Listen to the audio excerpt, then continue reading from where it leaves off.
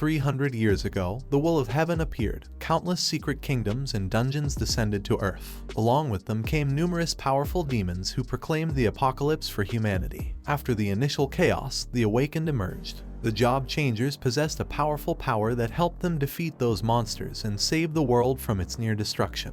To fight against the monsters, the Job Changers continued to explore the secret kingdoms in order to obtain wealth and materials. Nations began working hard to cultivate these Job Changers, allowing everyone to awaken at the age of 18.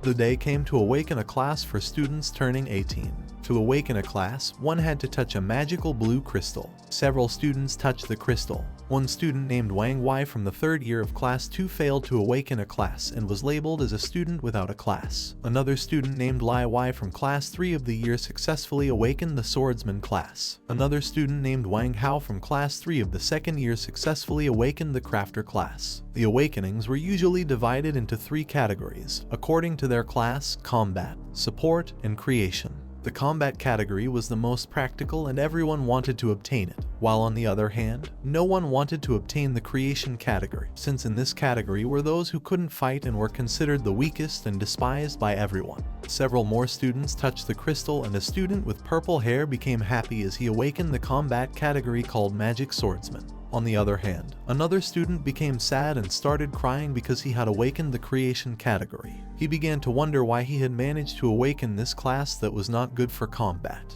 After the awakening ceremony was completed, the class range was also divided, usually into 4 categories: common, secret, and divine. Among them, a divine rank was the rarest. This rank could only be seen once every 100 years. It was our protagonist's turn, Jiang Chen, to touch the crystal and awaken a class. He touched the crystal and it began emitting a powerful light. Upon seeing this, the other students were astonished. A brown-haired boy pointed his finger at Jiang Chen and told everyone that he was the prodigy of the academy. Another student informed the others that this was a sign of an awakening.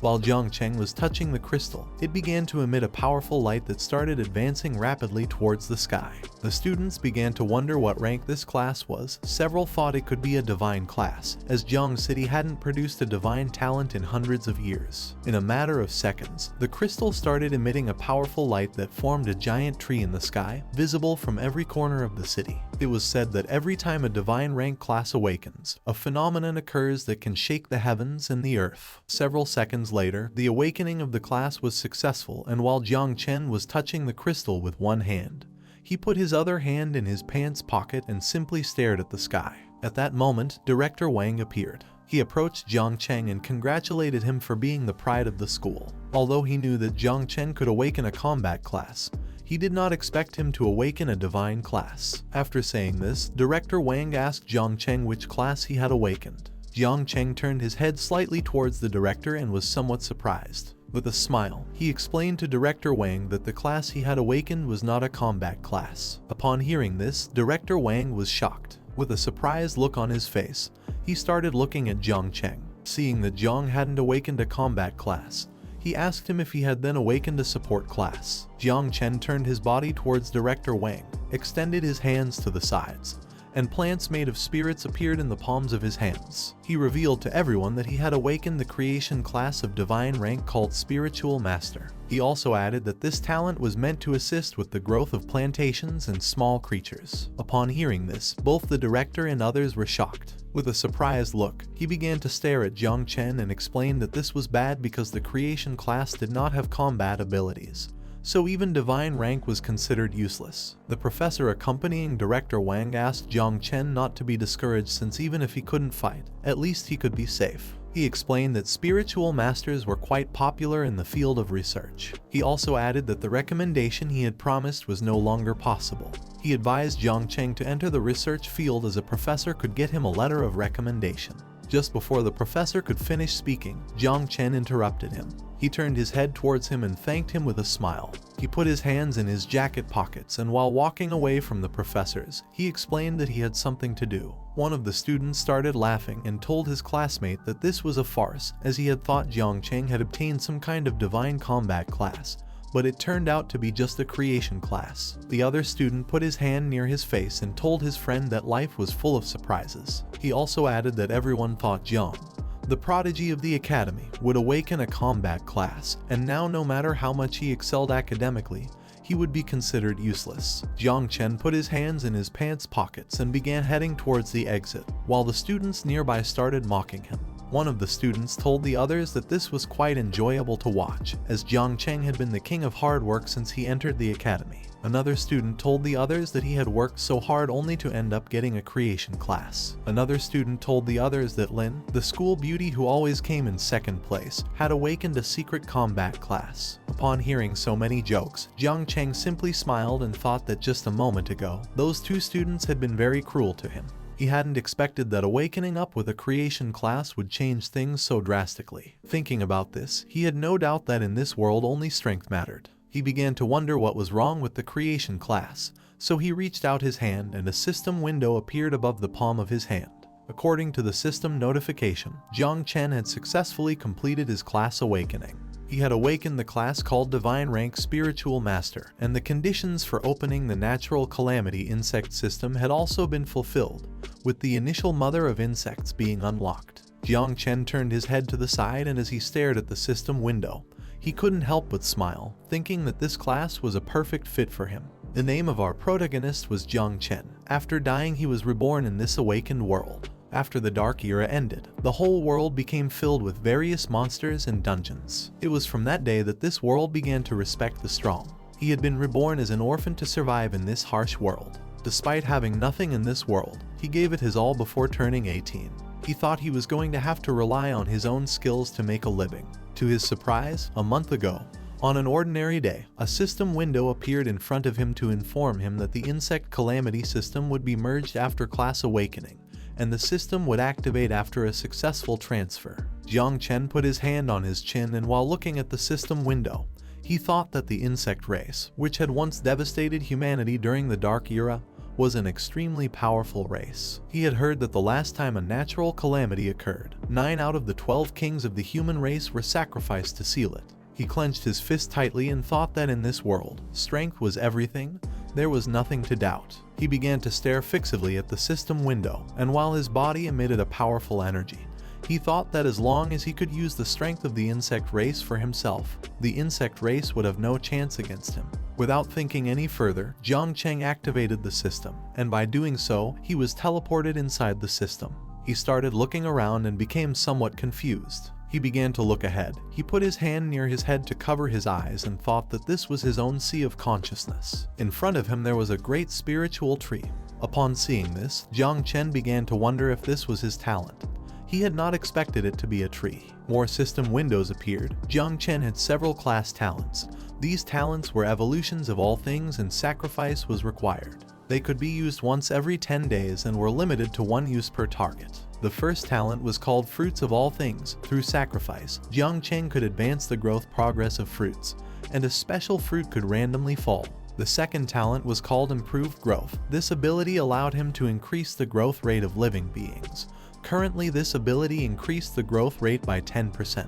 By using this ability, Jiang could accelerate the growth of all living beings, and the duration of cooldown was 8 hours. Jiang Chen put his hand on his chin, and while he was looking at the system window, he thought that this system was good since it had even proactively analyzed his talent. Although these talents seemed to lack combat ability, each one could be applied to his system. While he was distracted, a system window appeared asking him if he would like to start summoning the mother insect. Without hesitation, Jiang Chen asked the system to summon the mother insect. At that moment, an evil energy began to emerge from the ground, and a system notification window appeared to inform him that the mother insect was being summoned. As Jiang stared at the energy, he thought that the mother insect had a strong presence. Several seconds later, another system window appeared to inform him that the summoning of the natural calamity rank mother insect called 9 Wings of Miasma had been successfully completed. The mother of the insects was a gigantic creature. She began to stare at Jiang Chen, who took several steps back and was amazed. The status window of the mother of the insects appeared. She was called 9 Miasma Wing. From the abyss she was known as the Sovereign of Death.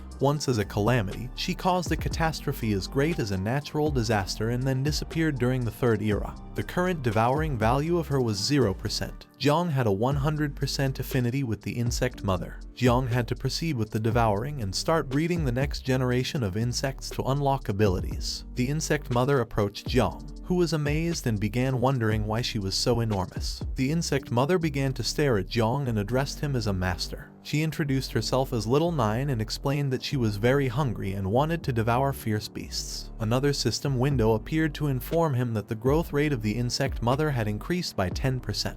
Now, Jiang could use a sacrificial object to enhance this target. The first enhancement would not consume any sacrificial objects thanks to his talent. Jiang slightly raised his head, and while looking at the system window, he thought that now that he didn't need to use a sacrificial object, there was no time to waste. Without hesitation, he asked the system to upgrade the insect mother. The body of the insect mother began to envelop itself in a powerful green light, and while Jiang was observing this, he thought that she needed to devour in order to level up, so she wasn't going to be easy to please. The body of the insect mother started emitting a powerful aura, and quickly Jiang assumed an offensive stance. Little by little, the insect mother began to evolve and take on the form of a human woman. Several seconds later, the insect mother successfully evolved. Her body began to emit a powerful aura. She had white hair and wore armor. With a murderous look, she started staring at Jiang. Slowly, she began to advance towards Jiang, and a system window appeared above her head. The Queen of the New Plague had undergone a vital transition and leveled up.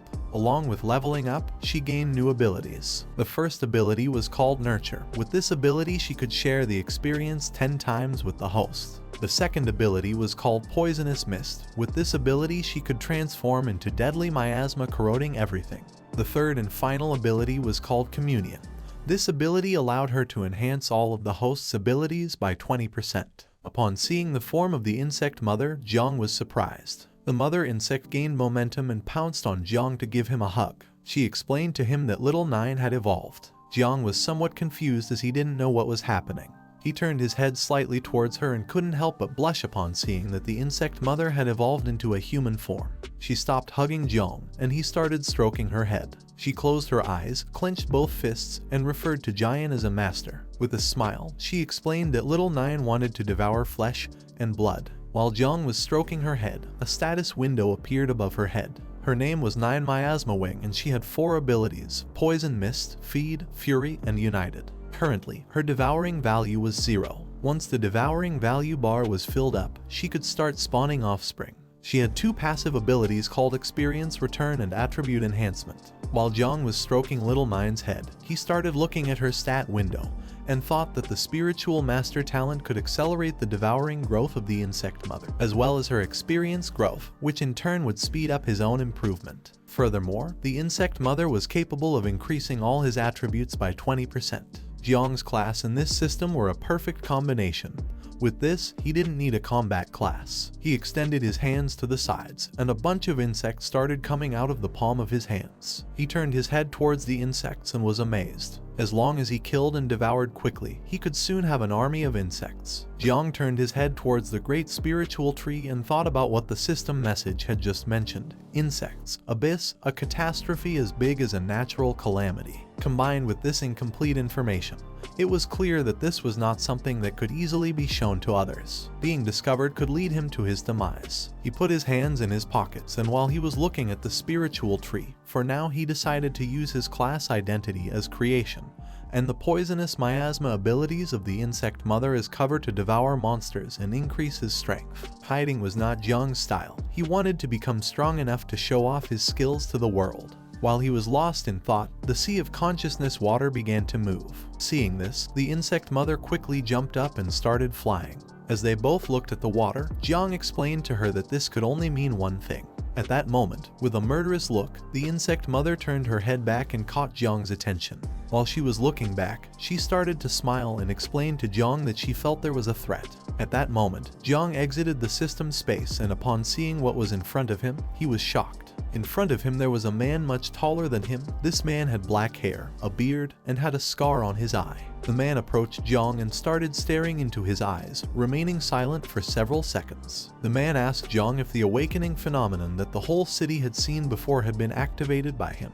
While Jiang was staring at the man, he clenched his teeth tightly and realized that he was at least a master rank or higher. He became alert and started wondering why he was being sought after. While the man was staring intently at Jiang, his body began to emit a powerful green aura. The people around approached, and even though the man was quite far away, they could feel his strong aura. They started wondering what level of awakened he was. Seeing that he was talking to Jiang Chen, they began to wonder if there was some kind of conflict. The man began to stare into Jiang's eyes, and upon seeing this, he became somewhat nervous as it was quite strange. This man had been pressuring Jiang for a while now without even saying a word, and he didn't know if the man was testing him. At that moment, the insect mother appeared. While she was licking her finger, she approached Jiang and with a murderous look in her eyes towards the man, she told Jiang that this man was a threat to him. To her, the man seemed delicious and she wanted to devour him. Jiang panicked and knew something was wrong.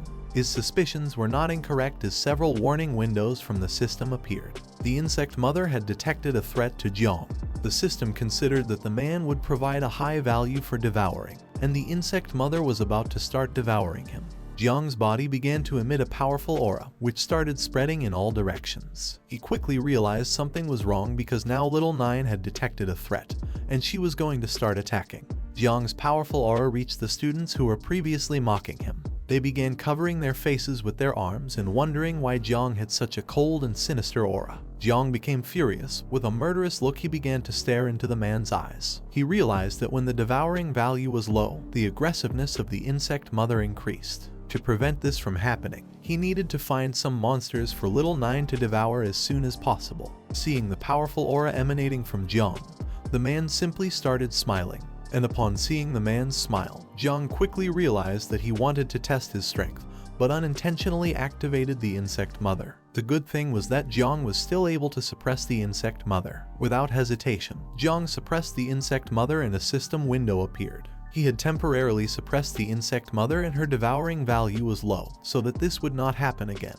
Jiang had to start with the devouring and breeding of the insect mother as soon as possible. While the man had his hands in his jacket pockets, he began to stare at Jiang and couldn't help but congratulate him. Although Jiang had just finished his awakening, he was already able to face the man's tests, and even counterattack. The man told Jiang that he was worthy of a divine awakening, and he also added that his future was limitless. Jiang simply stayed silent, listening. He felt relieved as he hadn't been discovered. He approached the man and while staring into his eyes, asked him who he was. The man began to smile, then extended his hand and introduced himself as Jai Gang, the leader of the Night Watch. He admired Jiang's strength and asked if he wanted to join them. Upon hearing this, Jiang was surprised as he did not expect Jai Gang to be part of the Night Watch. The Night Watch was an organization specially tasked by Grand Zia with resisting demons and hordes of beasts. Whenever there was a wave of beasts or a new secret realm or dungeon was generated, the Night Watch would always be the first to investigate or eliminate them directly. Due to the constant fight on the front lines, the mortality rate of the Night's Watch was extraordinarily high,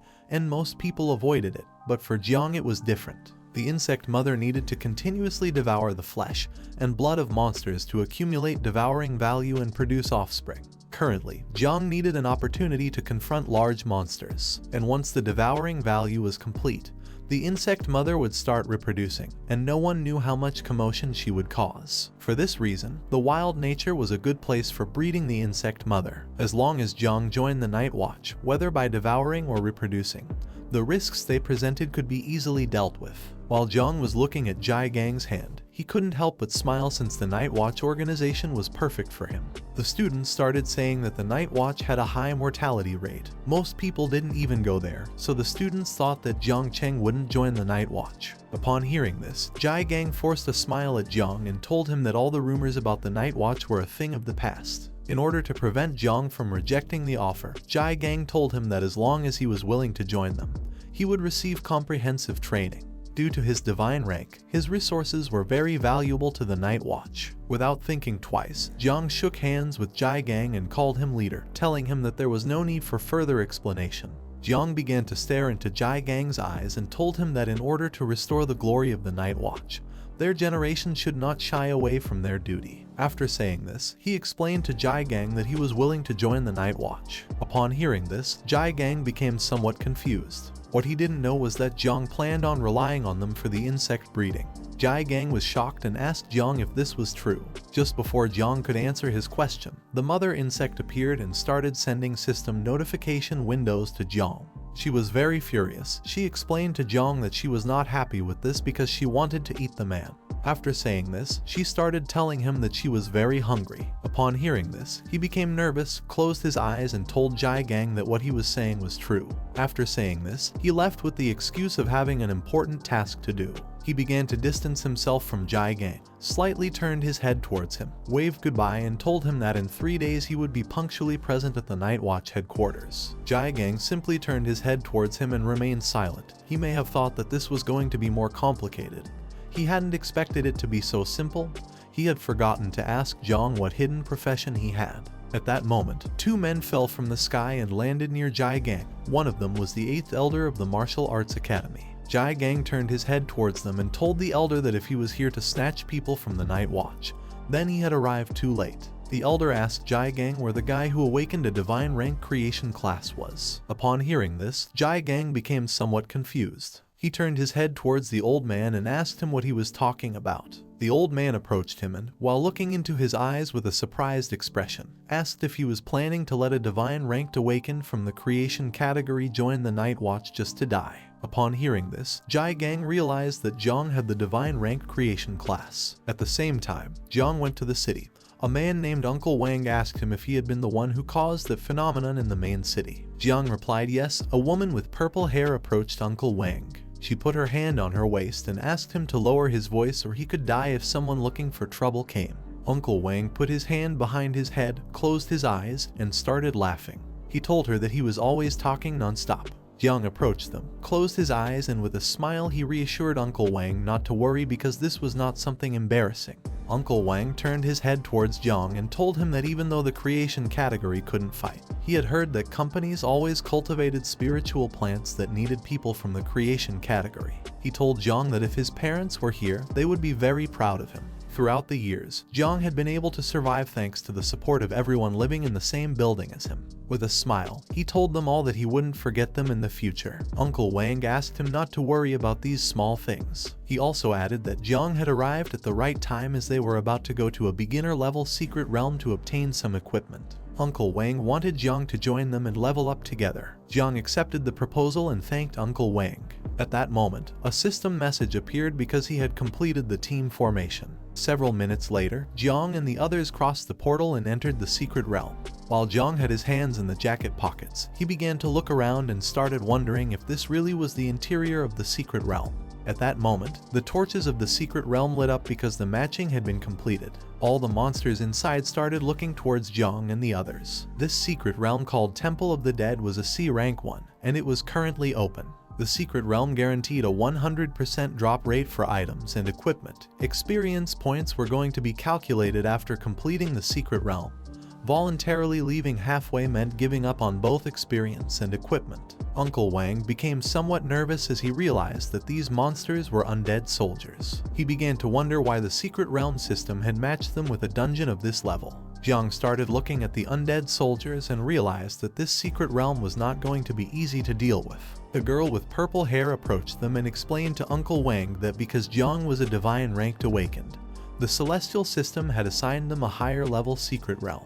Uncle Wang slightly turned his head towards her and reminded her that Jiang Chen had awakened in the creation category. The girl with brown hair also approached Uncle Wang, and while looking at the undead soldiers, she asked him why they didn't abandon this secret realm.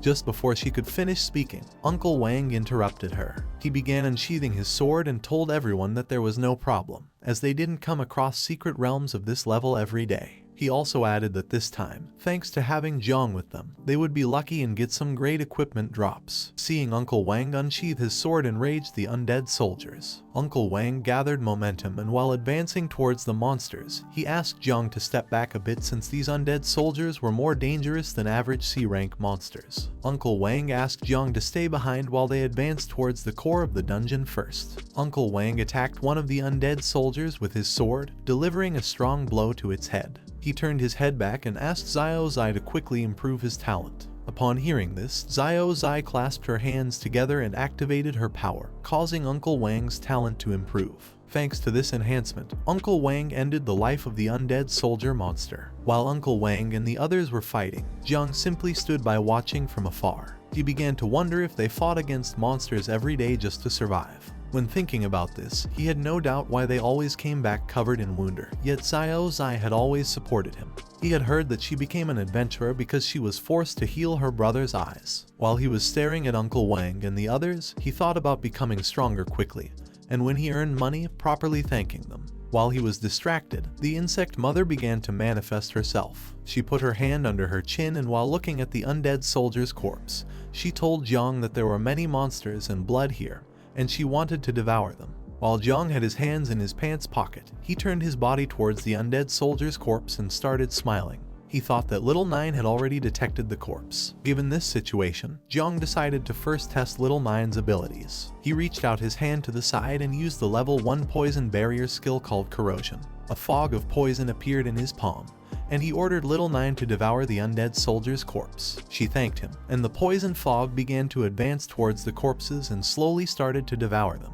In a matter of seconds, the monster corpses began to disappear. Jiang realized that the monster corpses corroded as soon as they made contact with the poisonous fog. After seeing this, Jiang had no doubt that Little Nine's poisonous fog was very powerful. After Little Nine devoured the corpse, the devouring value rose to 10 points. The level of the monsters was too low, causing the growth rate to be slow, so Little Nine needed to devour more monsters. While Jiang had one hand in his pocket, he slightly turned his head back and thought that Uncle Wang and the other two were truly partners who had been working together for years. In such a short time, they had already advanced to the depths of the dungeon. Since the poisonous mist was an area skill and Jiang still couldn't control it accurately, there could still be accidental injuries. To avoid this, Jiang decided to follow Uncle Wang and the others from behind and take care of the monsters' corpses. At that moment, Little Nine caught his attention. She told Jiang that she felt something. Jiang turned his head to the side and saw more monsters starting to emerge from the ground.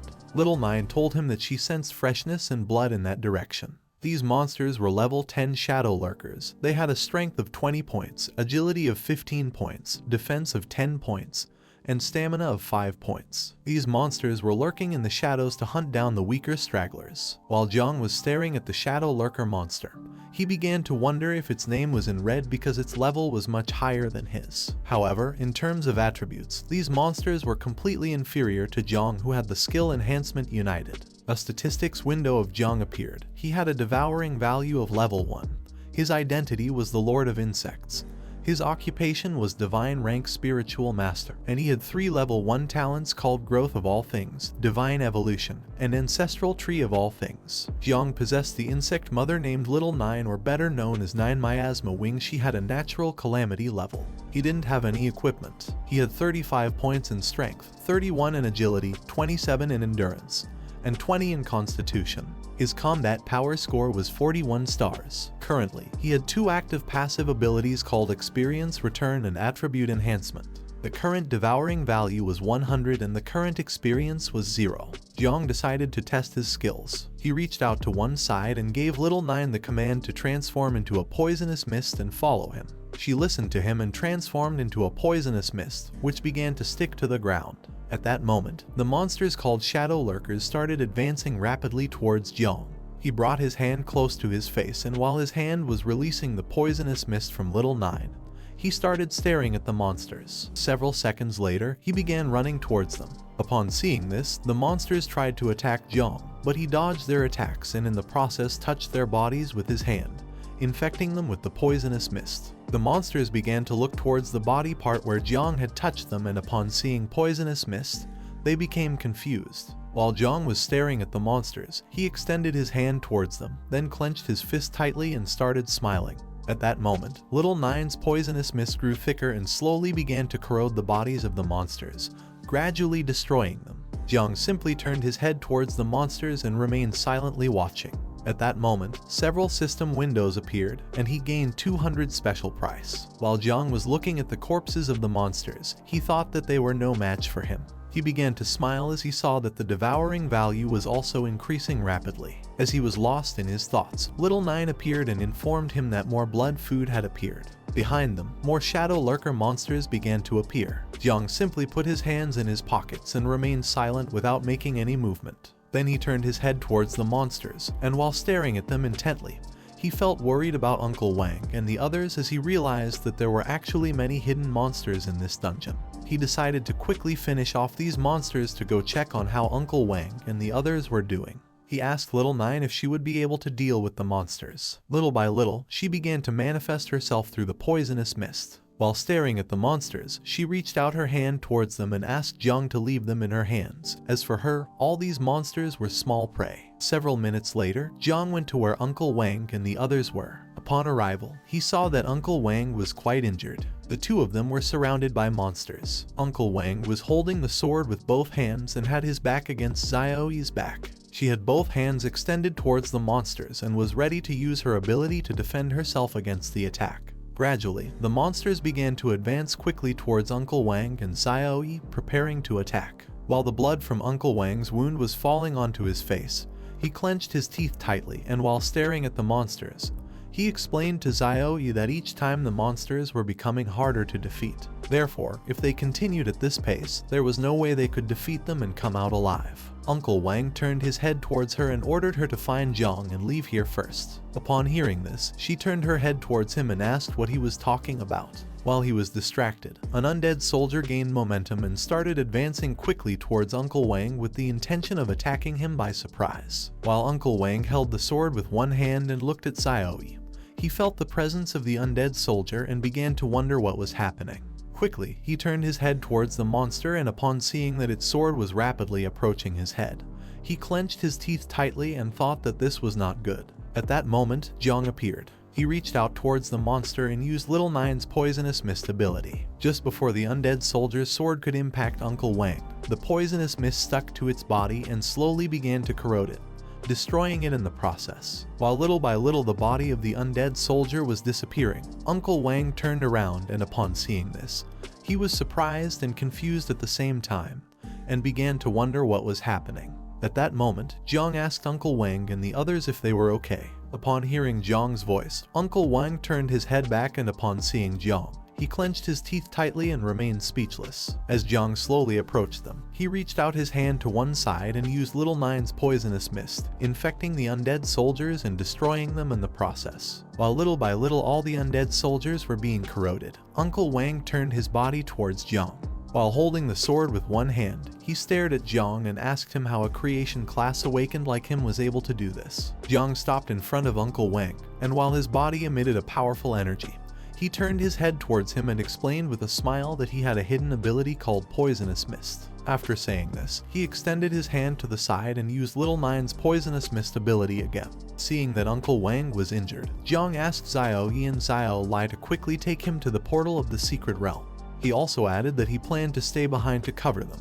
Upon hearing this, everyone was left speechless. With a surprised look, Uncle Wang started to stare at him and told him that even though Jiang possessed a divine class, this was too dangerous. Zio also began to look at Jiang with a surprised expression and asked him to join them instead of staying here fighting against the undead soldiers. While they were talking, Zio Lai simply put her hand near her mouth and remained silent. Jiang turned his back on them, and as his body emitted a powerful energy, he slightly turned his head towards them and reassured Uncle Wang not to worry because he wouldn't have any problems. After saying this, Jiang turned his back on Uncle Wang and the others, and as his body emitted a powerful energy, he slowly began to approach the monsters. At that moment, the system notified everyone that due to the number of people in the last level of the secret realm meeting the requirements, the boss of the secret realm was being summoned. While Uncle Wang was watching Jiang move away from them and advance towards the monsters, he tried to stop him, but just before he could speak, Zio interrupted him. She turned her head towards him and reminded him that Jiang was not a reckless person, so she asked him to trust him. After much consideration, Uncle Wang decided to trust Jiang. He threw him the sword and asked him not to forget to return it later. Upon hearing this, Jiang reached out and grabbed the sword, assuring Uncle Wang not to worry as he would return it later. This sword was called the Novice Conqueror's Sword. It had 25 speed points, 30 strength points, and a 2% attack speed bonus. It also had a passive ability that was already active. Jiang brought the sword close to his face and stared aggressively at the monsters. For him, this was great because now he could increase the attack range of the poisonous mist with Uncle Wang's sword. He activated the poisonous mist, causing it to slowly emerge on the blade of his sword. The undead soldiers gained momentum and attempted to attack Jiang, but in the blink of an eye, he evaded their attacks and using Uncle Wang's sword, cut the monsters into pieces, infecting them with the poisonous mist in the process. These monsters were no match for Jiang, as he was the best swordsman in the entire school. While Jiang was distracted fighting against the undead soldiers, a much stronger monster gained momentum and began to advance towards him at high speed. The monster unsheathed its sword, and as it slowly approached Jiang, it prepared to attack him by surprise. Although Jiang didn't initially feel the presence of the attack, once he turned his head to the side, he saw the monster approaching him at great speed. Jiang gathered momentum and made a big leap, dodging the monster's attack and causing its sword to strike the ground. The monster's attack was so strong that it even shattered the ground into pieces. Upon seeing that Jiang had dodged the attack, the monster began to stare at him with a murderous look, then tightly gripped the sword and, upon seeing that he was in the air, attacked again. Luckily, Jiang managed to block the attack in time using Uncle Wang's sword. However, due to the difference in strength, the sword that Uncle Wang had lent him broke in half, causing Jiang to be thrown backwards. Quickly, Jiang stepped on the ground and managed to stop his body in motion. Then he turned his head to the side and, upon seeing that Uncle Wang's sword had broken, he was surprised. This boss was stronger than he had imagined. Jiang was more worried about the sword than the boss, as he didn't know how to explain to Uncle Wang that his sword had broken. The boss of the secret realm was called Undead King and was level 15. The Undead King stood up and, while holding the sword in one hand, started staring at Jiang with a murderous look. At that moment, the body of the Undead King began to vibrate, and in the blink of an eye, it appeared behind Jiang and prepared to attack. Upon realizing the presence of the Undead King, Jiang became terrified and started wondering how the boss had moved at such a high speed. Jiang turned his head towards the Undead King, and while looking at it with an aggressive gaze, he called for Little Nine. Just before the Undead King's sword could strike Jiang, Little Nine appeared and grabbed hold of the blade. She began to stare fixedly at the Undead King and asked Jiang if she could eliminate him. Without hesitation, Jiang replied yes. Upon hearing this, Little Nine became happy and, using only her hand, she broke the blade of the Undead King's sword into pieces. She extended her hands to the sides and her body started emitting a powerful energy that began to move in all directions. Upon seeing this, the Undead King became alert. Now that it had lost his sword, it decided to attack using its fists. Taking advantage of Little Nine's distraction, the Undead King began to advance quickly towards her with the intention of attacking her by surprise. At that moment, Little Nine opened her eyes and her body changed drastically. With a killer look in her eyes, she started staring directly at the Undead King and used the tentacles to defend herself. She adopted an offensive stance and, using her tentacles, she began to attack the Undead King with a series of blows. Her tentacles were as sharp as swords. Little by little, her sharp tentacles started to destroy the body of the Undead King. First, she cut off its left arm and then its right arm, and finally she cut off its head. She impaled the tentacle into the head of the Undead King, then turned around, and the boss's body fell to the ground. She took the head of the Undead King in her hand, and while her body was emitting a powerful energy, she began to approach Jiang. Seeing how powerful she was, Jiang couldn't help but smile. He couldn't believe that Little Nine was so calm in front of a secret realm boss. He thought that now that the boss had been defeated, the portal would open. Little Nine gained momentum and landed near Jiang. At that moment, an energy crystal appeared in front of him. While he stared at the crystal, he started to wonder what it was. The energy crystal began to rise in the sky and slowly started extracting magic from the corpses of the monsters. Upon seeing this, Jiang was amazed. Several seconds later, the energy crystal began to glow, causing a giant monster to appear. This monster was called Undead Tyrant, and it was 20 times bigger than Little Nine and Jiang. With a killer look, the Undead Tyrant began to stare at Jiang and Little Nine. Seeing that the crystal had transformed into a monster, he started to wonder if the energy crystal was the true boss of this secret realm. Jiang turned his head back, clenched his teeth tightly, and ordered Little Nine to destroy the energy crystal inside the Undead Tyrant. While the monster stared at Jiang, it began to roar. The monster struck Little Nine with a mace, but in the blink of an eye, she gained momentum and propelled herself off the wall, dodging the attack. Upon seeing that she had dodged the attack, the Undead Tyrant prepared to attack again. It attacked Little Nine once more, but she gained momentum and made a big leap in the air, evading the attack in the process. This caused the monster's mace to hit the ground, shattering it into pieces. While Little Nine was in midair, with a murderous look on her face, she began to stare intensely at the undead tyrant and then extended her hands towards it, causing sharp tentacles to quickly advance towards it. She began to attack the boss using her sharp tentacles, but effortlessly it dodged all the attacks as if nothing. Seeing that the undead tyrant, being such a large monster, was able to move at such high speed, Jiang was surprised. He clenched his teeth tightly and started thinking of a plan. Looking down at the ground, he saw several plants among the debris. Upon seeing this, he decided to take advantage and use his divine creation class called Spiritual Master. He began to stare at the plants and thought that he only had one chance. Jiang realized that the undead tyrant was too fast and each of its attacks were also powerful. The undead tyrant lifted the mace from the ground and gained momentum. For Jiang it was like a raging bull that had gone out of control. But this was also a weakness. Little Nine tried to attack the undead tyrant using her sharp tentacles, but it started spinning its body at high speed and dodged them effortlessly. Gaining momentum, it began to quickly advance towards Jiang. Several seconds later, it made a big leap. Jiang lifted his head towards the undead tyrant, and while staring at it intently, he thought that this was not good. He had already sensed it just now. There were many hidden roots beneath the ground. While the undead tyrant was in the air, it grabbed the mace with both hands, and as it quickly advanced towards Jiang, it prepared to attack. As Jiang watched it slowly getting closer, he decided to use his talent at the moment when it got close enough, and this would stop it in its tracks. Several seconds later, once the undead tyrant got close enough, Jiang started staring at it and decided that this was the moment. He reached out his hand towards the ground and a green symbol appeared in it. He used his talent, and gradually the spiritual roots hidden beneath the ground began to emerge. Jiang turned his body towards the undead tyrant, and while giving it a deadly stare, he extended his hand towards it. In a matter of seconds, 4 spiritual roots emerged from the ground and attacked the undead tyrant, piercing through its body in the process, and trapping it in midair, rendering it unable to move. While Jiang had his hand extended towards it, and his body was emitting a powerful aura, he began to look at Little Nine and told her that it was now her turn. In the blink of an eye, Little Nine reached the undead tyrant. She placed a hand on its head, and while preparing her claws with the other, she stared at it with a murderous gaze and responded to Jiang with the understood master. Upon realizing that Little Nine was ready to attack, its expression changed drastically as it realized that something bad was about to happen. It tried to defend itself, but it was in vain.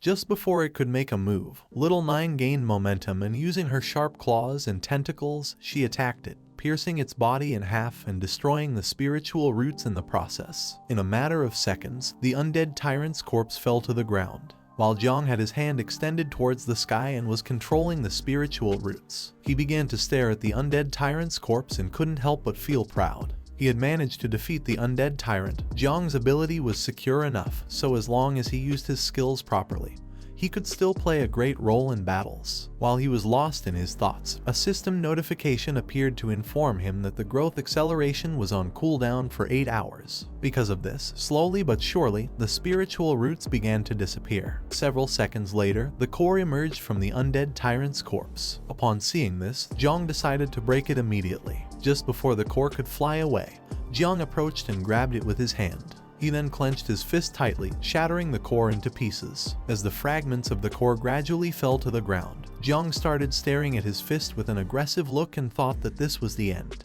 At that moment, several system notifications appeared, congratulating Jiang for clearing the C-rank secret realm called the Temple of the Undead. The system began calculating the contribution and a few seconds later, successfully generated the secret realm score. Jiang Chen, who was level 0 and had the class of Spiritual Master, obtained an S rating in this secret realm.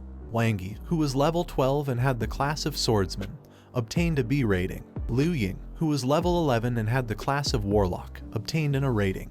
And Yi Qian, who was level 10 and had the class of Boxer, obtained a B rating. The heavenly system began generating team rewards, causing a window to appear in front of Jiang. Several seconds later, the system successfully generated the team rewards, making the window longer. Jiang could choose from several weapons. The first one was a dagger, the second one was a scepter, the third one was a heavy axe, the fourth one was a light axe, and the fifth one was a hammer. As the spiritual roots slowly returned to the ground, Jiang started staring at the system window and remained lost in thought for several seconds. He put his hand into the system window and grabbed the dagger. Once he took the dagger out of the system, its statistics appeared. This was Edmu's Swift Dagger, ranked D, granting 50 attack points to the user and a 5% speed bonus. This dagger was related to swords and granted 2 professional attributes. Jiang held the dagger with one hand while checking the blade with the other. He thought it was good and decided to use it as compensation for Uncle Wang.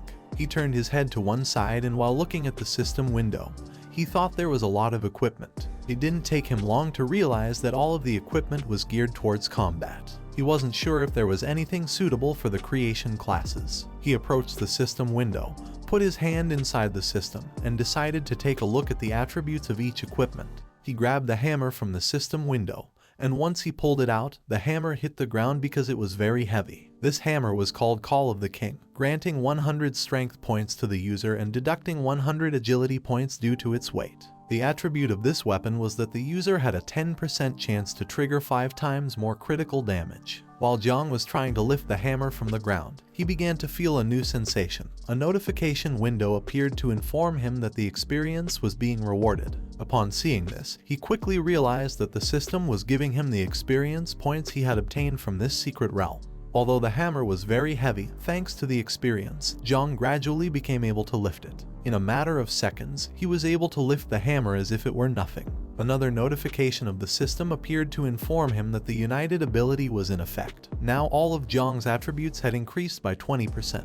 While his body was surrounded by a powerful energy, and with one hand he was lifting the hammer, he put the other hand in his pants pocket and turned his head towards the hammer. Under the passive ability of the Insect Mother, he had reached level 6. In this way, the effect of United was also more prominent. He also realized that the physical combat ability increased along with the level. While he was lost in his thoughts, Little Nine approached him. She grabbed his shirt and got his attention. Upon hearing her voice, Jiang snapped out of his trance. She turned her head towards him and while pointing at the system window with her finger, she asked if she could eat all this as a reward. He put the hammer on the ground, turned his head towards her and while looking into her eyes, he pondered for several seconds. He turned his head towards her and told her that Little Nine couldn't eat the equipment, as it was for Uncle Wang and the others to exchange for money. He also added that if Little Nine ate it, then she would have a stomachache. Upon hearing this, she placed one hand behind her back and while touching her lips with the other, she began to look at Jiang with a sad expression.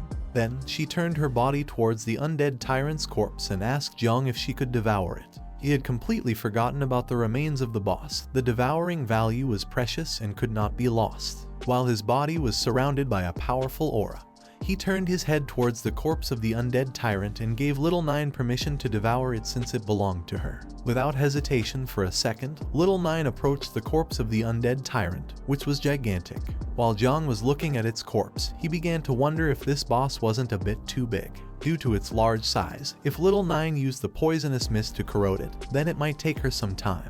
Little Nine extended her hands to the sides, closed her eyes, opened her mouth and told Jiang that she was digging. At that moment, her body started vibrating and in a matter of seconds she returned to her natural form. After returning to her natural form, she began to look at the corpse with a murderous gaze, opened her mouth, and started approaching it. Despite the fact that the undead tyrant's corpse was gigantic, compared to the mother insect's natural form, it was minuscule. Seeing that she had returned to her natural form to devour the corpse, Jiang was terrified. She opened her mouth and while rapidly advancing towards the boss corpse, she began roaring. She began to devour the corpse, creating a strong gust of wind in the process. Jiang took advantage of this and removed all the equipment from the system window. While holding the hammer with one hand, he started covering his face with the other. Little Nine's roar was too loud, but luckily they were in the secret realm. If this had happened in the main city, they would have been discovered no matter how well they tried to hide. Once she finished devouring the corpse, a system notification appeared and granted Jiang 400 devouring points. While Jiang was covering his face with his arm, he realized that the devouring value was increasing rapidly. He thought that, as expected, the value of the boss's meat was different. He realized that they needed to eat more boss-type monsters to increase the devouring value. While he was lost in his thoughts, someone started approaching them. Upon hearing the sounds of footsteps, he quickly turned his head back and clenched his teeth tightly as he realized that Uncle Wang and the others were coming because they had heard the noise Little Nine had made. The current devouring value was 8876 points. He approached Little Nine and asked her to quickly return to the other form. Upon hearing his order, she started smiling and replied with a understood master. For Jiang, this was a pity as the devouring value was so close to being filled. Several seconds later, Uncle Wang and the others arrived. Upon seeing the equipment on the floor, he realized that Jiang had indeed passed the level. Jiang explained to Uncle Wang that he had broken his sword, but in exchange, he gave him the dagger. Without hesitation, Uncle Wang took the dagger, and upon seeing that it was a rare item, he told Jiang that he would not pursue the matter of Jiang damaging his equipment. Zio Zai approached Jiang and explained that this necklace was also a rare item which could be sold for a lot of money. Yi Qiang asked him how the hell he had defeated the boss alone.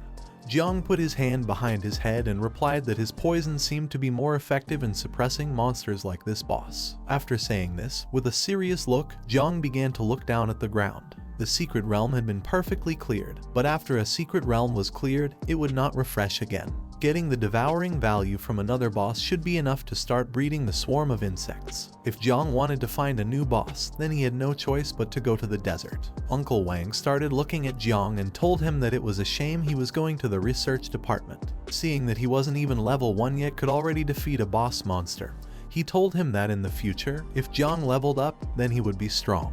After saying this, he asked him what his plans were now. Jiang turned his head towards him and with a smile explained that he hadn't told him before because he was afraid of worrying him.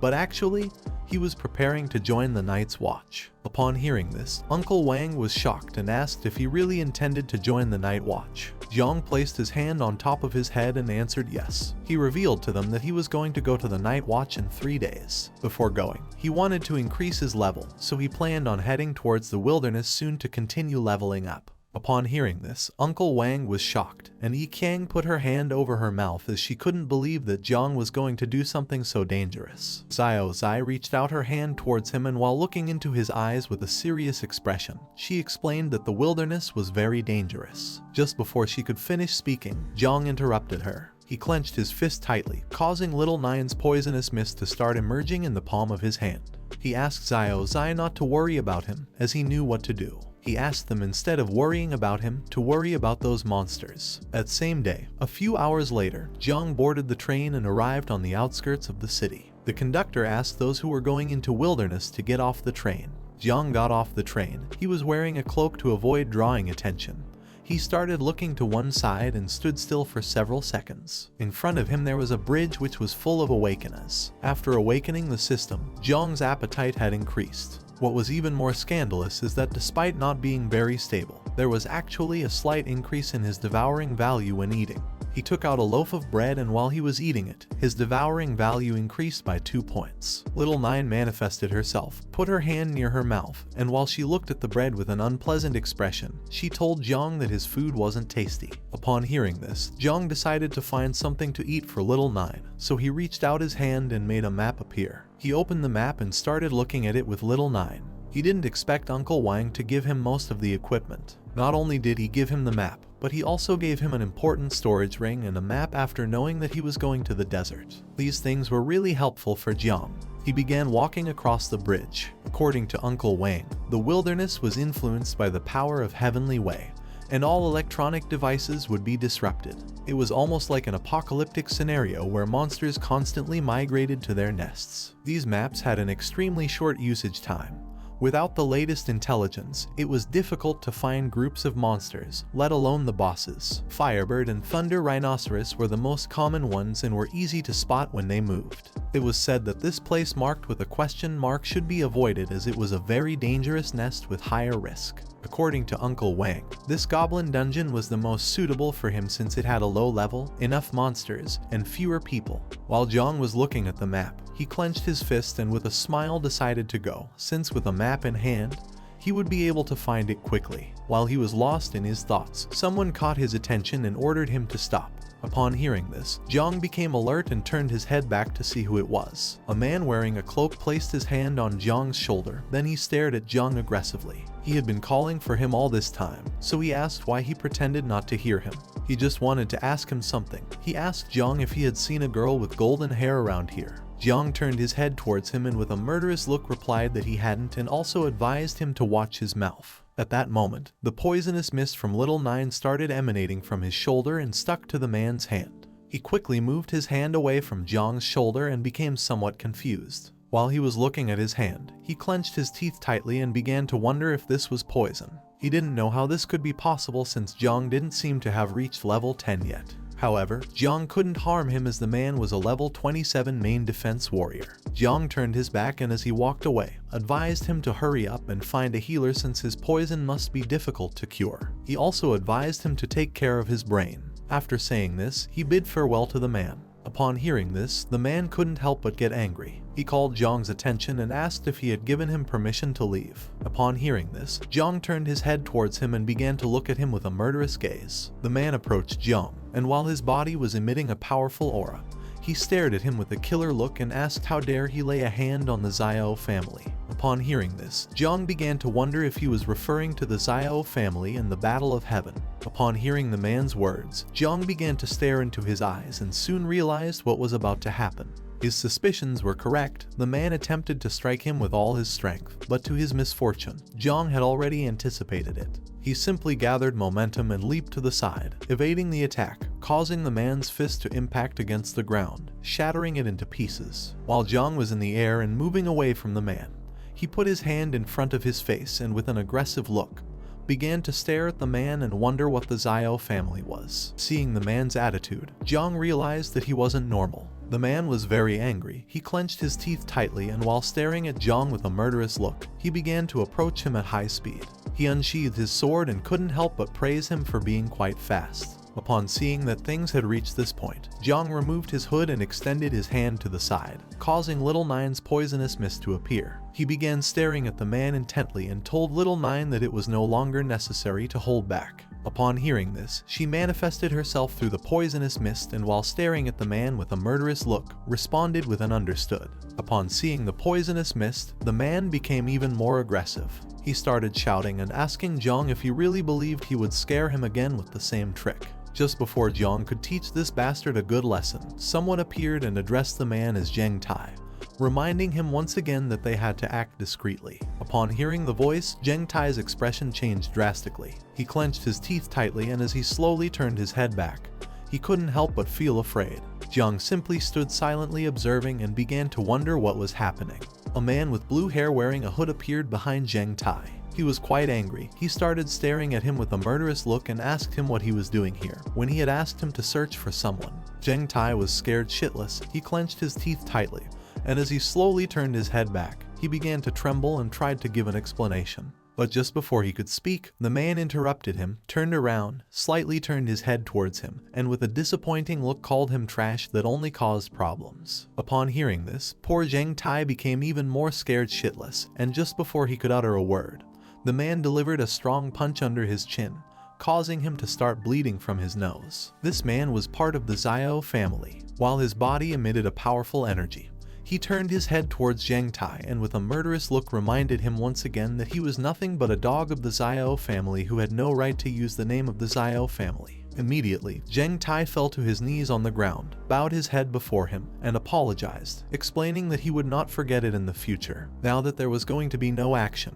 Jiang put his hood back on, turned his head towards them, and silently observed them. Incredibly, he had not sensed the presence of the man. It didn't take long for him to realize that this guy was more dangerous than the previous warrior. While Zheng Tai was getting up, the man began to approach Jiang and apologized, explaining that his dog tended to bite things. He was willing to compensate the protagonist for this. Jiang simply asked him not to worry as it wasn't necessary. Upon hearing this, the man approached him and with a smile asked if he was going to go to the desert. The man approached him and while his body was emanating a powerful energy, he began to stare into his eyes and asked if he wanted to go to the desert together. Jiang simply started staring into his eyes and remained silent for several seconds. Then he turned his back on them and as he slowly distanced himself from them, he refused to go with him as he preferred to go alone.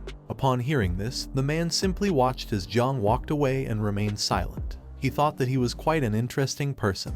He knew that Jiang had awakened the divine class of creation called Spiritual Master. Once Jiang had distanced himself enough from them, Zhang Tai stood up, approached the man, and asked him if he should continue searching for the person he had been entrusted with.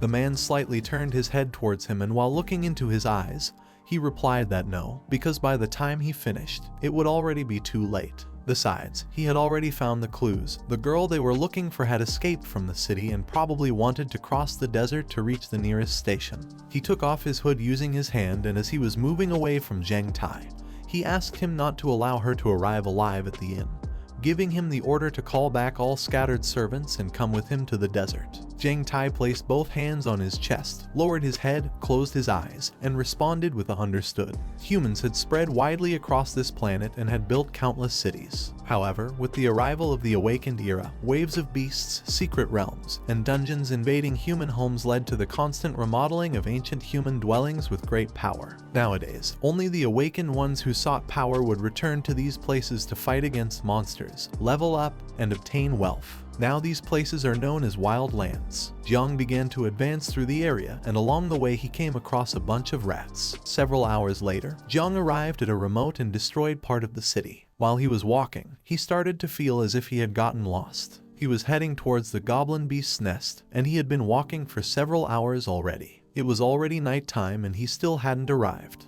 Little Nine was hungry, so she hunted a rat, climbed onto Jiang's head, and while holding it in her mouth, she realized that it didn't taste good. She came to the conclusion that she couldn't eat just anything.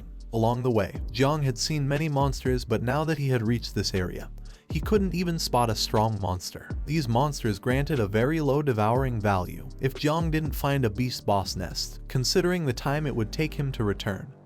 He couldn't waste much time as it could delay his entry into the night watch. While Jiang was walking, he began to look ahead with a serious gaze and became lost in his thoughts. Just then, the sky started filling up with dark clouds until several seconds later, it started raining.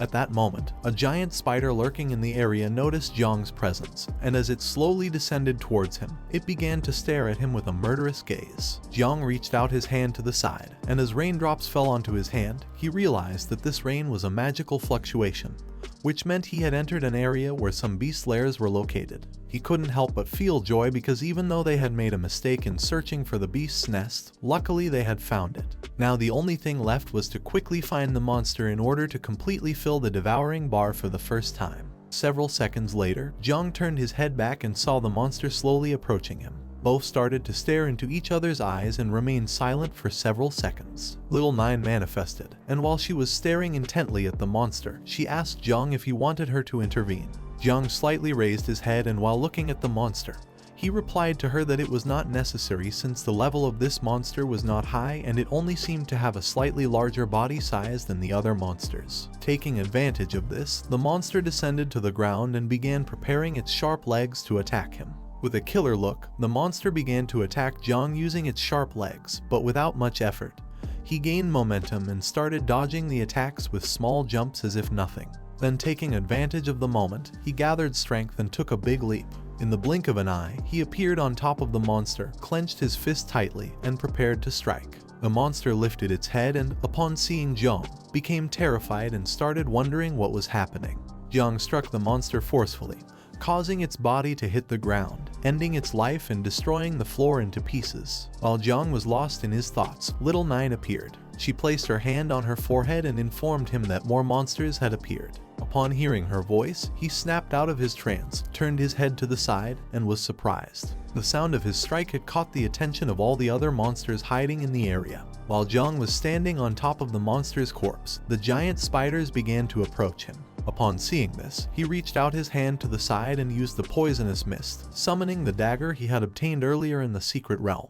While he and Little Nine were staring at the giant spiders, he told her that it was time to enjoy a good meal. Both of them started staring at the giant spiders with a killer look, and he asked her if she was ready, to which she responded without hesitation that she was. Jiang activated Little Nine's poisonous mist, gained momentum, and in the blink of an eye, attacked the spiders using his dagger, cutting their bodies into pieces and infecting them with the poisonous mist in the process. As they advanced, their levels also increased rapidly. If they kept fighting monsters on the way back, they could at least level up 2 more times. In a matter of seconds, the monsters began to die. Those who had not received a mortal wound died due to the poisonous mist, which started corroding their bodies. In the blink of an eye, all the monsters died, forming a pile of corpses. Jiang approached and asked Little Nine to devour the remains of all these monsters. She became quite happy, extended her hands to the sides, and thanked him. At that moment, she started looking to one side and informed him that something big, powerful,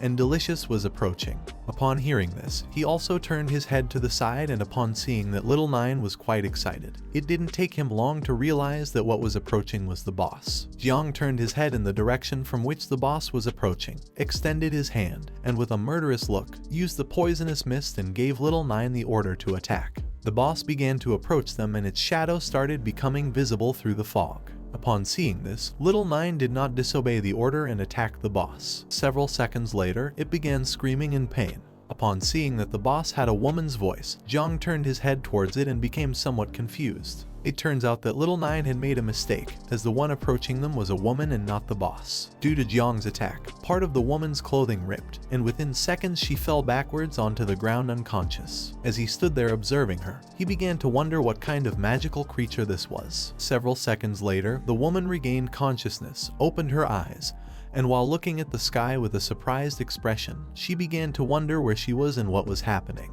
She started to sit up with the help of one hand, placed the other on her head, and as she gradually regained consciousness, she began to wonder what kind of place this was. She remembered not having come here, while she had her hand on her head, and slowly was trying to understand the situation.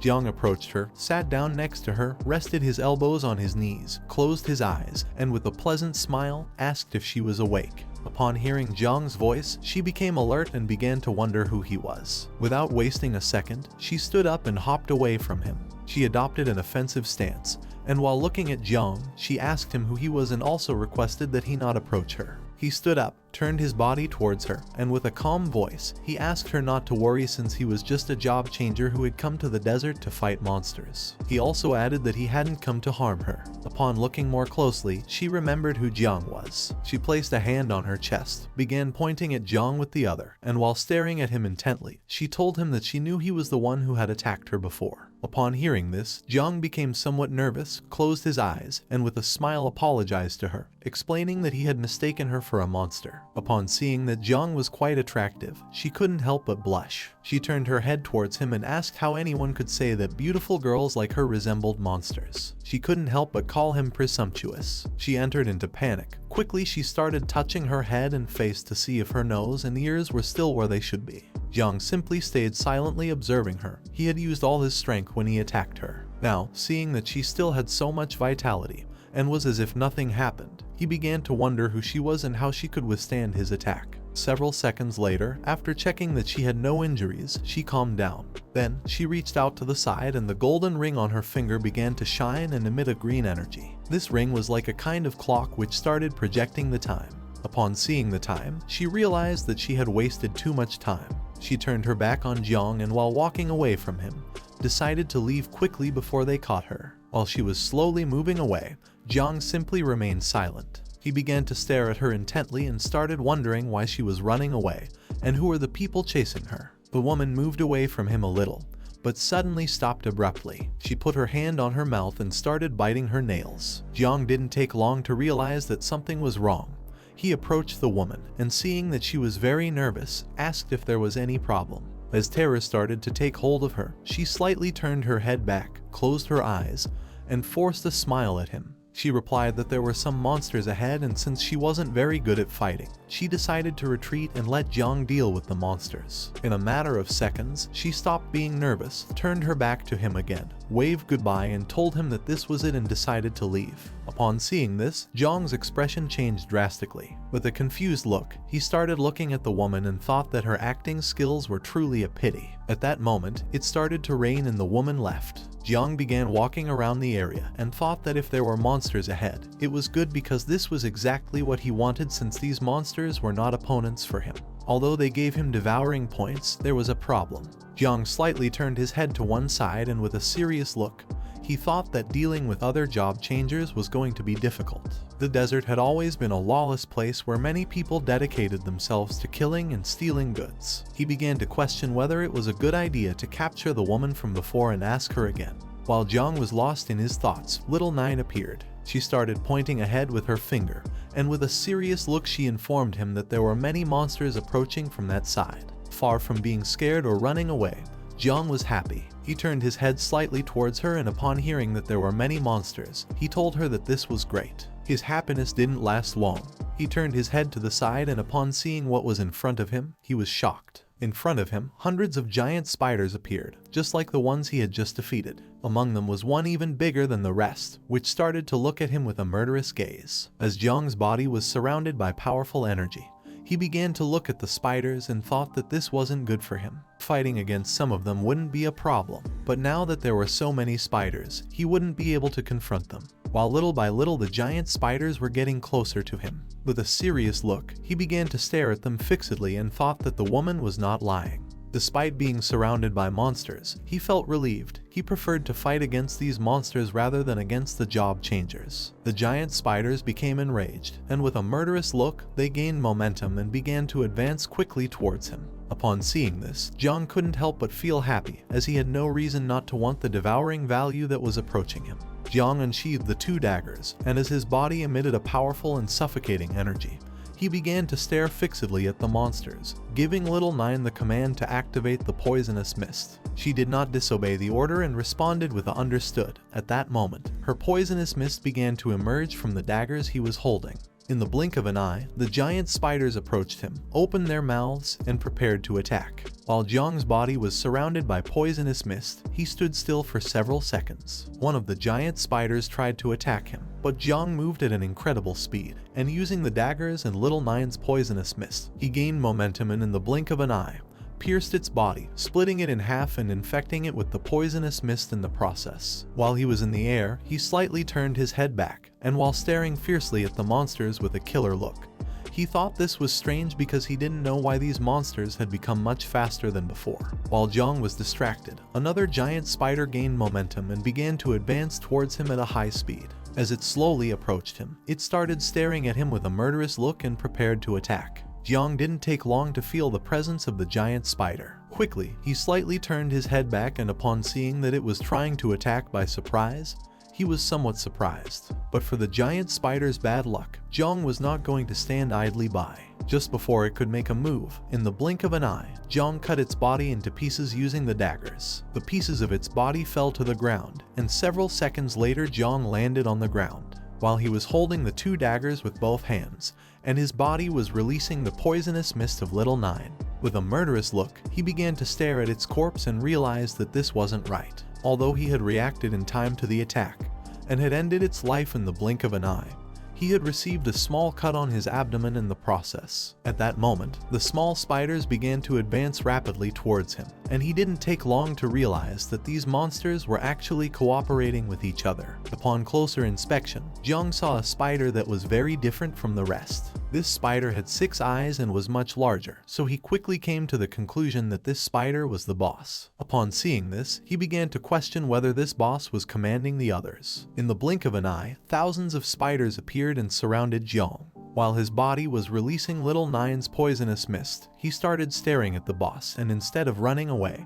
he simply stood still. Jiang finally understood that the thousands of monsters living in this area had the same strategy, both in numbers and tactics, so it was not surprising that no one came here. With a serious look, Jiang began to stare at the boss and thought that the only way to defeat these small monsters was by killing the boss. Upon seeing the number of monsters present, he thought this was going to be a bit difficult. While he was lost in his thoughts, little Nine emerged through the poisonous mist and placed her hand on his shoulder, getting his attention. As she slowly manifested herself, with a serious look on her face, she began to stare directly at the boss and explained to Jiang that she was able to understand the situation. She revealed that these monsters were trying to challenge their master. Upon hearing this, Jiang became somewhat confused. He turned his head slightly towards her and asked what she was talking about. Little Nine thought that these monsters were really arrogant. She extended her hands to the sides, started looking up at the sky, opened her mouth, and let out a loud roar. Upon hearing little Nine's roar, the spiders finally realized that she was the insect mother, and without a second thought,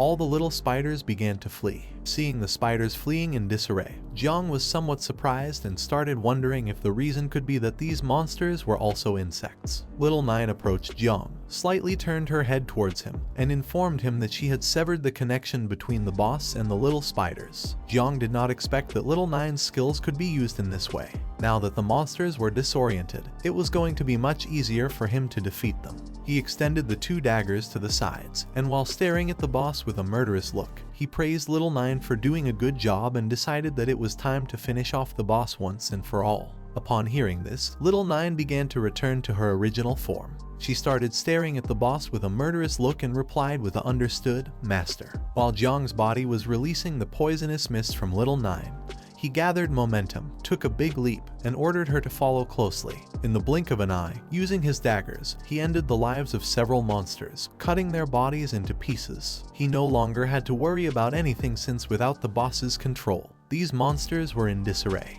Jiang began to move at a high speed towards the monsters, and using his daggers, he started cutting their bodies into pieces. Now that the monsters were scattered and disorganized, they no longer posed a threat to him, so he didn't need to waste any more time. In a matter of seconds, Jiang finished off several monsters. Then, he gathered momentum, took a big leap, and as he was advancing quickly towards the boss, he thought that now there was only one objective left. The boss opened its mouth, and with a murderous look, it began to stare at Jiang and roar. Jiang decided not to back down and return the gaze. He prepared himself to attack and thought that the boss was the one who could provide the highest devouring value. The boss tried to defend itself, but it was in vain. Just before it could make a move, Jiang descended upon it and swiftly attacked its head with both daggers, infecting it with Little Nine's poisonous mist in the process. Despite the difference in size, within seconds, it lost its life and fell to the ground. Jiang landed on top of the boss's corpse. As he held both daggers in his hands, his body began to emit the venomous mist of Little Nine. He stared fixedly at its lifeless body and decided that it was time to breed the swarm of insects. Jiang approached the boss's corpse, started staring at it intently. He couldn't believe that he had finally defeated it. At that moment, a system window appeared to congratulate him for leveling up. Now he was level 14, had a power evaluation of 127 stars, and the passive abilities and level up effects were still in effect. Jiang clenched his fist, and it began to glow. He slightly lowered his head towards it, and with a smile he thought that as the level increased, the strength also continued to increase. He had 127 stars, which meant that his individual combat power was already almost equivalent to that of a level 25 professional in the combat class. He began to turn his head back, and thought that now he only had to devour the corpses of the monsters and obtain devouring points. Seeing how powerful Jiang was, and feeling the power of the mother insect, the small spiders started fleeing from the area. They were intelligent monsters and were fully aware that they had no chance of winning against Jiang. He turned his head back, and upon seeing the little spiders fleeing, he thought there was no longer any threat. It didn't take him long to realize that these spiders had understood the situation and were therefore escaping. Despite wanting to kill these monsters to earn points, he decided not to do so, as the most important thing now was to start breeding insects. He began walking towards the corpses of the monsters, and little by little, Little Nine started manifesting through the poisonous mist. With a killer look, Jiang began to stare at the boss's corpse, clenched his fist tightly, extended the other one towards the sky, and told Little Nine that now it belonged to her. Upon hearing this, she thanked him and then returned to her natural form. She then opened her mouth, took a leap, and started moving towards the boss's corpse. She began to devour the corpse, and a system window appeared to grant him 600 devouring points. While Little Nine was enjoying her meal, Jiang turned his body to the side, and with a serious look, he thought that elite monsters like this boss were different from the others since they could provide a high devouring value. He didn't take long to come to the conclusion that hunting and quickly breeding the swarm of insects was a good way to become stronger and hunt more elite monsters. Several seconds later, another system window appeared in front of him to inform him that the devouring value was full. The system asked him if he wanted to start the insect breeding. Jiang began to look at the system window, and upon seeing how quickly the devouring value had filled up, he was amazed. He soon realized that elite monsters gave much more points than normal monsters. Several seconds later, Little Nine returned to her human form, knelt before him, placing one hand on her knee and the other on the ground. Then she bowed her head before him and informed him that Little Nine was already ready to reproduce. She asked him to allow her to continue following him with a much stronger power. While Jiang's body was emanating a powerful aura, He turned his head to the side and remained silent for several seconds, lost in his thoughts. He slightly turned his head towards her, and with a smile, he decided it was time to start breeding the insects. At that moment, a system window appeared to inform him that Little Nine had already started the first generation of mass insect breeding. Jiang's body and Little Nine's body began to emit a wave of energy, and the system informed him that the accelerated growth of talents and the blessing of the growth of all things were in effect. With a serious look, Jiang started to gaze at Little Nine, and thought to himself that his passive skills were more effective for accelerating the insect breeding. Several seconds later, the mark of Little Nine appeared on his hand. Upon seeing this, he didn't take long to realize that this was a new ability. His assumption was correct as a system window appeared to grant him 2 new exclusive abilities called Insect Nest and Dominion. Then, another system window appeared to inform him that the insect breeding had been accelerated, and there were 8 seconds remaining. Seeing this, Jiang thought that the insect breeding was almost complete. Jiang lifted his head towards the sky, and upon seeing what was in front of him, he was shocked. He couldn't help but be amazed and wonder if this was a colony of insects. In front of him stood Little Nine, with both hands extended to the sides and reproducing itself. In the blink of an eye, thousands of insects appeared and started flying around them. The system congratulated Jiang for successfully completing the breeding of the first swarm of insects. According to the system, there were a total of 2,300 insects. Jiang turned his head to one side, and while he was observing the insects, he started to smile and thought that the quantity was truly impressive. He couldn't believe that the first breeding cycle of the insects could reach over 2,000 offspring. This was only the first generation. He didn't know what would happen in the 3rd or 4th generation. One of the insects approached Jiang. Sensing its presence, he turned his body towards it and began to caress its head. He really liked these insects, however, their abilities and Little Nine's were different. He noticed that the insects had also acquired some new skills. The insect status window appeared. It was called Son of 9 Wings of Miasma. It had 4 abilities. The first one was Poisonous Mist that allowed it to corrode and devour everything it touched. The second one was Camouflage. This ability allowed it to camouflage itself using the reflection of its wings. The third one was Frenzy. When it used this ability, the devouring value was continuously consumed, in exchange temporarily increasing strength and speed. The fourth and final ability was called Self-Destruction. This ability allowed it to explode its body, releasing toxins and causing massive damage in the process. Jiang thought that the camouflage and self-destruction skills seemed quite useful. While he was lost in his thoughts, Little Nine approached him from behind and gave him a hug. She closed her eyes and with a smile, she caught his attention. Upon hearing her voice, Jiang snapped out of his trance, turned his head slightly towards her, and couldn't help but smile and feel at ease. He turned his body towards her, began to caress her head, and with a smile thought that she seemed to have changed but not much. Little Nine closed her eyes, placed her hands on her chest, and with a joyful smile informed him that she had finished the process of breeding the insects. Then, she took Jiang's arm with both hands and told him that she wanted to rest. Upon hearing this, he asked her what she meant by resting. At that moment, her body began to disappear. Jiang slightly turned his head towards his hand, and upon seeing this, he became somewhat confused. He started wondering where she had gone. And at that moment, a system window appeared to inform him that Little Nine had returned to the insect nest. Jiang started looking at his hand and couldn't help but smile and feel relieved. The system space was incredible. It was a space that could accommodate swarms of insects. Now it didn't matter how many swarms there were. They could all hide within the system, so Jiang would no longer be afraid of being discovered by anyone. The insect nest was a new ability that he had acquired. It was an ability that was granted at maximum level, which meant that it couldn't be leveled up. Jiang activated Little Nine's mark, started looking at his hand and saw that she was sleeping peacefully. He realized that after reproduction, insects needed to sleep. Jiang remembered that he had just acquired a new ability called Dominion, so he decided to test it out and see how it worked. He extended his hand to the side and activated the skill. As he did this, his body began to emit a powerful and suffocating energy, and his eyes started to shine. Once Jiang activated the ability, the insects that were by his side turned their heads towards him and started looking at him with a murderous gaze. Jiang turned his head towards them, and with a murderous look, he realized how this ability worked. He extended his hand towards the sky and it began to absorb the insects. This new ability allowed Jiang to control the swarm of insects. He turned his head towards his hand and thought that using this skill was as easy as moving an arm.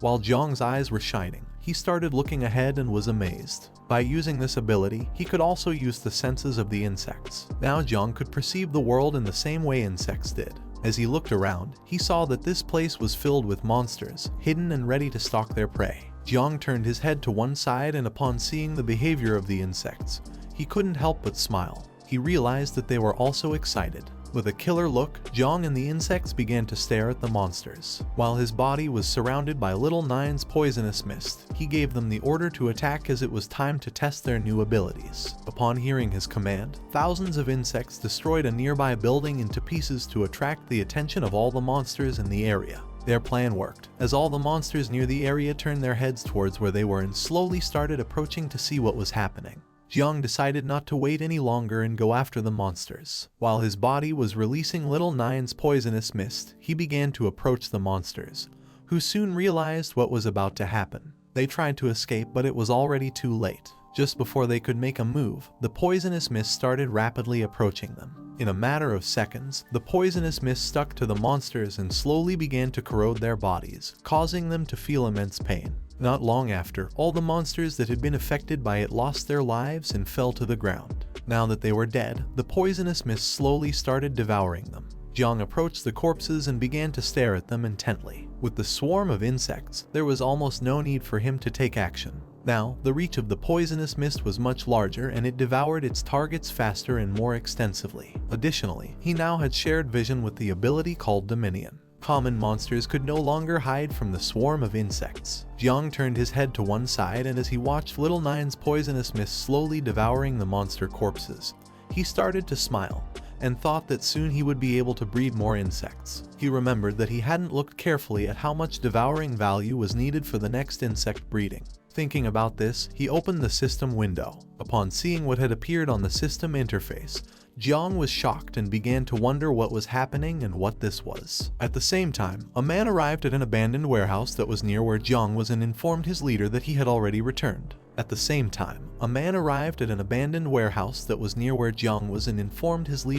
already returned. Upon seeing that he had come back, the leader asked him why he had taken so long and also gave him the order to quickly report on what was really happening in the spider's nest. This man was wearing a hood, had green hair, and was quite scared. He informed his leader that the spider's nest had been annihilated by someone mysterious and unknown, with a crushing annihilation that left not a single monster alive. His superior, who was a tall man with braids, couldn't believe what his ears had just heard. He turned his head towards his subordinate and with a surprised look asked if this was some kind of joke. He couldn't believe that someone had completely annihilated the spider's nest. Another man who was by their side approached them, and upon hearing this, he was shocked. The man with green hair approached them and with a serious look, he replied that this was true, adding that the city of monsters was in ruins. Upon hearing this, their leader put his hand on his chin, began to look towards the ground. He was unable to believe that the nest had been razed to ashes. This was too terrifying to hear. Although at first he questioned if the culprit could be a member of the Night Watch,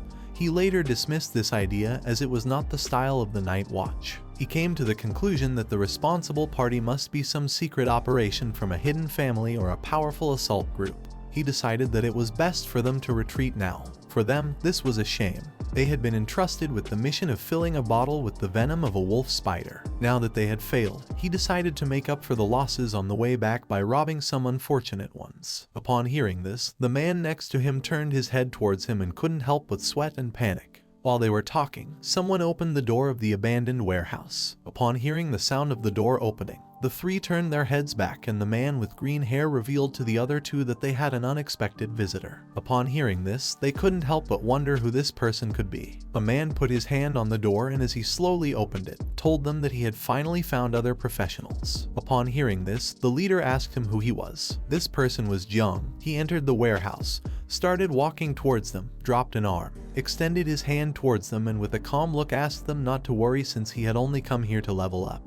He also added that he had come to exchange some food with them. Upon hearing this, their leader felt relieved as Jiang had come alone. He turned his head towards him, started looking into his eyes and with a smile agreed to exchange some food with him, adding that food in the desert wasn't cheap. After saying this, he asked Jiang what he wanted to exchange. The expression of the man next to him changed drastically. He adopted an offensive stance and began to stare at Jiang. Jiang approached the leader, started looking into his eyes and with a smile asked him not to worry, adding that he had some very good items to exchange. Upon hearing this, the man's expression changed drastically once again.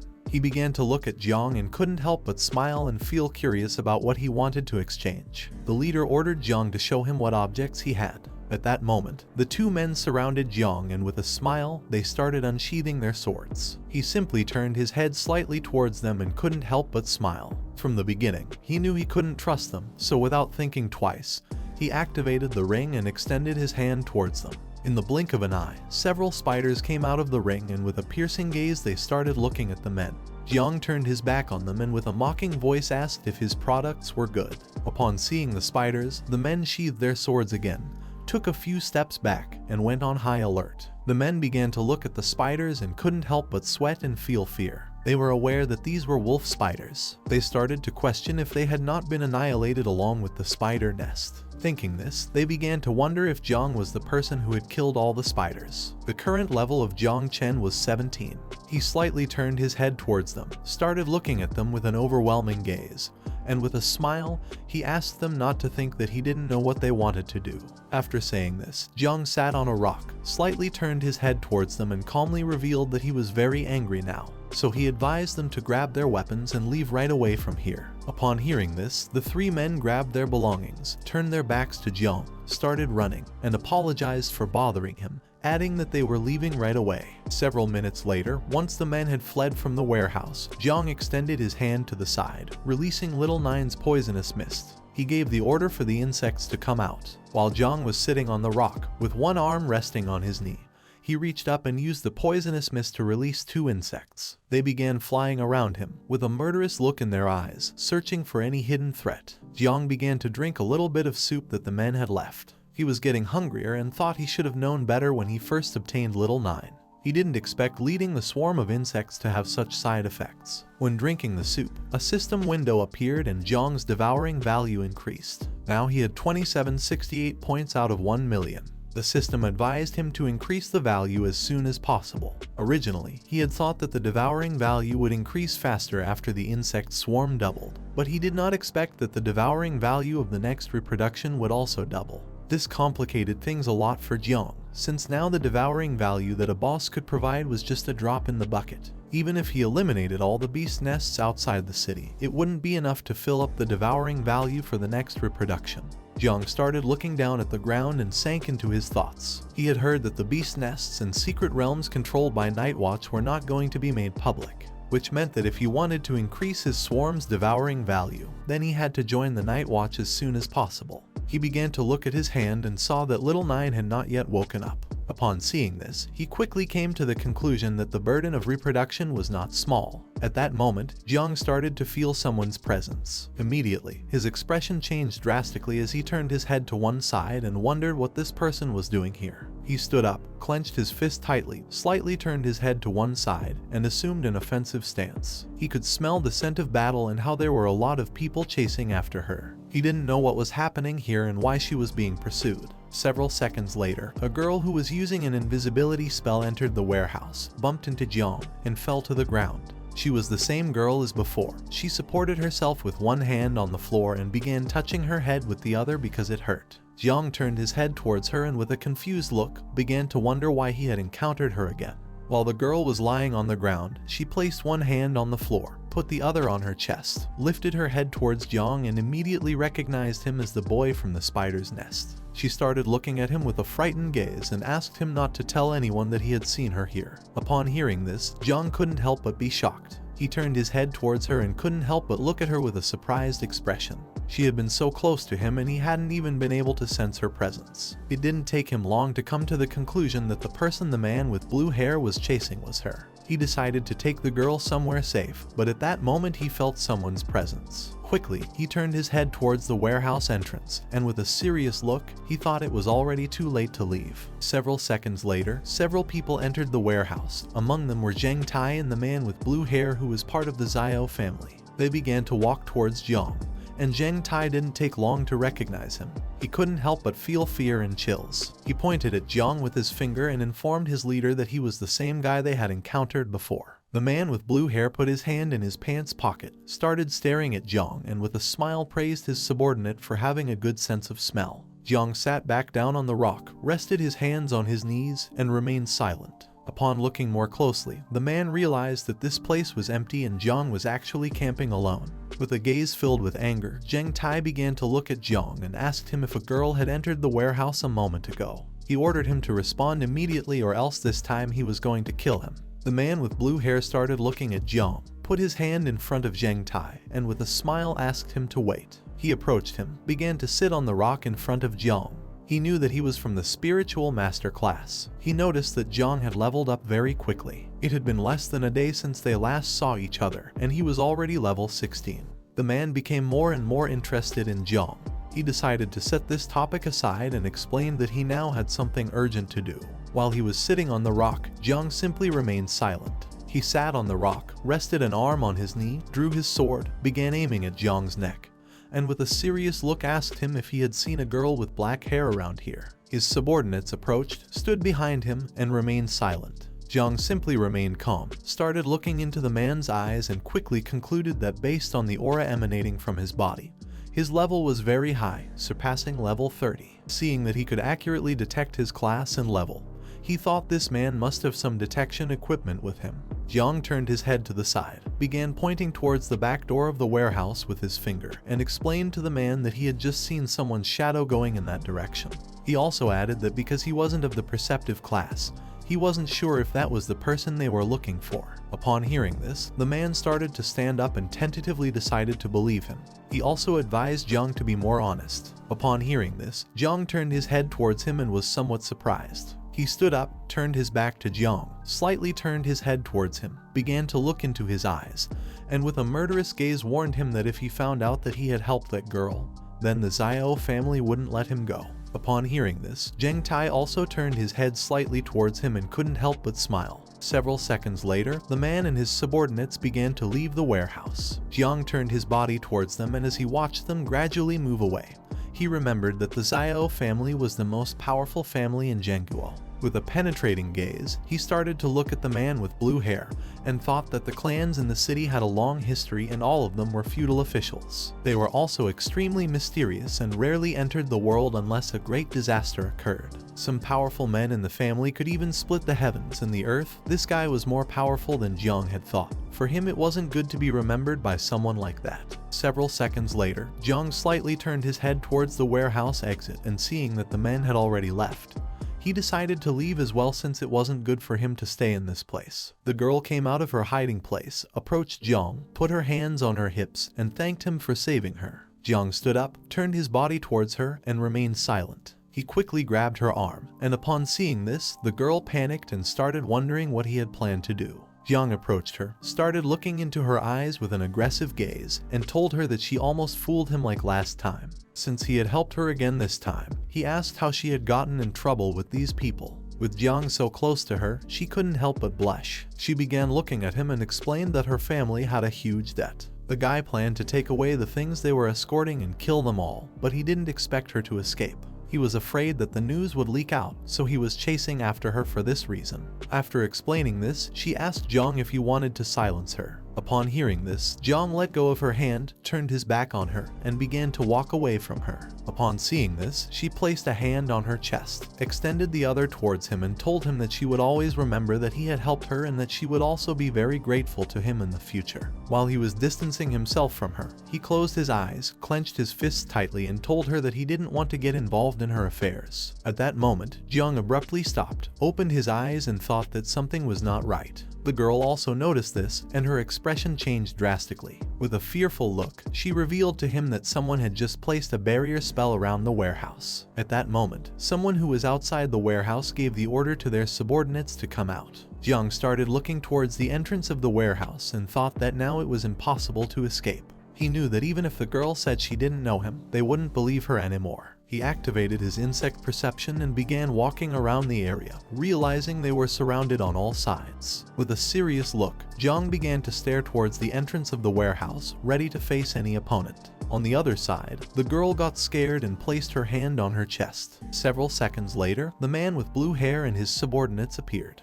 Their bodies started emanating a killer aura. With a penetrating gaze, they began to look at Jiang, ready to finish him off. He knew that Jiang had lied to him. He approached him, stared into his eyes, and ordered him to hand over the girl. He called Jiang a bastard and told him that he knew he had lied to him. He gave the order to his subordinates to catch the girl. With a serious look, Jiang simply started looking at him and remained silent. Upon seeing the man with blue hair, the girl's expression changed drastically. She began to look at him and couldn't help but panic and be terrified at the same time. She explained to Jiang that he had already taken everything that the Luo family owned. After saying this, she asked the man why he wanted to kill her so badly. He started looking at the girl and calmly asked if he really needed a reason. Upon hearing that she belonged to the Luo family, Jiang turned his head towards her and began to stare at her intently with a serious look. Jiang and the girl were on the second floor of the abandoned warehouse, while the man with blue hair and his subordinates were on the first floor. She clenched her fist with one hand, extended the other to the side, started staring at the man and told him that if he killed her, then the Luo family would never forgive him. She also added that they would never let him live in peace. Jiang, who was standing behind her, simply dropped his arms to his sides and just kept watching the man. Upon hearing this, the man with blue hair couldn't help but burst into laughter. He asked her if she truly believed that a family like the Luo family was capable of doing this. At that moment, his subordinates began to look at the girl and couldn't help but smile. While he had one hand on his waist, he lowered his head, put the other hand over his face, and couldn't help but laugh at the thought that a second-rate family with a little money really took themselves seriously. He revealed to the girl that without the protection of the Zio family ancestors 100 years ago, the Luo family would have been annihilated long ago. Upon hearing this, one of his subordinates unsheathed his sword and the others started laughing. Jiang Chen crossed his arms, stared at Jiang intently, and couldn't help but smile. After saying this, he removed his hand from his face, lifted his head, and with a serious look, he told her that in the eyes of the Zio family, they were no different from humble peasants. He also added that for him, they were just cattle that the Zio family could slaughter. Upon hearing this, Jiang turned his head towards him and with a look filled with hatred, began to stare at him intently. He couldn't help but become enraged. He couldn't believe that a person could be so arrogant. The man extended his hand forward and his palm started emitting a powerful red energy which began to rise towards the sky. Then, he looked at the girl and with a smile asked her what could the Zio family investigate if there was nothing to find. Several seconds later, the energy he had released began to create a powerful barrier around the abandoned warehouse. This ability was called the Dragon Prison Formation of the Zio family. The girl looked up at the sky, placed a hand on her chest, clenched her fist, and couldn't help but be astonished and panic as she now didn't know how she was going to escape from here. Jiang lifted his head and upon seeing the barrier, he couldn't help but be amazed. To him, the man with blue hair was someone very interesting. While Jiang and the girl were standing on the second floor of the abandoned warehouse, Jiang Chen unsheathed his sword, started staring at the girl, and prepared to attack. He asked the others to listen carefully to the young master and not leave anyone alive. The others responded with an understood. The man with blue hair, who was standing next to Jiang Chen, simply remained silent. Several seconds later, Jiang Chen prepared to attack, but at that moment, the man with blue hair stood in front of him and put his hand up to indicate for him to stop. Then, he began staring at Jiang and with a smile told him that the girl from the Luo family must die today. He remained interested in Jiang as he was fully aware that he possessed the divine rank creation class. After saying this, while he was still looking at Jiang, he explained to Jiang Chen that the creation class called Spiritual Master was a very rare profession. He wasn't like other people who didn't know what it was. Then, he reached out his hand to the side and with a smile decided to give Jiang the opportunity to obtain everything under the sky today. He extended his hand towards Jiang and gave him the order to capture the girl, in exchange for sparing his life so that he could serve the Zio family. After saying this, he asked Jiang what he thought. Upon hearing this, the girl who had her hands on her waist couldn't help but be shocked. On the other hand, Jiang dropped his arms to his sides and remained silent for several seconds. Jiang began to look down at the ground and couldn't help but smile and praise him, as the bastards of the Zio family were really good at making suggestions. The girl turned her head towards him and upon seeing this, she couldn't help but panic, wondering if Jiang was really going to accept his proposal. With a murderous look, Jiang stared at the man with blue hair and rejected his offer, mocking him by telling him that the Zio family could go to hell. After saying this, he tightly clenched his fists, and while his body was releasing the poisonous mist of Little Nine, with a serious look he told him that he refused. He also asked him if he could come for him if he was looking for a fight. The girl turned her body towards Jiang, brought her hands close to her chest, and upon seeing that his body was surrounded by the poisonous mist, she couldn't help but take a few steps back and become terrified. She began to wonder what was happening. Upon hearing that Jiang had rejected his proposal, the man with blue hair couldn't help but become enraged, as this was a dishonor to him. He gave the order to his subordinates to finish him off. Upon hearing the order, they unsheathed their swords, gained momentum, took a big leap, and began advancing quickly towards Jiang. While in midair, Zheng Tai started looking at him and asked the others to be careful, as Jiang wasn't easy. While little by little they were getting closer, Jiang simply stayed silently observing them without making any movement. Several seconds later, they approached the second floor, and Zheng Tai, upon seeing that Jiang's body was surrounded by poisonous mist, revealed to the others that he could use poison and advised them not to attack directly. Upon seeing that they were ready to attack, the girl hid behind Jiang. At that moment, Jiang deactivated the poisonous mist, extended his hand towards them, and while his body was surrounded by a green energy, he began to stare at Zheng Tai with a serious look and revealed to him that not only could he use poison but also the talent ability of his. Upon seeing this, the girl took several steps back, placed her hand on her chest, turned her head towards Jiang, and couldn't help but feel somewhat confused, as she didn't know what this power was. In the blink of an eye, several green spiritual roots began to emerge from the ground. Zheng Tai approached Jiang, grabbed the sword with both hands, and prepared to attack. But at that moment, he looked down at the ground, and upon seeing the spiritual roots, he was shocked and couldn't help but wonder what this ability was. The spiritual roots grew enormous, and in an instant, they entangled around Zheng Tai's and the others' bodies, rendering them immobile. They panicked as they didn't know what was happening. Jiang, who had his hand extended towards them, revealed that his ability was the evolution of all things. Little by little, the spiritual roots began to tighten Zheng Tai's body. He quickly grabbed the roots with his hands and started looking at Jiang, unable to help but wonder what was happening. Seeing how strong the roots were, he realized that his class was of divine rank. He was also confused because he remembered that Jiang could use poison as well. He decided not to stand idly by, unsheathed his sword, held it with both hands, and used all his strength to cut the roots around his body into pieces. Upon seeing this, the others also began doing the same as him. He advised them to attack the roots since they were very fragile. The spiritual roots began to fall to the ground near the man with blue hair, who started to push them away using his hands. He didn't take long to realize what was happening. With a surprised look, he shouted and called Zheng Tai an idiot, explaining that this was just a distraction. He also added that Jiang was ready to attack. Jiang took advantage of Zheng Tai and the others being distracted to release the insects, which began to look at them with a penetrating gaze. While his body was surrounded by poisonous mist, he reached out his hand to the side, stared at him intently, and explained that it was already too late. The girl sat on the floor, resting her hand on it, lifted her head, and upon seeing the insects, she was surprised. While Zheng Tai's subordinates were busy cutting the roots, the insects began to approach them. He turned his head to one side, and upon seeing the insects, his expression changed drastically. He couldn't help but sweat and be shocked, wondering what these things were. The insects began to move at a high speed and started attacking them. Zheng Tai blocked the attack using his sword, but unfortunately for him, the insects were so strong that in a matter of seconds, they destroyed his sword. Upon seeing this, he was in shock, unable to believe that Jiang had actually destroyed his weapon.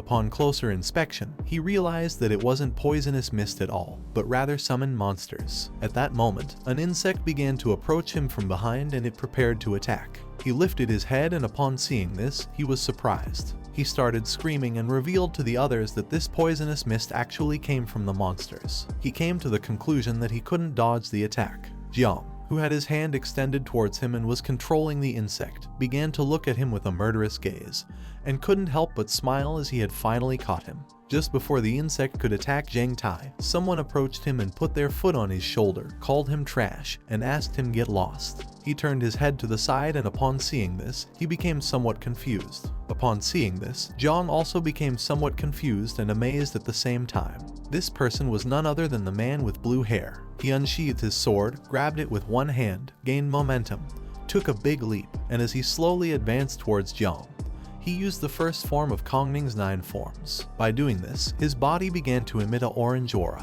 While Jiang's body was surrounded by Little Nine's poisonous mist, he simply remained silent. The girl who was sitting on the ground next to him put her hand in front of her mouth and became terrified. Jiang lifted his head towards him, and upon seeing that he was faster than the poisonous mist, he couldn't help but clench his teeth tightly and sweat.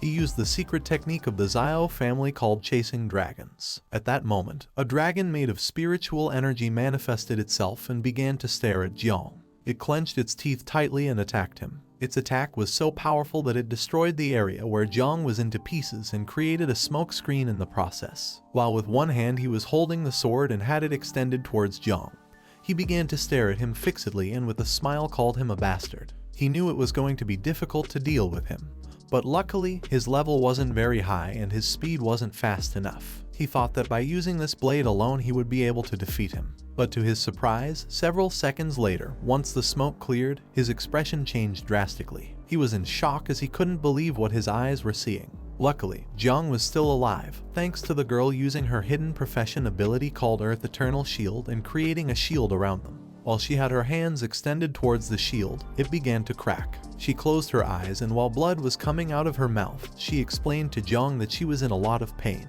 Jiang, who was standing behind her, began to look at her with a surprised and dumbfounded expression. He realized that she was actually a defensive type. The man with blue hair had forgotten about her, but now seeing that she had blocked his attack using the shield, he couldn't help but become enraged. He started looking at her aggressively, clenched his teeth tightly, and prepared to attack again. Jiang began to look at him and thought that this was a good opportunity to attack. He extended his hand to one side, releasing the poisonous mist. Several seconds later, he landed on the ground. At that moment, several insects began to approach him quickly from behind. One of his subordinates, who was lying on the ground, reached out towards him and caught his attention to ask him to be careful. While holding the sword with one hand, he turned his head back and upon seeing the insects approaching quickly, he became alert. At that moment, he grabbed one of his subordinates by the hood. Upon seeing this, the subordinate became somewhat confused as he didn't know what was happening. While with one hand he was holding the sword, with the other he grabbed his subordinate by the hood and placed him in front of himself to use him as a shield. Since the insects were not very smart, they attacked his subordinate instead of him. The insect's attack was so powerful that their bodies were thrown backwards. His subordinate was seriously injured. While his body lay beside him, he placed a knee on the ground, leaned the sword against the ground, rested his arm on the other knee, and began to look down at the ground and cough. Jiang came down from the second floor, started approaching him and couldn't help but think that he was a nasty bastard for using one of his own men to block the attack. The insect's attack pierced the man's chest who was lying on the ground. Even though he was badly injured and bleeding from his mouth, he was still alive. He began to cough and caught his master's attention. He stood up, started approaching Jiang, slightly turned his head towards his subordinate, and thanked him for enduring the attack for him. He thought that he had not educated him in vain, and upon seeing that he was still alive, he couldn't help but praise him and think that he was truly strong. Jiang, who was standing in front of him, simply remained silent. He took out a dragon yuan pill from his pocket with his hand, opened his mouth and ate it. He couldn't believe that he was being forced to use the dragon yuan pill. In a matter of seconds, his subordinate lost his life. He began to approach Jiang, dragging the sword on the ground, causing small rocks to slowly float. Upon seeing this, Jiang assumed an offensive stance, while on the other side, the girl sitting next to him and covering the wound on her arm with her hand remained still. He tightly gripped the sword, pointing it towards Jiang, and with a murderous look, he warned that his next attack would slice his head into pieces. Jiang simply remained calm, calmly looking at the man in silence, ready to face any attack. Once the dragon yuan pill took effect, the elemental energy dragon grew enormous and appeared behind him. Its eyes began to shine, indicating to him that it was ready to attack. He assumed an offensive stance, stomped forcefully on the ground, breaking it into pieces. Then he tightly gripped his sword and stared fiercely at Jiang, determined this time to finish him off. His energy was so strong that the rocks around him began to float. Jiang started looking at the dragon and couldn't help but be terrified. He didn't know if he would be able to withstand the attack. The man with blue hair began unsheathing his sword and prepared to attack. This time he decided to use technique number 2 of the 9 Kongning styles. At that moment, he used the ability called the Descending Dragon's Cut and launched a powerful attack towards Jiang. In doing so, his body began to emit a powerful energy, and in the blink of an eye, the elemental energy dragon started advancing quickly towards him. It opened its mouth and prepared to finish him off. At that moment, the girl stood in front of Jiang. She extended her hands towards the attack and with a determined look, used the Earth Eternal Shield once again.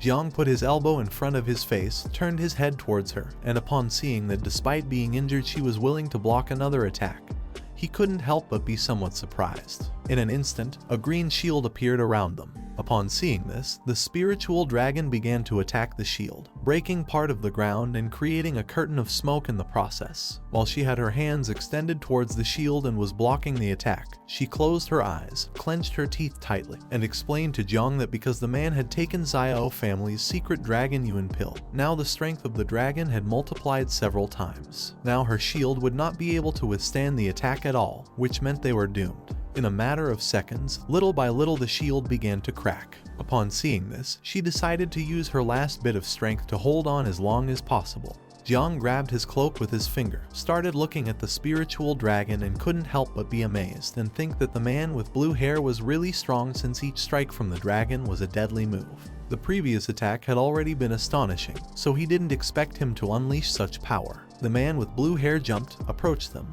and began to stare at Jiang. When he saw that the shield was starting to crack, he couldn't help but smile. He used the descending dragon's cut several times, launching powerful slashes towards the shield. Jiang returned his gaze and reached out his hand towards the sky, activating the swarm of insects mark. Seeing that he was a ruthless and powerful person, he decided not to show any mercy. Several seconds later, once the girl's shield broke, several thousand insects began to emerge from Jiang's hand and appeared in the sky. The man with blue hair looked up and upon seeing so many insects, he couldn't help but be shocked. He clenched his teeth tightly and started wondering what was happening. While thousands of insects were coming out of Jiang's hand, he began to stare at the man with blue hair and asked him to get ready. The girl who was sitting on the floor behind him put a hand on her shoulder where she had the wound, started looking at Jiang with a surprised look and began to wonder if he really belonged to the creation class. Several insects appeared around Jiang and began to look at the man with blue hair, ready to attack. Jiang started approaching him and gave the order for the insects to attack. Upon hearing this, he clenched his teeth tightly and couldn't help but panic. He knew that if so many insects attacked him at once, he wouldn't have any chance of winning. Upon hearing Jiang's order, the insects began to advance towards him and prepared to attack. Seeing the number of insects, he unsheathed his sword and assumed a defensive stance. With a serious look on his face, he started staring intently at Jiang and used the descending dragon cut. By doing this, his sword emitted a powerful energy. He was not willing to give up as they were just some smelly insects. With little effort, he started cutting the insects into pieces, while Jiang's body was releasing the poisonous mist from Little Nine. With a penetrating look, he reached out his hand towards him and asked if he truly believed this. The bodies of the injured insects began to regenerate. Seeing that the insects could regenerate, he couldn't help but be shocked and wonder how this was possible. Several seconds later, they started advancing towards him and began attacking again. He began to defend himself from the attack using his sword, in the process cutting the bodies of several insects in half, which quickly started to regenerate again. Upon seeing this, he couldn't help but panic as he couldn't believe that he truly couldn't kill them. While the insects were emerging from Jiang's body, with a serious look on his face, he began to stare at him intently and decided to see how long he could endure. The girl who was behind him turned her head towards him and with a surprised look, she couldn't help but be shocked and wonder how powerful he was. Upon hearing Jiang's mockery, he became furious, swinging the sword forcefully and using once again the skill descending dragon cut, cutting the body of an insect that was in front of him in half. The spiritual dragon manifested again, opened its mouth, and began devouring the insects. He had used this attack because the dragon could continue devouring the insects without allowing them to regenerate. While he had his guard down, one of the insects approached him from behind and gave him a strong bite on the arm, poisoning him and causing him to drop his sword in the process. Upon feeling the bite, he turned his head to the side and upon seeing the insect, clenched his teeth tightly and thought that this was not good at all. Now that his right hand was poisoned, he couldn't use the sword. Now that he had no other choice, he put his hand into his clothes and pulled out a red object. The insects took advantage of this opportunity and began to approach him quickly, but he took the object out of his clothes, raised it to the sky, and used the technique called Jade Protection of Life. At that moment, a powerful red energy started to appear around his body. He mocked Jiang by asking if he believed he could kill the great Zio Yuanwu with a few insignificant insects. Jiang simply stood there silently observing him without saying a word. He reached out his hand towards Yuanwu, began to stare at him intently with a serious look and asked him what kind of treasure this was and how it had such power. After saying this, he ordered the insects to devour him. The object had created a shield around Yuanwu's body. The insects followed Jiang's order and started attacking the shield, but no matter how hard they tried, it was in vain. Seeing this, he quickly realized that the attack hadn't even made a scratch on the shield. While Yuanwu was covering the wound from the insect bite on his arm with his hand, he turned his head towards Jiang and advised him not to waste his energy since it was the inherited treasure of the Zio family called Jade Treasure, which had divine powers. Jiang refused and ordered the insects to attack again. Yuanwu stared at him and explained that once the Jade Treasure was activated, the shield could block all external attacks. With this shield, Jiang would not be able to harm him anymore. Jiang simply remained silent. While the insects continued to attack the shield, Yuanwu began to approach them. Upon seeing that he was able to control the insects and bring him to the point of using the ancestral treasure, he couldn't help but praise him for being amazing. He also added that even if Jiang used all his cards up his sleeve, he wouldn't be able to harm him. Seeing the man approaching, the girl stood up and grabbed Jiang by his clothes. Within seconds, he started bleeding from his mouth and approached Jiang. With a smile, he decided to make him an offer one last time. As long as Jiang was willing to follow and obey him, he could allow him to join the Zio family and grant him the Zio surname, something many dreamed of achieving. After saying this, he asked Jiang to think it over carefully and not miss out on this opportunity. Jiang began to look at him with a calm gaze and remained silent, thinking for several seconds. He started to stare fixedly at Yuanwu and couldn't help but get angry when he saw that he had become accustomed to being conceited, to the point where he couldn't even see the situation he was in. Upon hearing this, the girl turned her head towards him and with a confused look, began to wonder what Jiang was up to. He approached Jiang, extended his hand to the side, and with a smile asked him to stop bragging. It didn't matter to him if Jiang accepted or not because even if he couldn't kill him today, he could do it any other day. With the influence of the Zio family throughout the country, he wouldn't be able to hide or confront them. Jiang began to stare at Yuanwu intently and with a smile, he reminded him of his own words that one couldn't investigate if there was nothing to find. After saying this, he asked him what could happen if he died without leaving any trace. At that moment, a giant tentacle struck the ground. Upon hearing this sound, Yuanwu slightly turned his head back and with a gaze filled with terror, he started wondering what was happening. This tentacle belonged to the insect mother. She emerged from the swarm of insects and appeared behind them. Upon seeing how enormous she was, the girl fell to the ground. Yuanwu looked up and upon seeing how huge and terrifying she was, he started sweating. At that moment, Jiang gave her the order to devour him. Upon hearing his command, Little Nine began to approach Yuanwu and thank Jiang as she was very hungry. Upon hearing this, Yuanwu's expression changed drastically. He started feeling a fear that he had never felt before in his life. Little Nine began to smile and using her tentacle, she attacked Yuanwu's shield. Due to her enormous strength, his body was sent flying and crashed into the wall, breaking it into pieces. He started screaming in agony, unable to believe that a monster like Little Nine actually existed. He asked Jiang what kind of monster she was. With a calm look, Jiang explained to him that Little Nine had just finished reproducing herself, so he and the Jade were exactly what she needed to satisfy her hunger. Little Nine began to repeatedly hit Yuanwu using her tentacle, creating a large curtain of smoke in the process. In a matter of seconds, the shield started breaking into pieces. He opened his mouth and started screaming in pain, questioning why the shield had broken so easily. He began to bleed from his mouth and fell to the ground. He couldn't believe that this was happening. Now the fate of the Zio family and the Jade were going to disappear. Now that the shield had been broken, Little Nine started to stare at him intently. She began to bring her tentacle closer to him and decided to deliver the final blow. With a cold expression, Jiang remained silently observing this. Little Nine attacked Yuanwu, destroying the ground into pieces in the process. Her attack had been so powerful that all that was left of Yuanwu was a pool of blood. She began to lift the tentacle from the ground, and Jiang thought that no one should find out about this since Yuanwu was now dead. He started walking, reached his hand towards the sky, activated the swarm mark, and gave Little Nine the order to transform. Several seconds later, Little Nine transformed, returned to human form, and hugged him. Then, she closed her eyes and with a smile explained that Yuanwu was delicious. She thanked him and also added that she was the one who loved him the most. The girl who was sitting on the floor turned her head to the side and upon seeing Little Nine, she couldn't help but feel somewhat confused and scared. Jiang turned his back on her, started to walk away, and decided to take a look at the Zio family. At that moment, he turned his head towards her and decided to take care of her. The girl who was sitting on the floor panicked and couldn't help but sweat. She remembered that she now knew his secret, and thinking about this, she couldn't help but wonder if he was going to kill her to keep her silent. Jiang began to stare at the girl with a serious look and started wondering what he should do with her. At that moment, his body started emitting Little Nine's poisonous mist, and several insects appeared behind him, staring at the girl, ready to attack. He approached her, started looking at the ground and asked her to give him a good reason not to kill her. Upon seeing this, she panicked, quickly knelt before him, took out some gold coins, bowed her head before him and explained that this was all the money she had on her. It was worth millions, practically her life. She was willing to give it to him in exchange for sparing her life. Jiang picked up a gold coin with his hand, started looking at the girl and thought that she had some sincerity.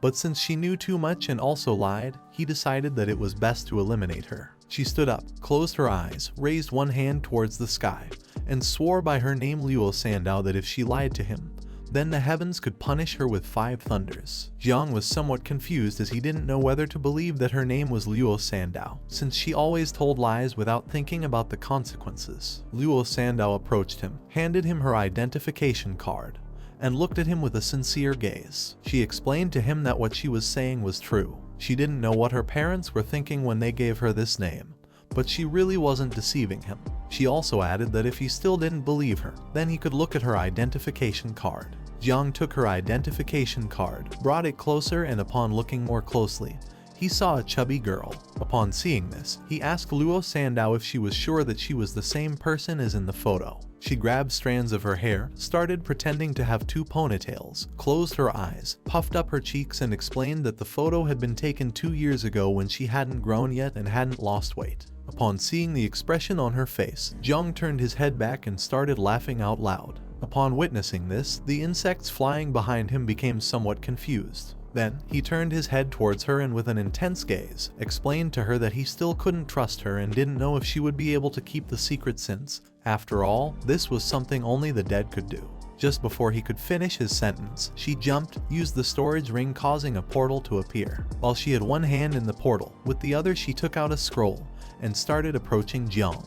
With a serious look, she asked him not to worry about this. Jiang began to look at the scroll with a surprised expression and asked her what it was. She began to open the scroll using both hands, and she explained to him that this was a sealing scroll. Once she revealed the secret, she would be executed immediately. She was very afraid of dying, and for this reason, she had taken out the scroll. At that moment, a system window appeared to inform Jiang that she swore to protect his secret with her own life. If she revealed this secret, then she would be executed. Upon seeing this, he was somewhat surprised as he couldn't believe that something like this existed in the world. Several seconds later, he picked up the scroll with his hand, closed one eye, started looking at it with the other, and decided to accept. Now that she had signed the confidentiality agreement, he decided not to kill her for now. Upon hearing this, she thanked him. He turned his head towards her and asked how much this scroll cost. She put her finger on her cheek, started looking at him and revealed that its approximate value was around 10 million.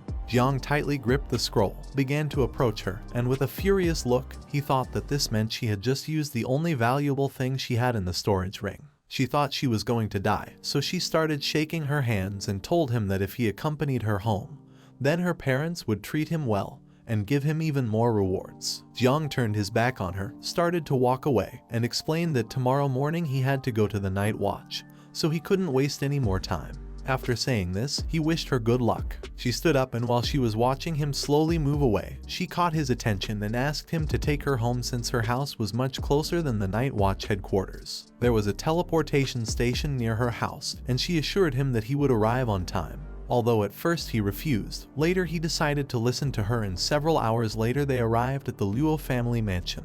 This mansion was beautiful and very large, almost like a castle. At the same time inside the mansion, there were a lot of hooded men prostrated before a woman who was sitting on her throne. A man approached her and informed her about what had happened to her daughter. Upon hearing this, she was shocked as she didn't know how this could be possible. The Zio family not only stole and killed, but they were also going too far with this lie. Seeing that she was furious, the man asked her to calm her anger towards him, as he was a wretched person who had caused her suffering. Several minutes later, Luo Sandow entered the room, approached her mother, sat beside her, rested her head on her knees, and started crying. Her mother placed her hand on her head and then began to look at her subordinates with a furious gaze. She decided definitively to do something against the Zio family. Her husband approached her, looked at her intently, extended his hands to the sides, and in a serious voice asked her to calm down since the most important thing was that Luo Sandow had returned safe and sound.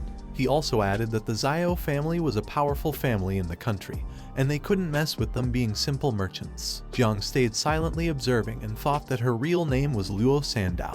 her father turned his body towards Jiang, handed him a black card, closed his eyes, and with a smile thanked him for saving their daughter. He also asked him not to get rid of this black card. The mother turned her head towards him, closed her eyes, and with a pleasant smile told him that he was their benefactor. She had prepared a meal for him so that he could eat peacefully and then leave using their teleportation, which was very fast. Jiang took the black card, closed his eyes, and with a smile told them that he wasn't going to eat. But at that moment, his stomach started growling. He turned red, put his hand behind his head, and with a smile decided to eat a little. Upon seeing this, her father pointed out the place where the food was and decided to organize it immediately, while on the other side her mother put her hand near her face, closed her eyes, and began to smile. The best chefs in the Luo family prepared the food. In several minutes, Jiang ate several dishes until he stacked them one on top of another to form a column. One of the waiters who was bringing another dish approached him and upon seeing this, became somewhat confused and surprised at the same time.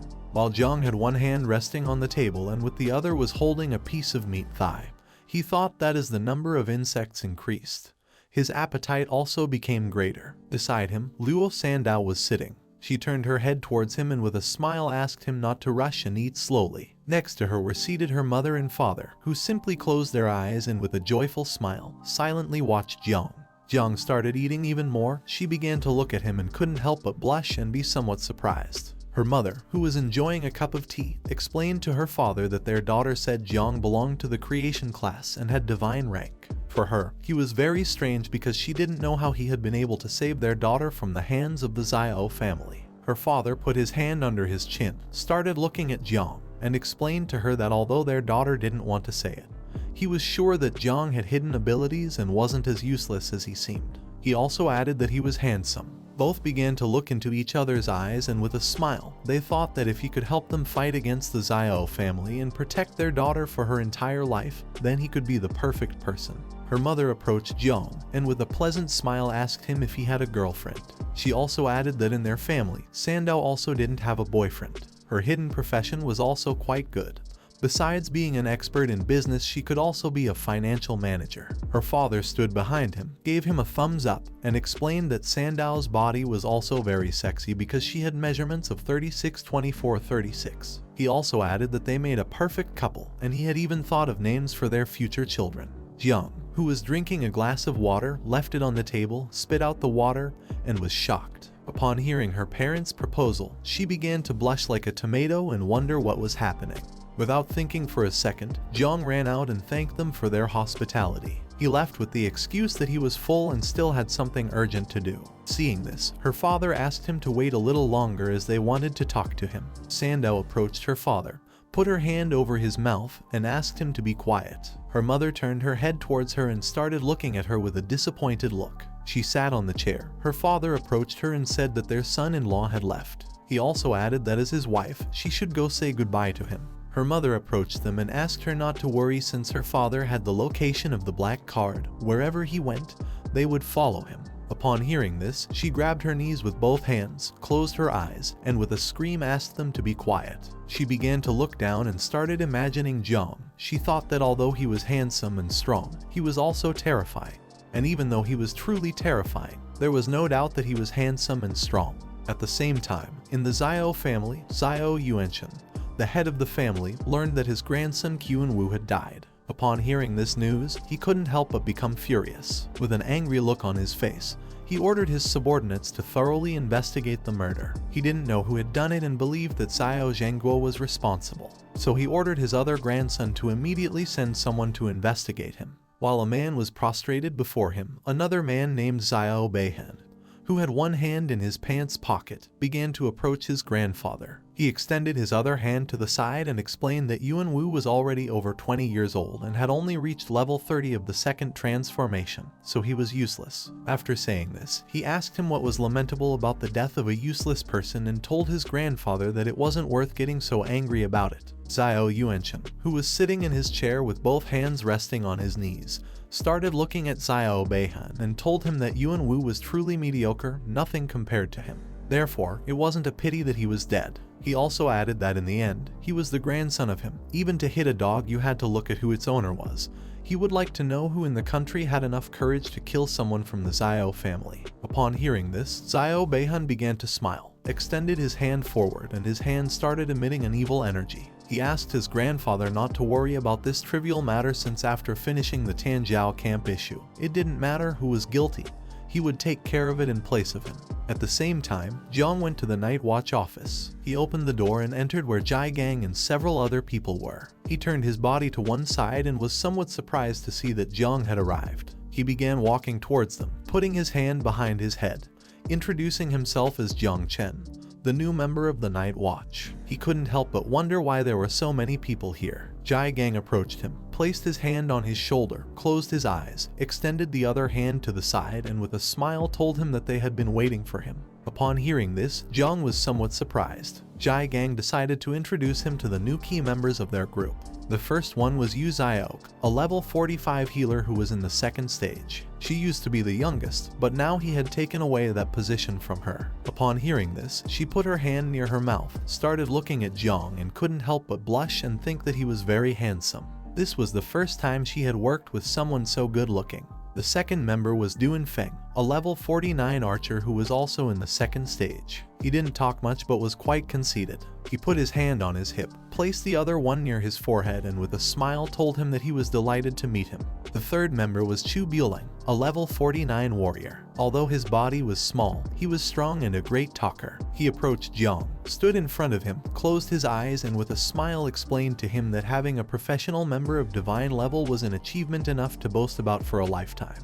The fourth member was a woman named Jane Tang, a master who was in the third stage. She was level 61 and belonged to the fire class. She was also a sub-commander. She approached them, placed her hands on Chu Biuling and Jiang's heads, began to caress them, and with a pleasant smile asked them to call her Aunt Tang in the future. She assured them that they would have meat to eat every day. With a pleasant smile, Jiang introduced himself as a humble awakened from the creation class. He asked how he could deserve so much enthusiasm from them. Deep down, he knew that even if it was clear, even if it was of divine level, the spiritual master's creation class was not well regarded by people. Jai Gang put one hand in his pocket, extended the other to the side, and told him that there was nothing wrong with being of the divine level spiritual master creation class. He asked him not to pay attention to idiots who had no good eye and only said nonsense. They all trusted him. Jane Tang put her hands on her hips, turned her head towards him, and with a smile told him that he was special because he had chosen to be one of them.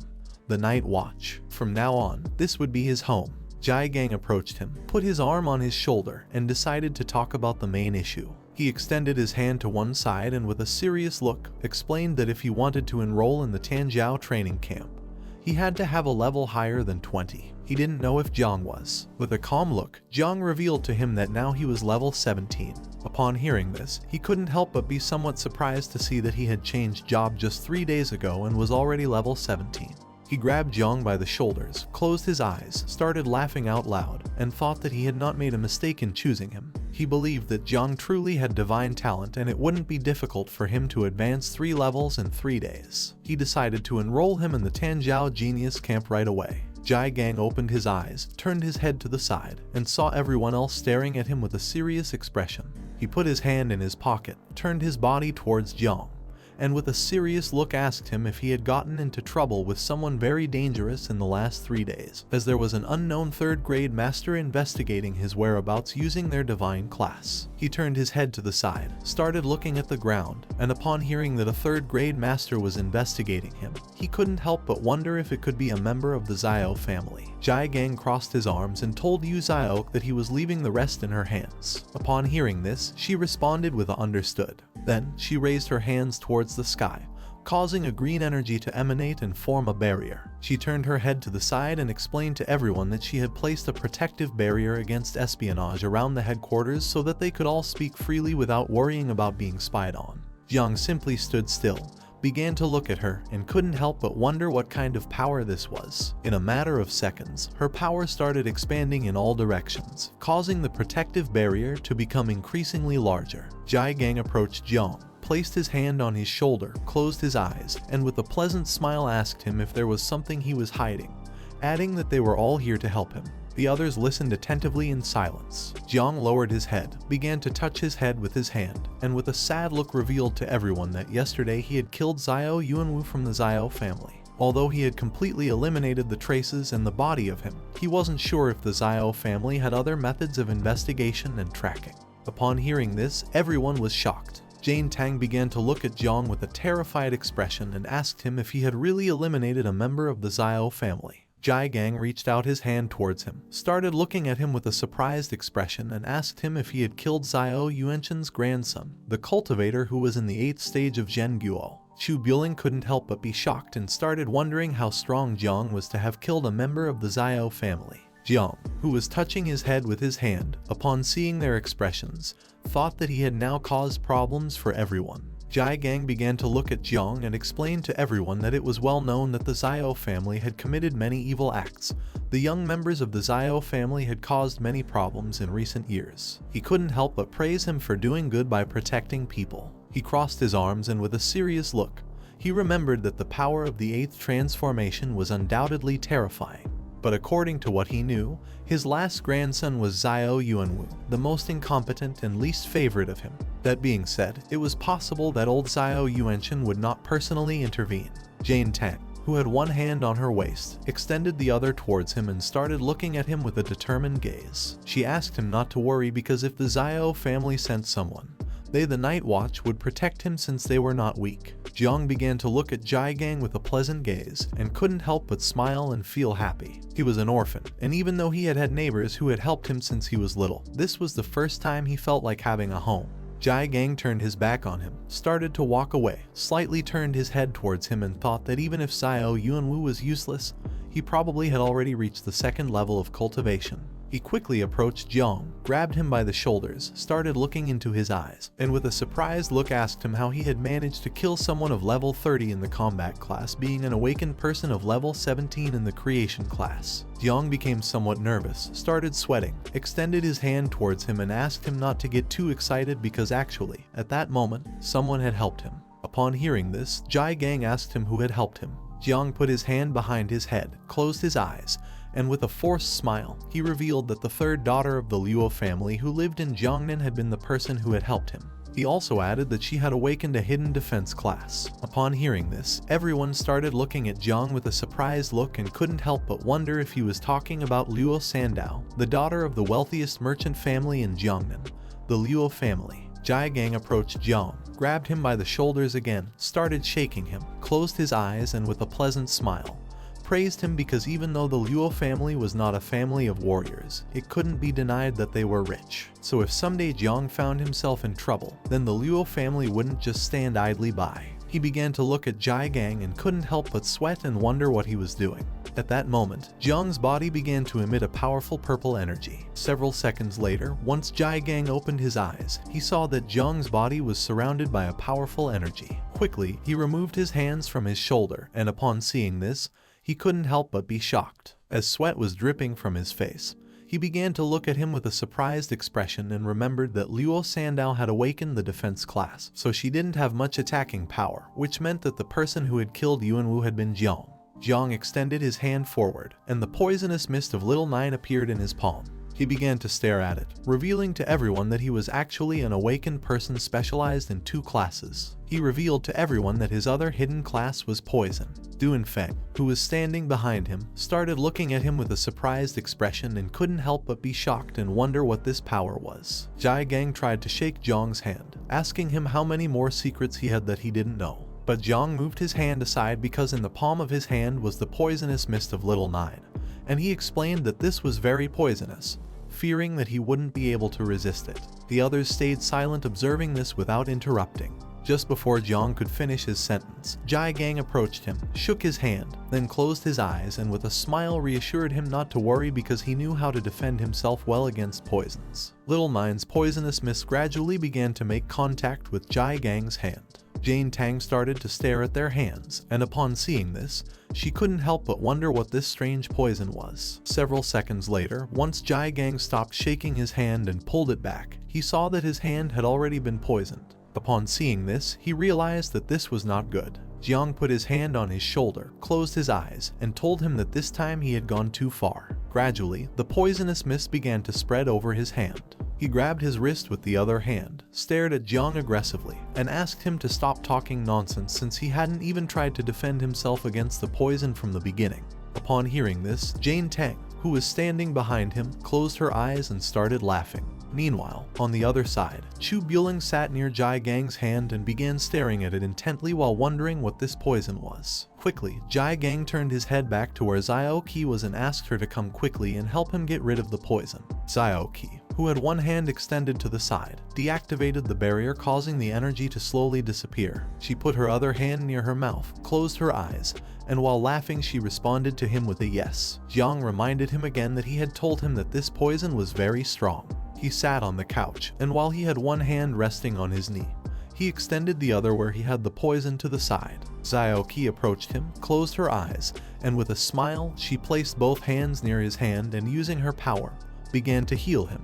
While she was healing him, he turned his head towards Jiang, closed his eyes, and with a forced smile told him that this poison was very good, adding that the more skills he had, the happier he would be. Chu Buling approached them, placed both hands on the arm of the sofa, started staring at Jiang and silently observed him. Several seconds later, once Zio Qi had completely healed his hand, with a serious look, he began to look at Jiang, and despite him being very talented, he advised him to forget about enrolling in the Tanjiao camp since it was not good to enroll after what had happened with the Zio family. Although the Tanjiao camp offered many valuable resources, it was most likely that the prodigy of the Zio family would also participate, so they should not risk it for just a few resources. Jiang Chen, who was standing behind him, put a hand on her waist, closed her eyes and began nodding to indicate to him that Jai Gang was right. Jiang started looking at Jai Gang with a confused look and asked what he meant by resources. While he had his eyes closed, he explained to him that resources referred to the blood of fierce beasts, equipment, and other things. If one could be among the first, then they would also receive rewards such as mysterious fruits and secrets realms scrolls. Upon hearing this, Jiang couldn't help but be shocked and wonder if what Jai Gang was saying was true. He began to imagine the insects and thought that those resources were much better than going out to hunt fierce beasts oneself. No one knew, perhaps the insects could reproduce again at that moment. While his body was surrounded by the poisonous mist, he began to stare at Jai Gang with a serious look and asked him to let him enroll in the camp,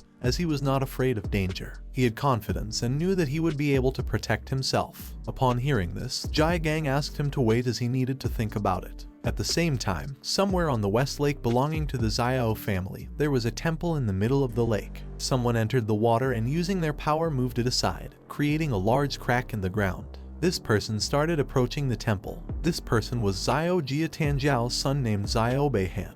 Upon seeing how powerful he was, the others realized that he was the strongest genius in the Zio family, and his combat power had reached a new level. As drops of the water from the lake fell like rain, Beihan, who held a sword with one hand, turned his head back and with a serious look, asked his subordinates to stop talking nonsense, and also asked if they had found what they were looking for. 3 men wearing hoods placed their hands on their abdomen, bowed their heads before him, closed their eyes, and one of them revealed to him that he had found out that the young master Yuanwu had been pursuing a woman named Luo Sandow. He also added that she had been traveling with someone named Jiang Chen. Beihan slightly turned his head back and with a serious look remembered that the girl from the Luo family was not from the combat class. He asked his subordinate who this guy called Jiang Chen was. The man revealed that Jiang Chen had awakened a creation class of divine rank. The last thing they knew was that he had gone to the Night Watch headquarters. One of the men placed a hand on his chest, bowed his head before him, closed his eyes and revealed that they had discovered that he and Luo Sandow had enrolled in the camp. He also added that however these 2 people were only suspects and there was still no concrete evidence. Upon hearing this, Beihan couldn't help but smile. With a penetrating gaze, he began to look to the side and thought that they were indeed suspects in this crime. A person who had awakened a creation class of divine rank was very interesting to him. Knowing that they had enrolled in the camp, he couldn't help but feel relieved as now he wouldn't have any need to make a special trip and search for them. After 3 days, he simply decided to kill them at the camp. At the same time, at the Night Watch headquarters, Jai Gang and Jiang went to his office and sat on the sofa. Jai Gang, who had one arm resting on his knee, extended his other hand to the side, began staring intently at Jiang, and explained that even though he had already enrolled him in the Tanjiao camp, he was still very worried. He had already found a powerful ally among the people registered for him. This person was the little princess Mu Hankui from the Mu family, who had cultivation at the 7th level of transformation and was known as the Sealing Queen. Before going to camp, Jiang had to accompany her to explore a secret realm, in which he would not only be able to improve his level but also establish relationships with his companions in advance. Jiang, who was sitting in front of him with his elbows resting on the arms of the sofa, simply remained silently listening. Jai Gang approached him, took his hand, started looking at him, and with a smile explained to him that he had heard that Mu Hankui was not only extremely beautiful but also the same age as him. She would be arriving soon, so he asked Jiang to use his charms to win her over. Upon hearing this, Jiang couldn't help but start sweating and become somewhat confused. He forced a smile at Jai Gang and replied that he was going to give it a try. At the same time, someone began knocking on the office door and Jai Gang gave them permission to enter. Mu Hankui and a man opened the door and began to enter inside. She rested her elbow on one hand, supported her head on the other hand, and started looking at Jiang. She told them that Jai Gang had asked her to accompany someone to a secret realm. The man put his hand behind his head, closed his eyes, and started smiling. She asked Jai Gang if he had changed his mind. Jai Gang told her that it was an honor for them to meet her in person. Mu Hankui crossed her arms and began to look at the ground, feeling somewhat confused. The man started touching his head and smiling. Seeing this, Jiang couldn't help but wonder what was happening. Both stood up. Jai Gang rested his arm on Jiang's shoulder, put the other one on his waist, started looking at her and explained that he hadn't answered them yesterday because he was angry with her grandfather. But today he was willing to accept this, but with a special condition. That condition was that she had to take Jiang Chen with her. Upon hearing this, Jiang's expression changed drastically. He couldn't help but be somewhat surprised and start wondering what was happening. Mu Hankui placed her hand on her hip, and as she walked towards them, she told him that she had already given him the level 30 secret realm scroll. After saying this, she asked if he still wanted to impose more conditions. Jai Gang, who had his hand resting on Jiang's shoulder, told her that everyone had their own conditions. Upon hearing this, she thought that he was looking for someone reliable to level up with since Jiang couldn't enter a secret realm lower than level 50. She came to the conclusion that they were looking for her for this reason. The man put his arms behind his back, and with a smile, he began to walk towards them in silence. She approached Jiang, started looking into his eyes, and asked him what level he was and what class he had awakened. He began to look at her, and with a calm voice, he explained that he was level 17 and had awakened the creation class. Upon hearing this, she placed a hand on her waist, started pointing at Jiang with the other hand, looked at him disdainfully, and upon seeing that he was a level 17 novice of the creation class, she called him trash. Jiang couldn't help but get angry and think that she was a spoiled brat. Jai Gang exploded with rage, clenched his fist tightly, and with a hateful look, he prepared to teach her a good lesson. He called her an empty-headed brat and asked her to show more respect since Jiang had awakened a hidden divine rank. Seeing this, the other man grabbed him by the hip, closed his eyes, and with a forced smile asked him to calm down, explaining that Mu Hankui's boyfriend had just left her and that's why she was behaving this way. She turned her head back, and upon seeing this, she couldn't help but start to feel scared. She thought that this time she had gone too far. Jiang turned his head towards Jai Gang, and upon seeing his attitude, he couldn't help but be somewhat surprised and confused at the same time. She became nervous, turned her body towards him, closed her eyes, extended her hands towards him, apologized to him and asked him to calm down. Jiang started touching his head with his hand and thought that this situation was strange. To the secret realm they were going to was called the Village of Light. It was level 30, and the entry requirements were that only a maximum of 5 people below level 50 could enter. The conditions to complete this secret realm were to eliminate all the monsters, kill the boss, or destroy the sacrifice altar. Several hours later, they arrived at the portal. Duan Feng, who had one hand on his waist, turned his head towards them and with a serious look asked everyone to listen carefully. This time he was going to be the leader.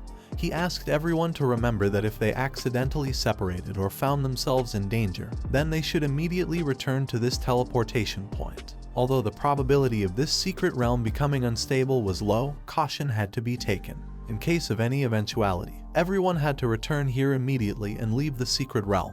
Mu Hankui, who had her arms crossed, began looking at him with a smile as she silently listened. Chu Buling approached Jiang, reached out his hand towards the portal, closed his eyes, and with a smile told him that a level 30 secret realm scroll cost at least 1 billion. Zio Qi, who was holding onto her elbow with her other hand, also stayed silent listening. Mu Hankwi, who had her arms crossed, turned her head back and started looking at Jiang. She called him a newbie and asked him not to start crying like a baby after entering the secret realm because it would only hold them back.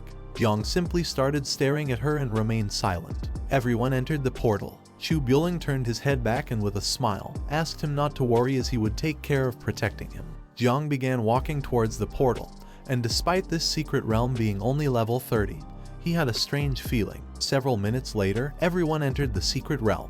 Its interior was a green mountain, full of trees and grass. In the middle, there was a mysterious village, surrounded by snowy mountains. Everyone approached the summit, and Chu Buling, who was at the back of the group, thought that this village was truly beautiful. He also asked why they couldn't see any monsters. Jiang simply stood silently observing the beautiful village. Duanfeng, who had his hand resting on his waist, began to look towards the village and explained to the others that it was likely that the monsters were hiding in the villagers' houses. He decided to search each one individually. Some time later, everyone descended from the mountain and arrived at the village. While they were walking, Duanfeng asked the others not to worry and assigned Chu Buling the task of attracting the enemy's attention and facing them, while he himself would take care of dealing damage. Little Qi would be in charge of healing, and Jiang Chen and Mu Hankwi would follow behind them. He asked the two not to lag behind. Upon hearing this, everyone responded with understood. Somewhere in the village there was a rock on which was written the Shining World, emitting a strong and evil aura. Duanfeng, Zio Qi,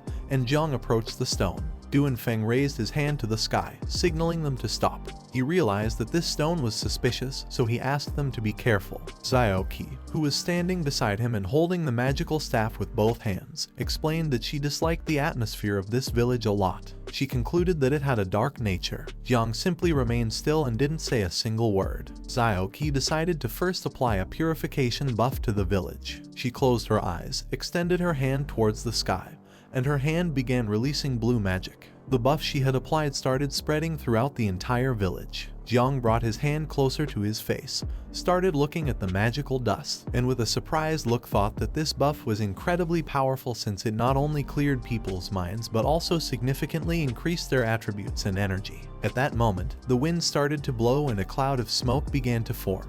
The sky changed color and turned red. The lights of the town turned on, and an evil energy began to gather in the sky. They approached and couldn't help but be shocked and alert at the same time. This evil energy came from the stone. Duanfeng quickly realized this and thought it was not good. He turned his head back and with a serious look, he ordered the others to run. Just before he could finish the sentence, the stone started absorbing him. Just before disappearing, he asked the others to stay away from the stone and also gave them the order to call for reinforcements immediately since this was a mutation. A brilliant light descended to the ground just above the town, creating a magical barrier around it to prevent them from escaping. Several system windows appeared, warning everyone that this secret realm of level 30, called the Beautiful Town, had undergone a mutation and was now called the Village of the Dead. This secret realm was nightmare level, and the conditions to complete it were either to eliminate all the undead in the Village of Light or kill the final boss. The system left them a note: the light fades away, darkness flourishes, and that's when the door to the Kingdom of Death will finally open.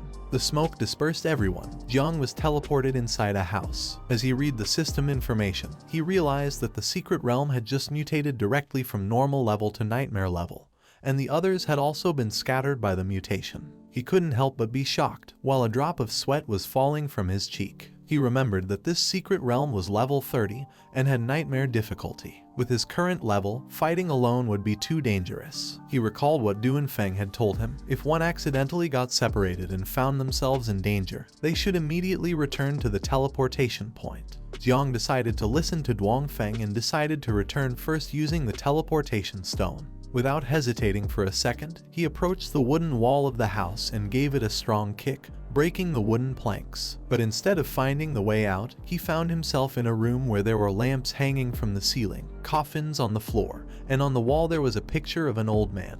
Jiang entered the room and after looking carefully, he realized that there was no way out, only coffins. Upon seeing this, he couldn't help but feel somewhat confused. The old man in the photo began to look at Jiang and started to smile. He started to wonder if this was an illusion. He didn't know why the old man in the photo was smiling at him. At that moment, the lid of a coffin began to open, and someone with sharp claws started to emerge. Upon hearing the sound of the coffin lid, Jiang turned his body towards the noise, and with a confused look, began to wonder what was happening. Several necromancers opened the coffins and emerged. They started staring at Jiang.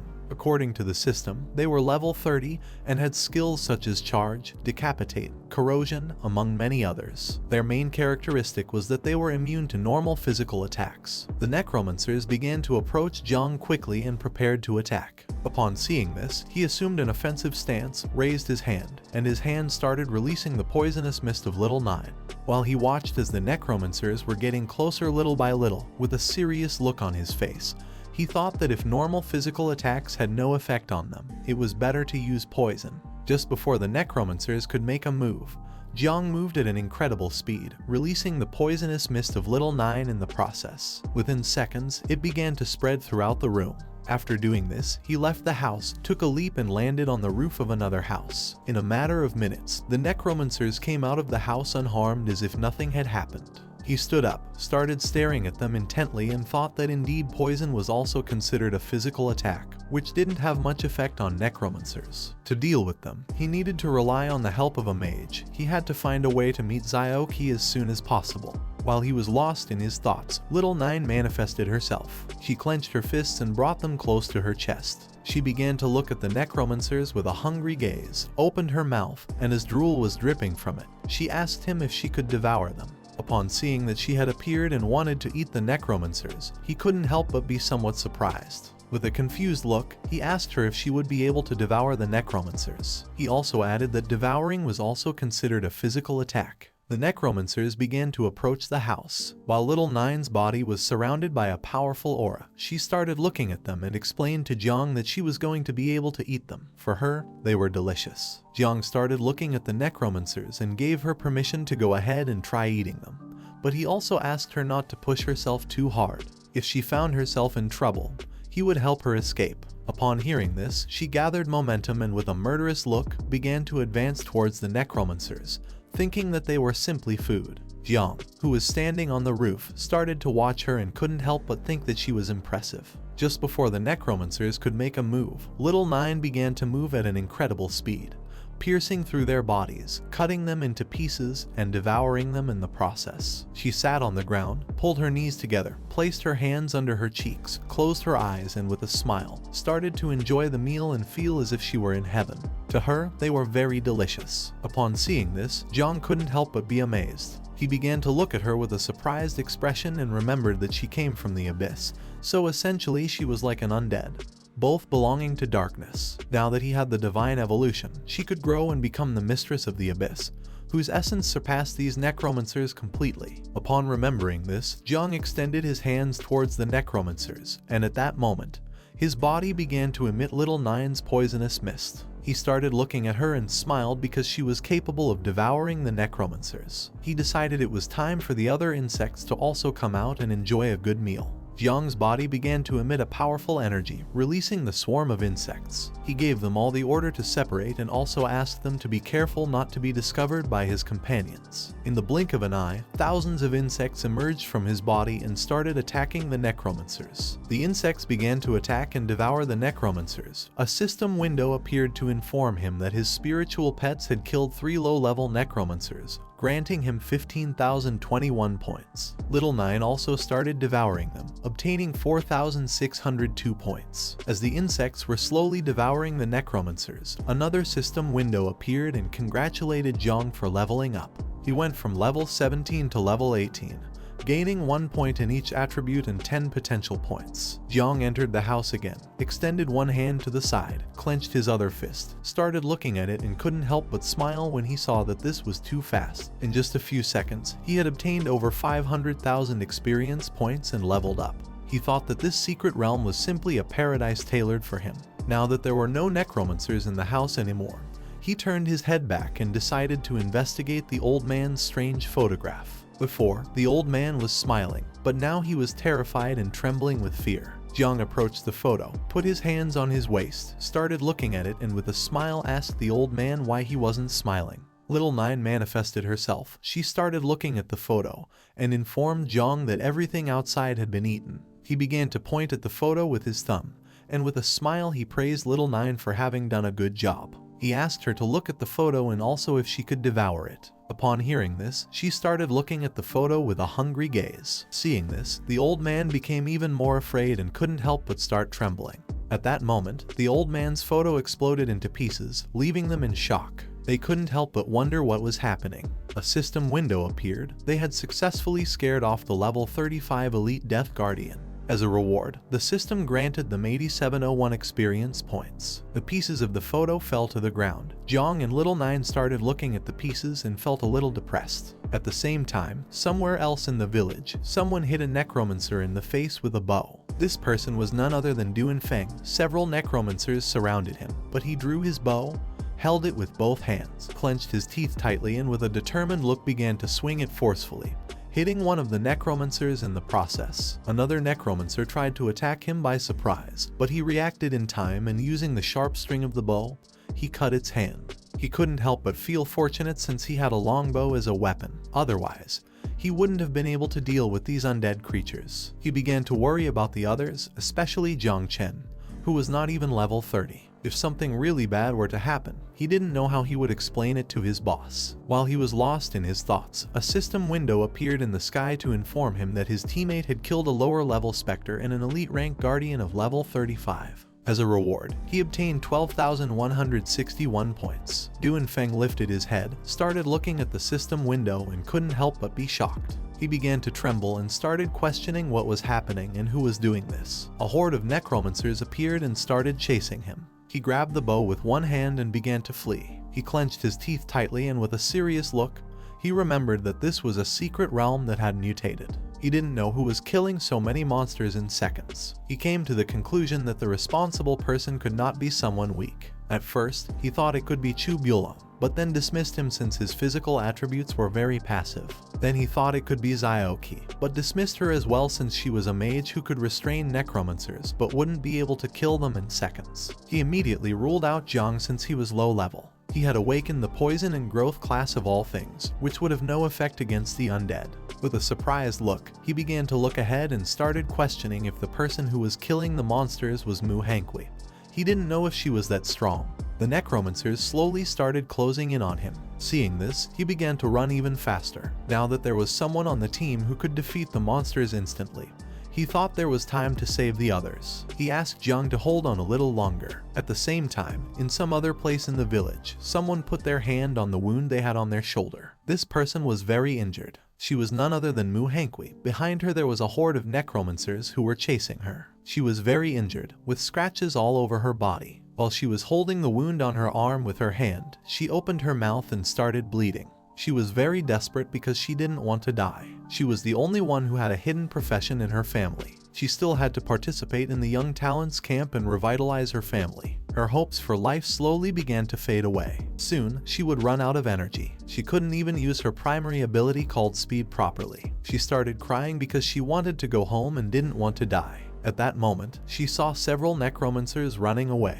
and upon seeing this, she began to question whether it was her teammate who had just killed the undead. She started walking even faster, and several seconds later, she reached the end of the alley. At that moment, Little Nine's poisonous mist began to appear from around the corner. Upon seeing this powerful energy, she couldn't help but be somewhat surprised and feel relieved. Thinking that she was saved, she just had to hold on a little longer. But for her bad luck, her strength completely ran out, causing her to fall to the ground. While she had both arms supported on the floor, she closed her eyes, and as blood was dripping from her mouth, she thought this wasn't good. The necromancers began to approach her and prepared to attack. Seeing this, she panicked, extended her hand forward, and with a desperate look started asking for help. At that moment, Jiang appeared, and with a serious look, he began to stare at her. Upon seeing that the person from whom the necromancers were fleeing was Jiang, she couldn't help but be shocked. She started reaching out her hand towards him, and with a surprised look, she couldn't help but wonder what was happening and how it was possible for him to be so strong. The necromancers began to approach her and prepared to finish her off. With her last bit of strength, she reached out her hand towards Jiang and asked him to save her. Jiang turned his head towards her, and with a serious look, he started to gaze at her and remained silent in deep thought. Several necromancers grabbed Mu Hankui's arm, but at that moment, Jiang also grabbed her arm and asked her to flee. She began to look at his arm with a confused expression and couldn't help but wonder what was happening. Using all his strength, Jiang pushed Mu Hangui aside and threw her backwards, saving her from the Necromancer's attack. While he had one hand extended backwards, he stared intently at the Necromancers and asked her to get away from here and stop interfering. She started running backwards, and then suddenly she tripped and fell to the ground. Several seconds later, while she had one hand on the ground, she began to sit up, started wiping her face with the other hand. And while one eye was closed, she began to look at him with the other and thought that Jiang Chen was crazy. A purple energy appeared, and upon seeing this, her expression changed drastically. She couldn't help but be shocked and started wondering what was happening. Jiang extended his hand towards the Necromancers, releasing a swarm of insects that quickly advanced towards them and began attacking, tearing their bodies into pieces. Mu Hangui, who was behind Jiang, couldn't help but think that he was very handsome. In an instant, the insects killed and completely devoured the Necromancers. While Jiang's body was releasing little Nine's poisonous mist, he simply remained silent. Mu Hangui placed both hands on the ground, sat down, started looking at Jiang, and couldn't help but wonder if he really was a useless person from the creation class. Jai Gang had told her that he had 2 classes, and she quickly realized that this was his true power. She put her hand over her mouth, started blushing, and looked at Jiang with a loving gaze. Her heart was beating very fast, which meant she was in love. 30 minutes later, the others finally got rid of the Necromancers and gathered somewhere in the village. Chu Bueling placed both hands on his knees, started breathing heavily, and couldn't help but think that Necromancers were very powerful. Duanfeng began touching his head with his hand and with a confused look thought that this was very strange since he hadn't come across another Necromancer since he had left that house. Zioqi, who was holding the magical staff with both hands, turned her head towards them and asked Duanfeng if it could be possible that Mu Hangui had the ability to control Necromancers. They also didn't know if she had awakened any hidden class, which was very strange for her too. She started pointing to one side with her finger and, with a surprised look, drew the attention of the others and informed them that there were traces of a fight, which meant that the battle had ended recently. Chu Bueling began to look in the direction she was pointing and couldn't help but feel somewhat confused. Duanfeng also started looking, but he was more concerned about Jiang as he didn't know if he was okay. Not far from them were some remains of the Necromancers, covered by little Nine's poisonous mist. They approached the area, and Zioqi, who was holding the magical staff with one hand, stood there speechless upon seeing that these were indeed remnants of the Necromancers. Duanfeng couldn't help but panic. He asked the others to quickly search for Jiang, as if something were to happen to him, none of them would be able to take the responsibility. After this, the 3 dispersed throughout the village and began searching for Jiang. Several minutes later, they started following the traces and turned a corner. Upon seeing what was in front of them, they couldn't help but be shocked. Duanfeng was in shock. He couldn't believe what his eyes were seeing. Zioqi was somewhat surprised and began to wonder what was happening. In front of them there was a street with small stairs, and on these stairs sat Jiang, who had both elbows resting on his knees and his head supported on his hand. Beside him was Mu Hangui. She clenched her fists tightly, sat behind him, and started massaging his back. Near them, on the ground, there were more remains of Necromancers. Chu Bueling, who was behind them, asked Duanfeng if that was Jiang. Zioqi began pointing to the sky with her finger and, with a surprised look, told him that it was indeed Jiang. Duanfeng started looking at Jiang with a confused expression and asked the others not to move because this was too strange. He didn't understand how the granddaughter of a king could be giving back massages to Jiang Chen as if she were a servant. He came to the conclusion that these two were probably illusions created by the boss of this secret realm. Mu Hangui clenched her fists, stood behind Jiang, and started giving him a massage. Both of them looked ahead and saw Duanfeng and the others. Upon seeing that they had arrived, Jiang stood up, pointed to one side with his thumb, and explained to them that the boss was in the backyard of the village. Far from feeling relieved, they adopted an offensive stance. Duanfeng took out his bow and with a serious look ordered them not to move. Chu Bueling clenched both fists and prepared to attack. Zioqi tightly held the magical staff, stared at Jiang, and asked him to answer the question they were going to ask first. Upon hearing this, Jiang and Mu Hangui couldn't help but feel somewhat confused. She stood up, positioned herself in front of him, extended her hands to the sides, looked at them with a serious gaze, and told them that if they wanted to harm Jiang, then they would have to step over her dead body first. He began to look at her with a confused look and couldn't help but wonder what she was doing and why she was behaving this way. Jiang put his hand on her face, pushed her aside, stood in front of her, closed his eyes, placed the other hand on his chest, and with a smile explained to Duanfeng that he knew what they were thinking. He revealed to everyone that he wasn't any monster, he just had a little more charm. They didn't respond, and upon seeing this, he told them that their boss was named Jiang and Aunt Tang cooked very well. Zio Qi approached him, placed both hands on his chest, and asked if he was injured. He started touching his head with his hand, closed his eyes, and began to smile. Chu Bulan couldn't help but feel relieved to see that he really was Jiang and wasn't hurt. On the other hand, Du Feng remained somewhat confused. Mu Hongqi, who was hiding behind Jiang, grabbed his cloak with one hand and, while blushing like a tomato, asked the others not to be angry with her because she was just being obedient. Jiang turned his head towards her and with an angry look asked her to tell the truth and stop lying. Upon hearing this, Zio Qi was somewhat surprised as she did not expect this from him. Du Feng began to smile and thought that he really had the skills to conquer women. Chu Bulan also started to smile and thought that he was hopeless. Jiang began to feel overwhelmed and with a shout, told them that it was enough already. He also asked if they didn't want to defeat the boss. In response, the others started to smile and changed the subject by saying yes. Some time later, they arrived at the backyard of the village. With a determined look, Jiang gave a strong kick to the door while the others simply remained silent. They opened the door and started entering the backyard. In front of them stood the boss of this secret realm, who was giant and had a murderous gaze. It slightly lowered its head and began staring fixedly at Jiang. A system window appeared and informed everyone that this boss was called the God of the Undead, had a boss rank, and was level 40. Jiang raised his head and began to stare at the boss, silently contemplating. Everyone started looking at the boss and couldn't help but be shocked. With a serious and determined look, Du Feng revealed to them that this was the level 40 boss. He also asked them to be careful as he would attract its attention first. He assigned Mu Hongqi with the task of protecting Jiang. He also asked Zio Qi not to forget to use the buff and advised her to be careful with the boss's attacks. They couldn't be reckless, they had to try to ensure their own safety while attacking. They had to be very careful because this was no game. The boss simply started looking at them and remained silent, and several seconds later, it began to move. Seeing this, Du Feng asked the others to be careful as it was moving, and also ordered them to separate. But to everyone's surprise, instead of attacking, the boss crouched down, rested its elbow on the ground, and prostrated itself before them, leaving everyone in shock. The boss's body began to tremble. Du Feng was dumbfounded and with a surprised look he started wondering what was happening.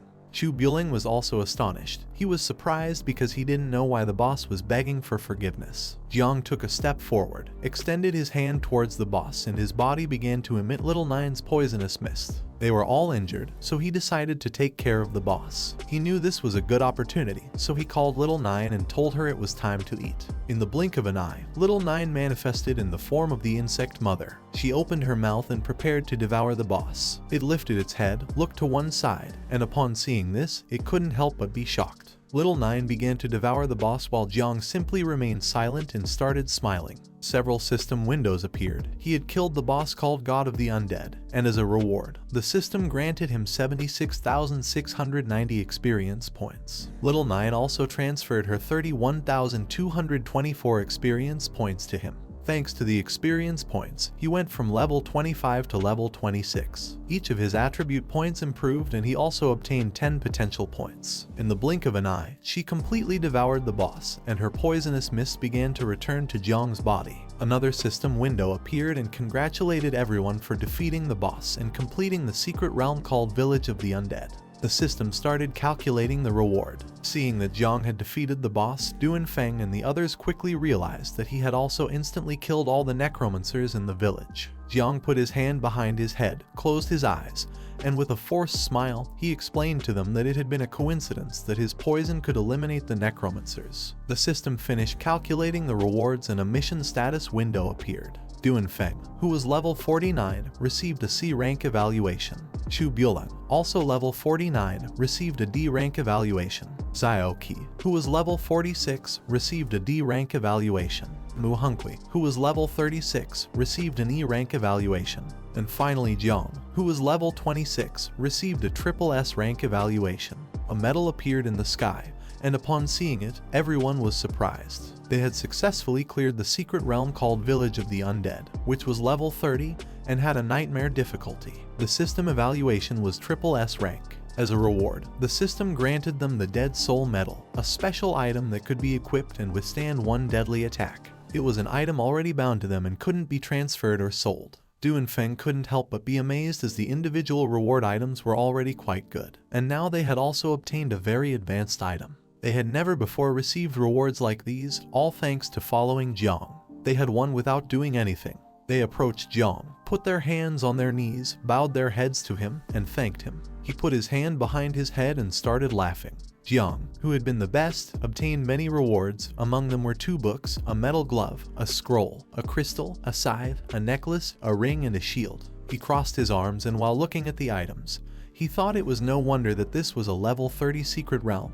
The death rate was too high. He quickly came to the conclusion that these items must be worth billions. Among the items, there was one item that caught his attention quite strongly. This item was called Invisibility Cape. It was of platinum quality and could grant 80 agility points and 50 energy points to the user. By using this cape, one could become invisible for 3 minutes with a cooldown time of 2 hours. Jiang extended his hand towards the invisibility cape, and with a surprised look, he decided to keep it. For him, this cape was practical, useful, and fashionable. The other items were not going to be of much use to him, so he decided to sell them when he returned and buy pure blood for the insects. A portal appeared in the sky, along with a system window. Due to the mutation in the secret realm and having completed the challenge, this secret realm was about to disappear, so the system asked everyone to leave as soon as possible. This time the devour value had increased a lot, so if the insects drank a little more blood, they would be able to reproduce for a second time. Night fell, and they went back to the Night's Watch headquarters. They informed Jai Gang that the secret realm had mutated. Jiang had conquered Mu Hunkui, and he was also the one who had cleaned up the secret realm. Upon hearing this, Jai Gang couldn't help but be shocked. He asked everyone to leave the office as he wanted to speak alone with Jiang. Feng, who was standing behind Jiang, responded with a understood. Several minutes later, when everyone left, Jiang entered the office. Jai Gang turned his body towards him and with a serious look asked him to confess and be honest, as this way he would be treated leniently.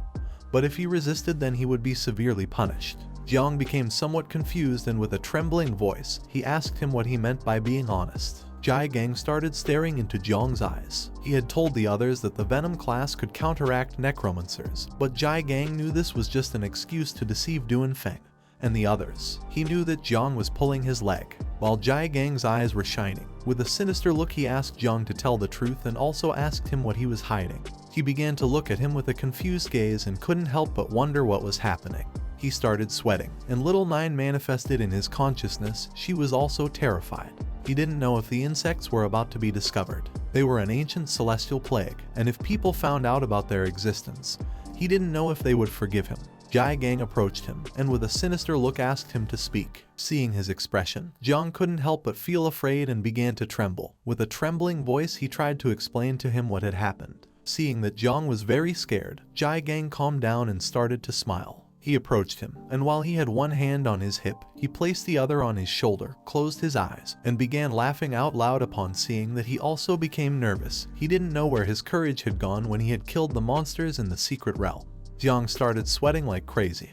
He began to look at Jai Gang, and it didn't take long for him to realize that he was pulling his leg. He sat on the sofa, and while he had one arm resting on it, he extended the other hand towards the ceiling, and with a calm look explained that he wasn't pulling his leg. It was just that if he didn't want to talk now, then he also didn't want to keep pressuring him. The more cards up his sleeve Jiang had, the happier Jai Gang would be. In the future, Night Watch would count on him to achieve new successes. Jiang finally calmed down a bit, put his hand on his chest, and with a sincere smile asked him not to worry. He decided not to reveal anything for now, but in return he was going to get him epic level equipment. Uncle Jai Gang closed his eyes and couldn't help but start laughing. He appreciated Jiang's intention, but an epic level piece of equipment wasn't easy to obtain. In response, Jiang explained that he was serious. Jai Gang decided that it was time to get serious. He reached out towards the ceiling, causing a magic circle to start appearing. With a serious look, he thought it was good that Jiang had an ace up his sleeve, but there were some things he needed to clarify. From within the magic circle emerged 3 bandaged corpses, and they fell to the ground in front of Jiang. Seeing this, he couldn't help but feel somewhat confused. He asked Uncle Jai Gang what this was and where these corpses had come from. Jai Gang started to stare at Jiang and revealed to him that these guys were at least 3rd grade masters of level 60 or higher. There were even 2 4th grade grand masters with a level above 90. They were not people to be taken lightly, since any one of them was someone whom even Jai Gang could not handle. He was just a corpse collector. Jiang became somewhat nervous, and as a drop of sweat was falling from his cheek, he began to look at the corpses and with a terrified look asked Jai Gang if all these guys wanted to kill him. With a calm look, Jai Gang asked him to stop talking nonsense, as these guys had gone to kill Mu Hankyu, but they had all been secretly eliminated by her protectors. Jiang turned towards him and with a confused look asked why these guys wanted to murder Mu Hankyu. In response, he took out a scroll, and while holding it in his hand, asked him to read the content. Jiang took the scroll with both hands, opened it and began to read. This scroll was a great summer hunting classification. The first on the list was someone of level 46 named Ying Zhan, an invincible descendant, who was in the war zone of the capital. Killing him would grant 3 celestial rewards. The second on the list was someone of level 46 named Jai Xuanyu, an invincible descendant, who was in the Madu war zone called Shanghai. Killing him would grant 3 celestial rewards. The third on the list was someone of level 45 named Jiang Wuxuang, an invincible descendant. He was in the war zone south of the Yangtze River called Jiangnan. Killing him would grant 3 celestial rewards. The 12th on the list was someone of level 41 named Zio Ban, a national defender descendant. He was in the war zone south of the Yangtze River called Jiangnan. Killing him would grant 2 celestial rewards. Jiang did not know what this great summer hunting list was. All were names he had not heard before. Looking a little more closely, he noticed the name Zio Ban. With a surprised look, he asked Jai Gang if this was not a member of the Zio family that protected the country. He began to look at Jiang with a serious expression and responded that yes, all of them were the most outstanding geniuses of his generation's camp, and Zio Ban was one of them. He was also going to participate in the Tanjiao camp of the 8 war zones, and Zio Ban was going to be with Jiang in the Yangtze River Southern War Zone. With a serious look, Jai Gang explained to him that if one was in the 7th transformation, they were considered as King Protector. If one was in the 8th transformation, they were considered as Country Protector, and if one was in the 9th transformation, they were considered invincible. The top 100 prodigies of Great Zia were at least descendants of sealed kings. Mu Hankyu, being one of the 12 descendants of sealed kings in Jiangnan, had only been able to occupy position 77. On the scroll, there was also information about her. She was ranked number 77, a descendant of the sealed king, and she was in the Jiangnan war zone. Killing her would grant a celestial level reward. Jai Gang began to look at Jiang and explained that if the descendants were powerful, then much more so would be the Zio family that ruled the country. Several minutes later, Jiang finished reading the entire scroll, approached Jai Gang and returned it to him. With a serious look, he asked if he had shown this to him so that he wouldn't be too unprepared in the Tanjiao camp. He took the scroll with his hand and replied yes, the greater the power he displayed, the more dangers he would expose himself to. He asked Jiang not to expose himself recklessly unless absolutely necessary. He clenched his fist tightly, started looking at the ground with a lost gaze, and explained that the other geniuses had the backing of great powers. But his uncle, Jai Gang, although he had a good master, had not learned the arts well and so far was only a 3rd level master. He feared he might not be able to protect Jiang adequately. He began to walk and told Jai Gang that he would take this into account and would try not to reveal his power to anyone in the Tanjiao camp. He started looking at the ground again and thought that Uncle Jai Gang not only did not blame him for hiding his power, but was also making great efforts to protect him. He put his hand under his chin, and with a smile, he remembered that they said Jiang's performance in the secret realm had been better than the others. If this got out, then he would definitely be above Mu Hankyu in the rankings. But there was something strange. She hadn't said a single word to anyone since she returned and was keeping his secret. He stood up, and while keeping his hand under his chin, approached Jiang. He started looking into his eyes with an insinuating look, and with a smile asked him to be honest. He asked what he had done to Mu Hankyu. He recalled that in the secret realm there were only necromancers. He thought Jiang's tastes were really strange. Upon hearing this, Jiang began to look at Jai Gang with a confused expression and couldn't help but start sweating. To stop talking about the subject, he quickly turned his back on him, and as he was walking away, he started waving goodbye with his hand and explained that he was going to take a shower and then sleep because he wanted to rest a bit. With a confused look, Jai Gang told him that he had not said this was a bad thing. Several hours later, it began to get dark, and Jiang returned to his apartment. In front of him was a table with a bunch of jars. He placed both hands on the table and with a joyful look started to gaze at the jars. He had bought 33 units of 3rd level blood and 14 units of 4th level blood. He had sold most of the equipment to get this. This should be enough for the insects to reproduce in the 2nd generation. He took a jar, removed the lid, began to pour the purple blood on his arm, and with a smile asked the little insects to come out as it was time to eat. He decided to start first with the refined 3rd level blood. This was equivalent to devouring a master of 3 human transformations with a level above 60. To extract just 1 jar required hundreds of ferocious beasts. He told the insects that their father had made a great effort for this. Little Nine didn't take long to smell the scent of blood. She manifested herself, climbed onto Jiang's head, started looking at his arm with a hungry gaze, and explained to him that she also wanted to eat. While the blood was floating around his arm, he began to look at Little Nine with a cheerful look and asked her not to eat now, as it was still a long way before she could reproduce. Upon hearing this, she became sad, grabbed Jiang's hair with both hands, closed her eyes, and started crying like a little girl. Seeing this, he couldn't help but feel somewhat confused. He grabbed her with his hand, lowered her from his head, and threw her on the table on top of a jar. He closed his eyes, and although at first he didn't want to, in the end he also let her eat. She grabbed the lid off the jar, and with a hungry look, thanked him, saying that he was the best. She removed the lid from the jar, put a straw inside it, and started drinking. She was level 18 and was in the process of leveling up to 19. While she was drinking, Jiang grabbed another jar of blood, removed the cap, and began pouring the blood into his arm again.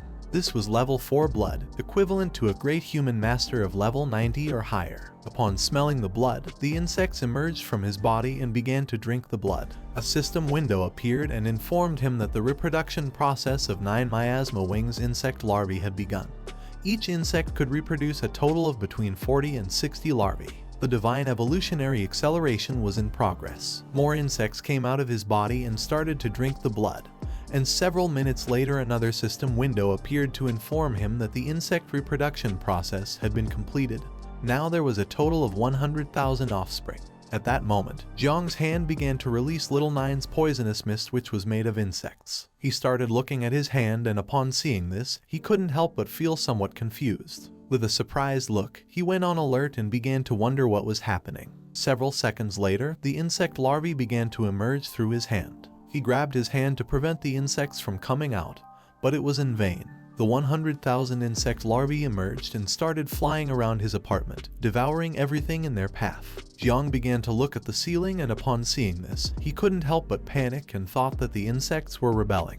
He clenched his fist tightly, extended it towards the ceiling, gritted his teeth forcefully, and gave the order to all the insects to return to the insect nest and stay still, as he had not asked them to come out. The insects began entering his arm and started returning to the insect nest. When looking to one side, he saw that the insects had begun devouring everything. They had devoured the painting and part of the table. He did not take long to realize that the insects were terrifying, and it was dangerous to let them out while at home since they were capable of destroying it. On the table lay Little Nine. She was licking a jar of blood and enjoying every drop. With an angry look, Jiang scolded her for thinking only about eating instead of taking care of her mischievous offspring. He turned his head to the side and his statistics window appeared. Currently, he was level 26, had the identity of Sovereign of Insects, had the profession of Divine Rank Creation, and his talents were Growth of All Things level 1, Divine Evolution level 1, and Ancestral Tree. Little Nine's statistics window also appeared. She was a level 21 insect mother, or also known as 9 Wings of Miasma. She was disaster level. She had an offspring count of 100,000 units and her combat power evaluation was 197 stars. Upon seeing that she had a combat power of 197 stars, Jiang couldn't help but feel joyful and start to smile. This had improved too quickly. She was almost at the level of a 3rd level master. While his body was surrounded by powerful energy, he clenched his fist tightly and thought that everything was ready. Now it only remained to wait and go to the Tanjiao camp tomorrow, reach level 30 all at once, and complete Little Nine's second reproduction. Jiang started to imagine the sexy Little Nine, and with a joyful look he thought that at that moment, he was going to be able to obtain a new mother insect. At the same time, Jane Tang returned to the headquarters of the Night's Watch. With a surprised look, she asked Jai Gang if he wanted her to seek out Tiandao Wang for him to intervene. She didn't know if it was necessary to make such a fuss over Jiang Chen's matter. Jai Gang was sitting in front of her on the sofa, while he had one hand resting on the arm of the sofa. He put the other under his chin, and explained to her that he was doing this just in case. He knew that in the war zone south of the river, Jiang would meet with the prodigy of the Zio family, Zio Beihan. The most dangerous thing was that there were no secrets that could be hidden in Tanjiao camp. He started looking at the floor and with a sincere look explained to her that there was something in Jiang that terrified him. He was worried about Jiang's poison. He knew he was hiding many secrets from them. With a serious look, she began to stare at Jiang. She couldn't believe that this was possible and also asked him not to scare her. She began to remember what had happened a long time ago. 600 years ago, the Devourer caused disturbances and Great Zia created the forbidden professions. Once discovered, users of forbidden professions were eliminated directly. She stood up, and with a look full of terror, she explained to him that if Jiang Chen really had a forbidden profession, then it would be revealed at the moment of awakening. She believed that Jiang was just being paranoid. Jiang clasped his hand with the other hand, started looking at the ground with a look full of terror, and thought that he hoped it was as she was saying, that only he was being paranoid. The next day, Jiang left his apartment and went to a forest. Then he took out a map, held it with both hands, and while looking at it, began to question which way was the right one. He wasn't sure if he had gotten lost again. At that moment, someone shouted loudly for help. Jiang, who was trying to find the way, started looking back and with a confused look began to wonder who was shouting. Behind him there was a giant tree. On the ground beside it there was a sword. At the top of the tree, there was a man with white hair holding onto a branch. He was asking for help because he was afraid of heights. Jiang turned around, started looking up, and upon seeing the man, he remained silently thinking. He decided to help him. He extended his hand towards him and used the ability called Growth of All Things, Vine. By doing this, several branches emerged from the ground and began to advance towards the man. Just before he let go of the trunk and fell from the tree, the branches wrapped around his body, preventing him from falling. Several seconds later, the man finally landed on the ground. He placed both hands and both knees on the ground, and while panting heavily, he explained to Jiang that he had been quite scared. He just wanted to save a bird's nest. He had thought that nest didn't seem high up, but upon climbing realized it was really very high. Jiang approached him, started looking at him, and while a drop of sweat was falling from his cheek, remained somewhat confused seeing that the man was afraid of heights yet still decided to climb the tree to save a bird's nest. He didn't know if this man was an idiot. The man stood up. He was an older man. He extended his hand towards Jiang and with a pleasant look thanked him for saving him and also asked what he wanted in return. Jiang, who was lost, asked the man if he knew how to get to the Tanjiao camp. The man turned his back on Jiang, and as he was walking away from him, closed his eyes and with a smile began to ask him to follow since he too was going to the Tanjiao camp because he had a task there. He put his hand behind his head, thanked him, and decided to follow him. Jiang started to follow the man, extended his hand towards him and decided to ask a bit about him. He asked him if he was also a job changer. He was somewhat confused since the man carried his sword behind his back instead of storing it in the system inventory. He started walking in front of Jiang and explained that he actually wasn't a job changer but just an enthusiast who liked practicing with the sword. He turned his head towards Jiang, started looking him in the eyes and with a cheerful smile, explained that when he was young, he didn't have the talent, and after failing to change job, he fought and struggled for almost 10 years and still wasn't even able to afford buying a bathroom in the city. At that moment he was completely desperate and ran to the mountains, found a small abandoned cabin, climbed on top of a table and prepared to hang himself. But when he looked to one side he saw a sword. Seeing this sword, the will to continue living returned in him. Since then, he began practicing with the sword every day on the mountain. Practiced drawing the sword for 20 years and fencing for 30 years, and then suddenly he had a revelation. He asked Jiang if it didn't seem incredible. Jiang, who was somewhat confused, responded that it was certainly something incredible. The man grabbed the sword with his hand, started looking at the ground, and asked Jiang if he wanted to learn how to handle the sword. He knew a special move. Just before he could say the name of the special move, Jiang interrupted him and refused. Upon hearing this, he put away the sword, closed his eyes, and with a pleasant smile thought that Jiang was a bit impatient. He decided to wait for the moment when Jiang would want to learn how to handle the sword. Jiang started looking at the sky, and upon seeing what had appeared, he couldn't help but be somewhat surprised. With a cheerful look, he asked the man to look and also asked him if that wasn't the Tanjiao camp. But to everyone's surprise, the man disappeared. Jiang started looking around and noticing that the man was not there. He became somewhat confused and began to wonder where the man was. He also thought that this old man was too strange. At the same time in Tanjiao camp, several helicopters started flying in the sky. At the entrance, there was a receptionist, and in front of the desk there was a huge line of people. He asked all geniuses who were going to enter the camp to first come and line up for registration. Each one would receive an identification bracelet which could not be removed unless one was eliminated. A man with black hair began to approach the entrance. A while later, it was Jiang's turn from Chu City. He received the identification bracelet and started putting it on his wrist. In this camp, Mu Hankyu and Luo Sandow were also present. They brought their hands to their chests, started looking at Jiang with a loving gaze, and couldn't help but start blushing upon seeing that he had also come to the camp. For Mu Hankyu, he was her master, and for Luo Sandow, he was her benefactor. Jiang couldn't help but feel somewhat confused as he didn't know what was happening.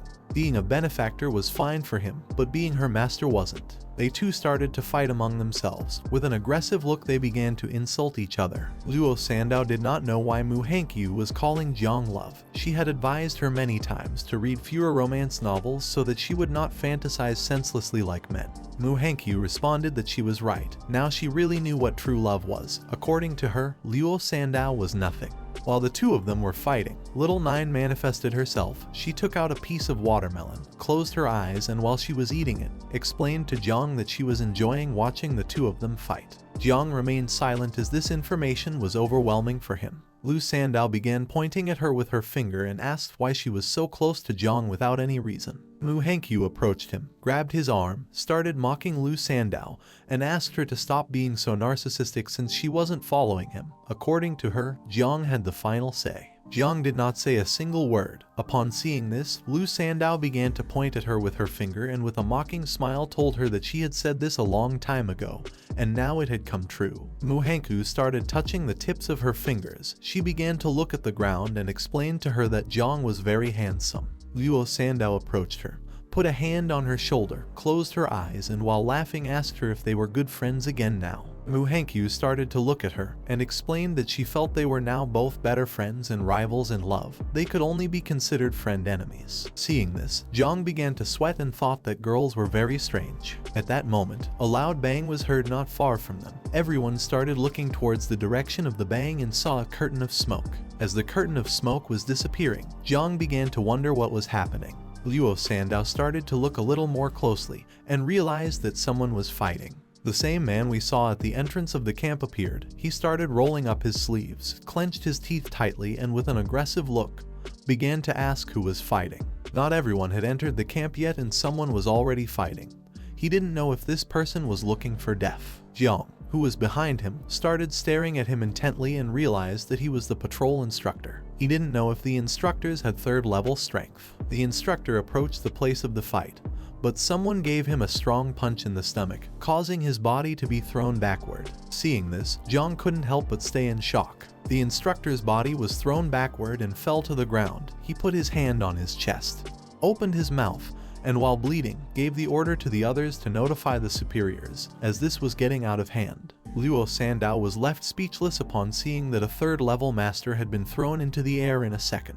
With a surprised look, she began to wonder who had hit the instructor. With a serious look, Mu Hankyu revealed to her that they were the standouts from Jiangnan's war zone. A woman with red eyes, who was wearing assassin clothes, appeared. She put her hand on her hip, started staring at the instructor and remained silent. Her name was Tang Ying. She was an assassin. Her strength was extremely terrifying. She was the youngest assassin of Tianjilu. It was said that recently she had assassinated a great level 4 master in Sakura country. Another man who had red hair appeared, his body surrounded by powerful energy. He began to look at him and couldn't help but start smiling. His name was Bai Feng, and he was known as the Little God of Death. He was a disciple of the chief commander of the East Sea Defense Line. He was the brightest and most promising seed in the military district but had psychological problems.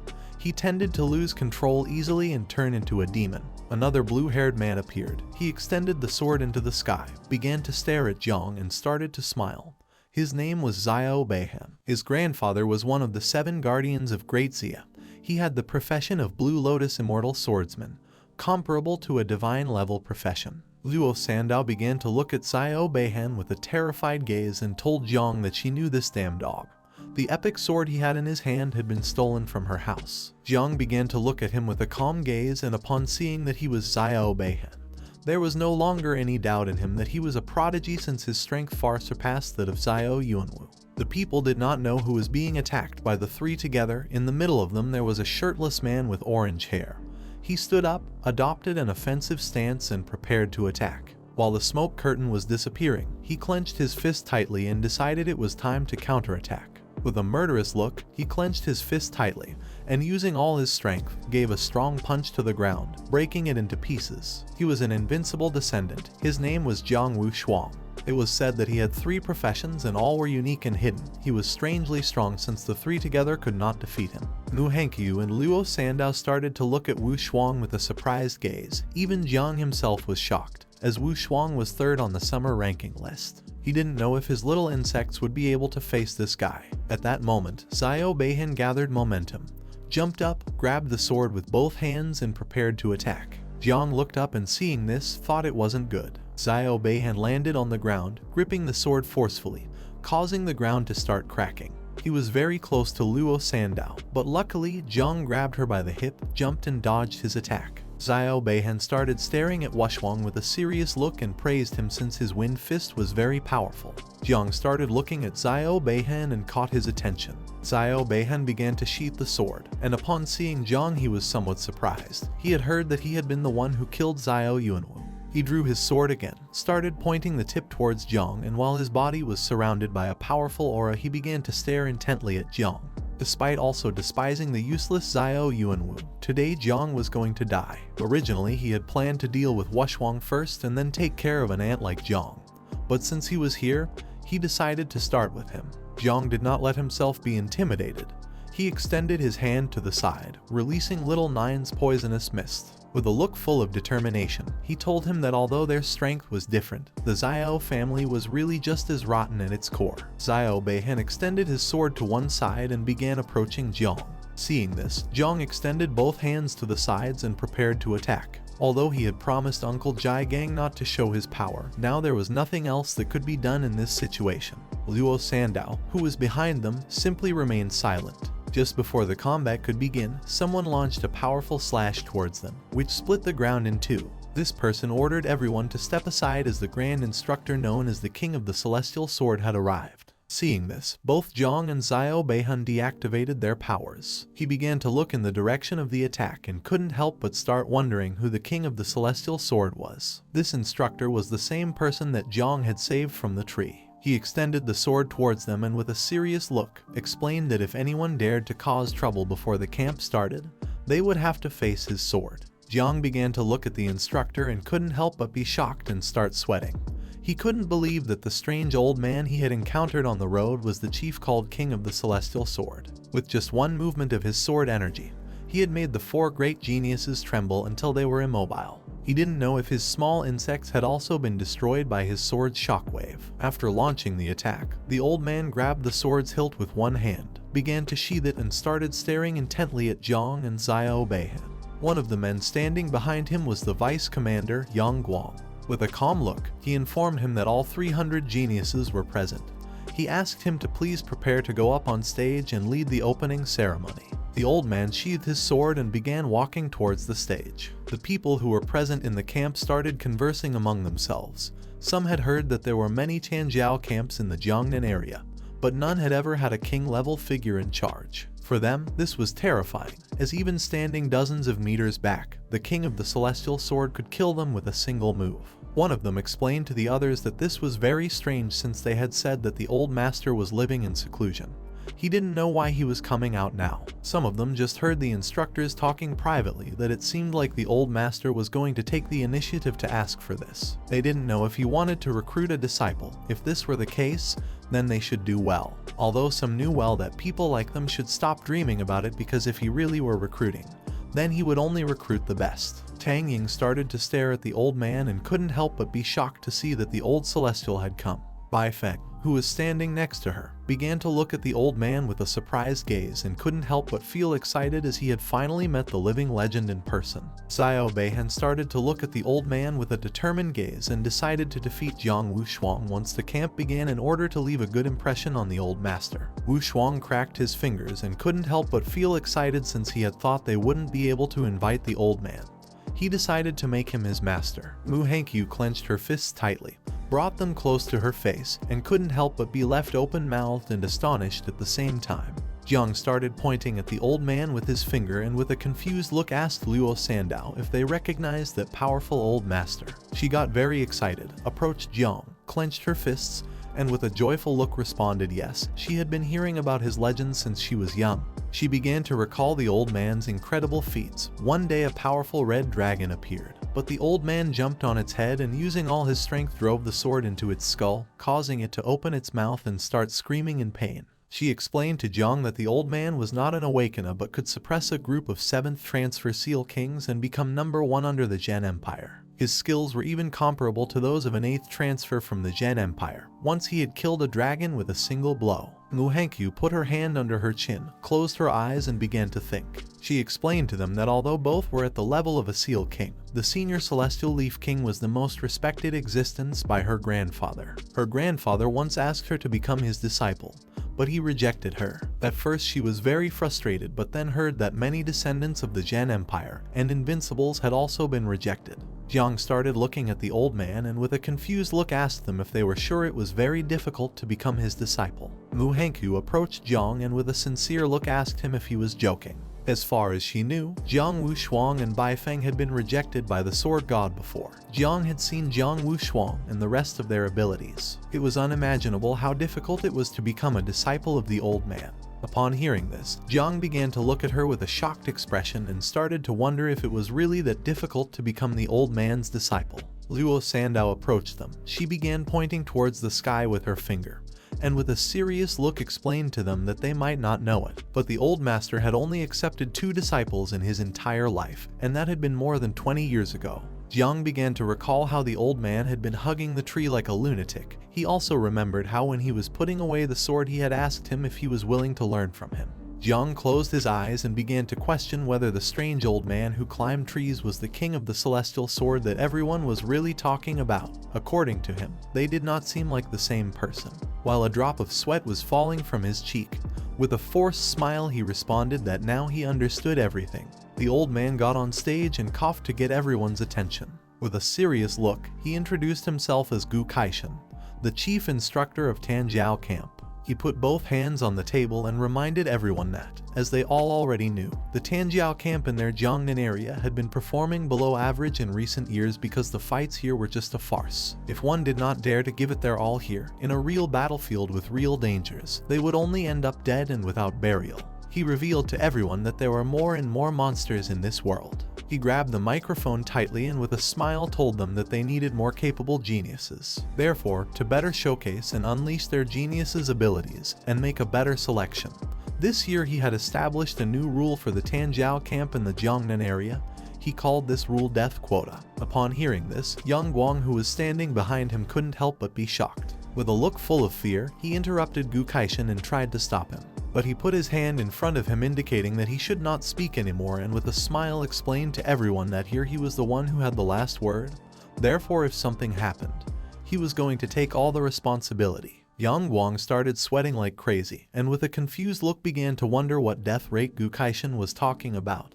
His superiors had not mentioned this before and there hadn't been one before in the history of Tanjiao camps. There were many powerful geniuses down there, so he didn't know if this was going to create chaos. Gu Kaishan took the microphone, brought it close to his mouth, and with a serious look told them that today 10 of them were going to die for him in each round of the test. He also added that if anyone wanted to withdraw, they could do so now. Many of the participants panicked. A boy started looking at his friend with a look full of fear and explained to him that although this was terrible, he couldn't withdraw because otherwise his whole family would be shamed. His friend swallowed hard and with a trembling voice told him that he didn't want to die. Wu Shuang, who was standing in front of them with crossed arms, remained calm, began to smile and thought that this was expected from the senior Celestial Blade King. According to him, the Tanjiao camp and Jiangnan area should have done this years ago. Zio Ban turned his head back, started staring at Jiang and with a smile came to the conclusion that this rule had been made especially for him.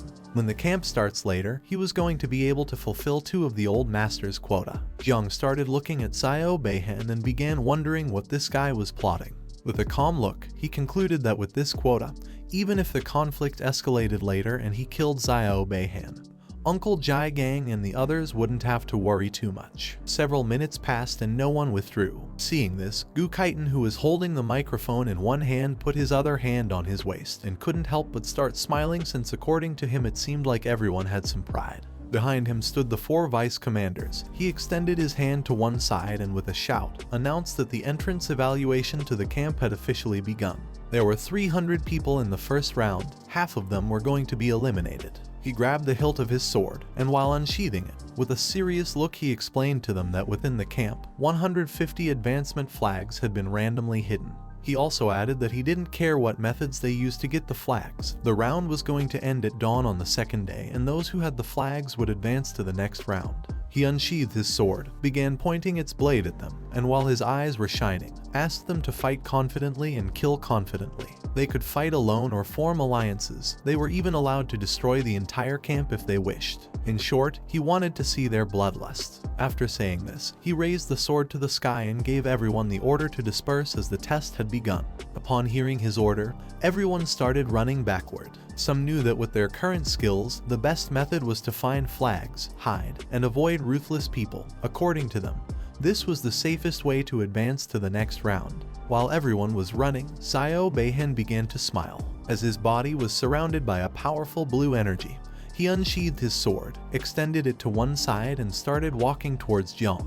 While little by little he was getting closer, Jiang, who was standing next to Manhwa and Luo Sandow, remained silent. Jiang extended his hands to the sides, started staring at Zio Ban, and gave them the order to look for nearby advance flags since he was going to take care of him. Manhwa did not know what Jiang was thinking.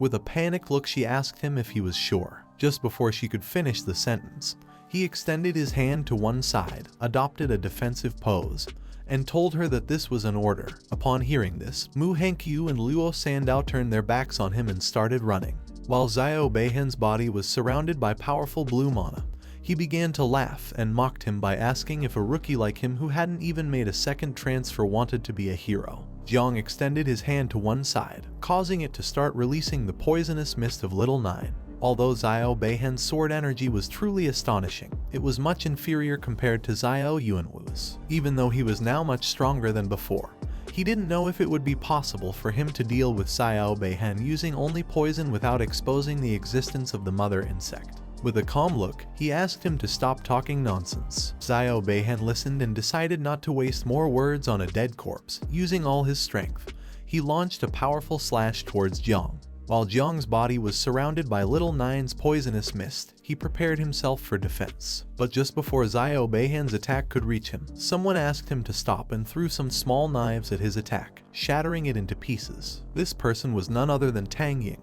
While she was holding knives in her hands, she began to stare at Zio Ban with an angry look. Zio Ban, who was holding the sword with one hand, began to look at her with a serious expression and asked what she was doing. When looking to the side, Jiang saw Tang Ying with a surprised look. He began to question whether she was the female assassin. Tang Ying put her hands on her hips, approached him, and shouted if he had forgotten their agreement with Bei Feng. They had agreed to kill Wu Shuang once the camp started, yet he constantly went off to deal with insignificant matters. She didn't know if he was using these excuses deliberately because he was actually afraid of Wu Shuang. Zio Ban clenched his fist tightly and with an angry look asked her who had said that he was afraid. Both turned their backs on Jiang and started walking towards the area where Wu Shuang was. Zio Ban, who was furious, asked her where he was. He decided to deal with him first since it wasn't too late to handle the trash afterward. Tang Ying began pointing in the direction where Wu Shuang was and explained that he had headed towards the forest and Bei Feng was chasing him now. Jiang deactivated Little Nine's poisonous mist, started looking at them and felt relieved since things had really taken a turn. He didn't know who Tang Ying was but felt that she was intentionally helping him. Once they moved away a bit, Tang Ying turned back, put her finger near her mouth and winked at him. Seeing this, he realized that she was indeed helping him. But he didn't know why since they didn't even know each other. She began to look down with a sad expression. She was the niece of Tang Jin. His aunt had asked her to secretly take care of Jiang Chen in the Tanjiao camp. But with her current abilities, she couldn't fight Zio Ban directly. She could only use Wu Shuang's name to try to delay his movements. A man with black hair who was carrying a bow on his back and holding several flags in his hands approached them, knelt before him, and explained that his father was the subordinate of his grandfather. These 3 advancement flags he had were a sign of his dedication to him. He was the 6th venerable transfer descendant named Huang Yongchao. Zio Ban approached him and with a serious look told him that he did not need the flags. He also added that if he really wanted to show his loyalty, then he could help him do something. Tang Ying crossed her arms and remained silent. Huang Yangchao, who was kneeling before him, explained that his subordinate would serve him with the utmost loyalty. Tang Ying began to look at Zio Ban and thought that this was not good since now Jiang would have to take care of this himself. But she hoped that Mu Hengqiu and Luo Sandow could protect him. At the same time, Luo Sandow obtained 2 advancement flags. While she was holding them in her hand, she closed her eyes and with a joyful smile explained to Jiang that she had just found 2 flags. She arrived at the area where Jiang was and placed the flags on the table. Jiang, who had one hand resting on his waist, with a calm voice asked them both to take the flags first since he was going to another place to take a look. She rested both hands on it and told him that they were going to help him find it together, and Mu Hengqiu, who was standing next to her, crossed her arms and remained silent. At that moment, someone shot an arrow, which began to move at great speed towards them. Jiang didn't take long to sense this. He put his hand under the table and asked them to be careful. Just before the arrow could get close, Jiang threw the table into the sky with all his strength, causing it to collide directly with the arrow. The attack was so powerful that the table was shattered into pieces. Luo Sandow started looking up, and upon seeing this, she couldn't help but panic and start feeling scared as she didn't know what was happening. She quickly hid behind Jiang, placed both hands on his arm, and peeked out a little to see what was happening. He went on alert and with a serious look, shouted and asked who was attacking and if they wanted to steal their flags. Mu Hengqiu drew the 2 daggers, held them in both hands, and adopted a defensive stance. The person who had launched the attack was none other than Huang Yangchao. He jumped, drew his bow, started aiming at Jiang, and while the arrow was surrounded by a powerful energy, he began to stare at him and revealed that he did not want the flag but wanted to take his life. He prepared to shoot the arrow towards Jiang, causing the arrow to start emitting even more energy. They looked up at the sky, and upon seeing that it was Huang Yangchao, they revealed to Jiang that he had the hidden profession called Extreme Archer of the Sun Chaser. He was level 39 and his father was a venerable of 6th transfer. He was a subordinate of Zio from the Jiang Empire. Luo Sandow did not know if her Eternal Earth Shield would be able to stop the attack. With a penetrating gaze, Huang Yangchao launched the arrow towards them. It began advancing at great speed towards them. The blade grew larger and was covered in energy. As the arrow gradually approached, Jiang decided to do something about it. He asked both of them to step aside. He jumped, and while his eyes were shining, he began to advance towards the attack. He extended his hand, causing the palm to start releasing Little Nine's poisonous mist. With an angry look, he explained to them that he could tolerate everything else, but if they wanted to kill him, then they shouldn't blame him for being ruthless, since after all someone had to fulfill the old master's death quota. Luo Sandow, who was behind Jiang, couldn't help but clutch her chest in fear, and Mu Hengqiu, who was holding the 2 daggers, started looking at him with a surprised expression and couldn't help but begin wondering what he planned to do. Jiang launched Little Nine's poisonous mist towards Huang Yangchao, blocking the attack. The mist was so powerful that it not only blocked the attack but also shattered it, and began advancing towards him. While Huang Yangchao was flying in the air, the poisonous mist approached him. While holding the bow with one hand, he started looking around, and upon seeing poison, he couldn't help but panic since he had been told that Jiang was of the life type. With a look full of fear, he asked others not to hide and to come attack all together. Just before he could finish speaking, Little Nine's poisonous mist reached him and impacted his body, corroding and tearing him into pieces, causing him to start screaming in agony. The poisonous mist grew larger and the insects began to devour his body. His companions turned their backs on him and started to flee out of fear. They did not want to fight against a guy who had awakened the hidden poison class. Now that even long-range shooters like Huang Yangchao had not been able to deal with him, much less would those who had close combat classes be able to. They thought they were lucky since they escaped in time.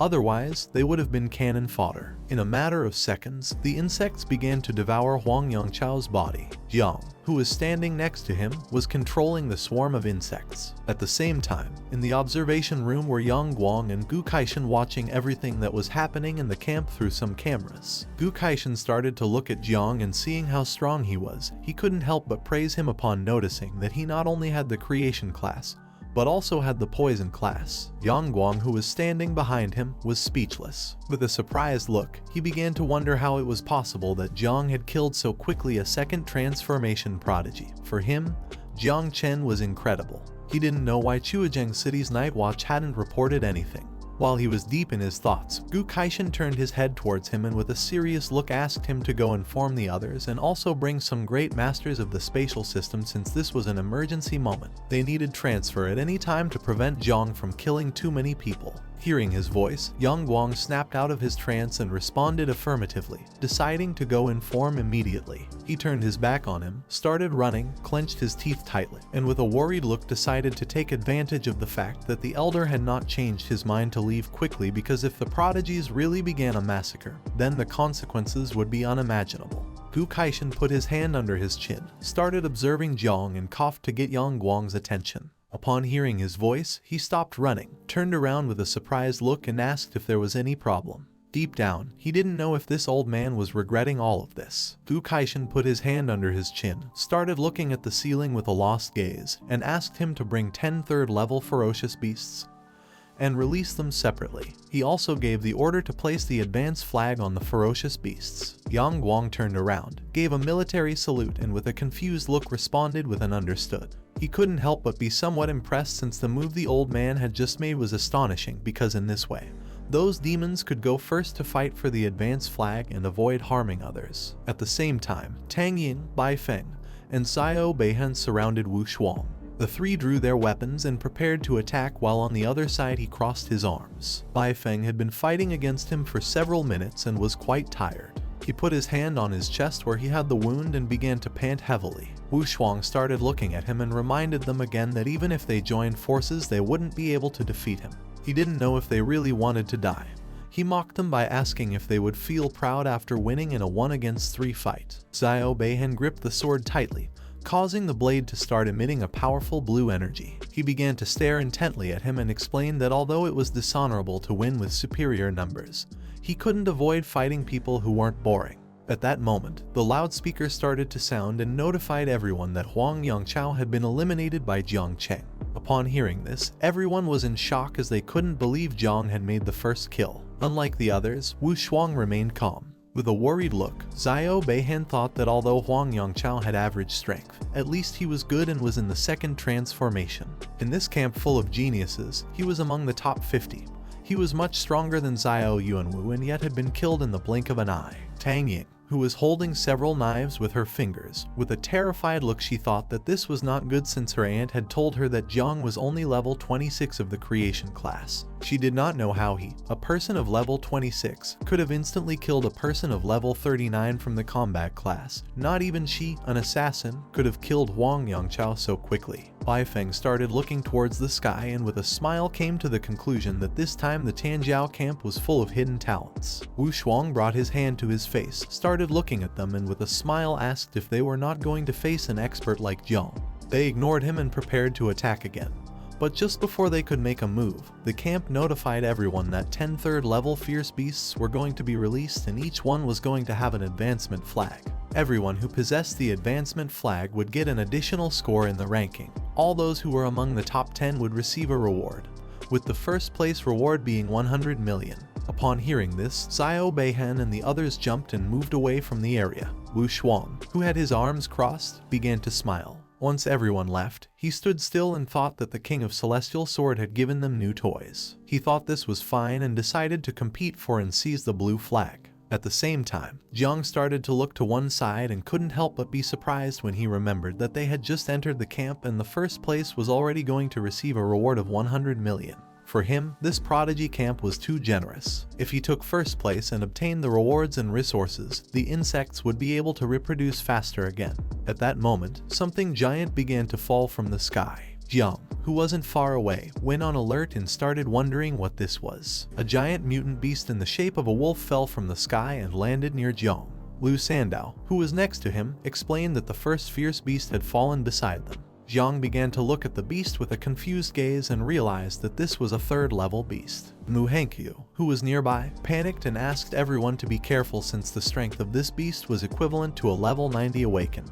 Little by little, the beast started to stand up. Luo Sandow looked with some attention and she realized that it was in a state of paralysis. She asked him if they should take advantage of this situation. While little by little the beast was getting to its feet and regaining consciousness, Jiang began to advance towards it and prepared to attack, making his hands start to release the poisonous mist. He decided to take advantage of this and asked the others to move away. He prepared to attack, but at that moment someone launched a powerful slash towards him. However, he reacted in time, jumped and dodged the attack at the last second. He couldn't help but feel somewhat confused as he didn't know who had launched this attack. Several seconds later, he landed on the ground, clenched his fist tightly and began to wonder what was happening. The person who had launched the attack was Zio Ban. He was standing on top of the beast's head and holding the sword with one hand. He began to stare at Jiang and with a smile thought that not only had he killed Huang Yongchao in a second, but now he dared to steal the advance flag. Jiang extended his hand towards him, releasing Little Nine's poisonous mist, and asked him if he was going to fight, then stop all this talk. Zio Ban jumped and used the technique called Heaven and Earth Wind Dragon Slash. He launched a powerful slash towards him which started destroying everything in its path. His attack collided with Jiang's, causing the poisonous mist to start disappearing. He positioned himself on top of the beast's head, and while his sword was surrounded by a powerful energy, he thought it was no wonder that Jiang was so arrogant, since it turned out that he had the hidden poison type. It was said that the poison type was difficult to handle, but in front of his sword's wind, it amounted to nothing. Mu Hankyu clashed her fist with her palm, started looking at him and with a serious look thought that Jiang was in danger since the wind could face and defeat the poison type. She thought they should help him as soon as possible. Luo Sandow, who was next to her, started looking at her with a surprised look and explained to her that Jiang's poison wasn't an ordinary poison. If they went to help, all they would do is cause more problems. Jiang adopted an offensive stance, and while his body was surrounded by poison, he began to stare intently at Zio Ban and decided it was time to end this. He used the technique called Poisonous Mist Dragon, causing a giant dragon made of poison to appear. It opened its mouth and prepared to attack. Seeing the size of the dragon, Zio Ban couldn't help but panic and think that this wasn't good. He decided not to stand idly by, grabbed the sword firmly, brought his fingers close to the blade of the sword, and realizing that this poisonous mist was not going to disperse with a strike, decided to absorb it. The dragon opened its mouth and prepared to attack.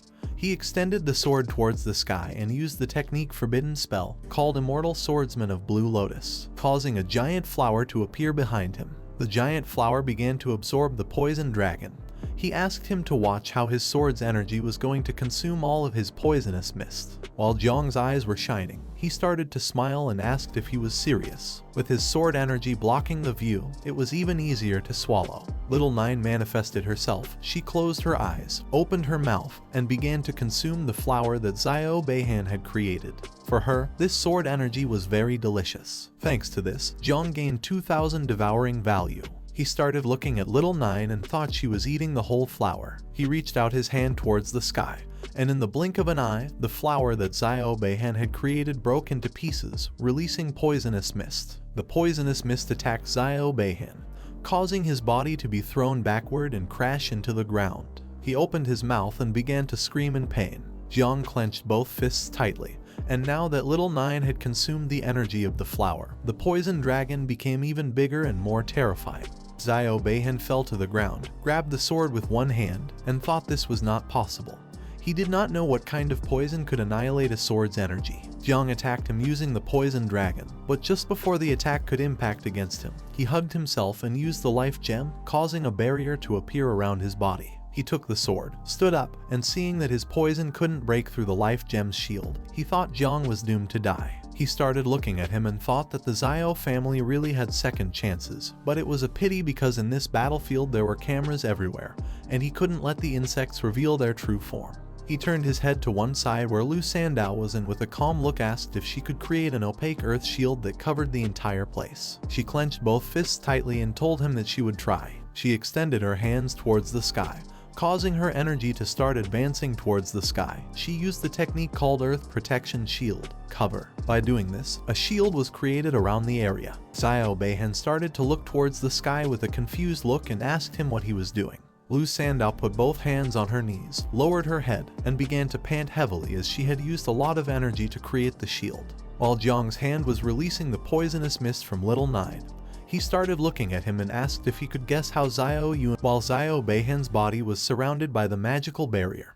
He extended the sword to one side and with an angry look asked Jiang if he was really comparing the worthless power of that piece of trash with his. According to him, Jiang was naive. Jiang simply remained calm and silent for several seconds. At that moment, Little Nine reappeared. She began to stare at Zio Ban with a sinister look and started to smile. while Jiang's body was surrounded by Little Nine's poisonous mist. With a calm look, he asked him if he was really comparing the current him to the past him. Thinking this way was indeed naive, he began to get tired of him and ordered Little Nine to manifest and give him a beating. She extended her hands to the sides, and while her body was releasing a powerful energy, she began to advance towards Zio Beihan and decided to follow Jiang's order. Zio Beihan put the sword in front of his face to defend himself from the attack, and with a confused look he began to wonder who she was. Little Nine started moving at high speed and began attacking him, but he started blocking the attacks using the sword, no matter from which direction she attacked.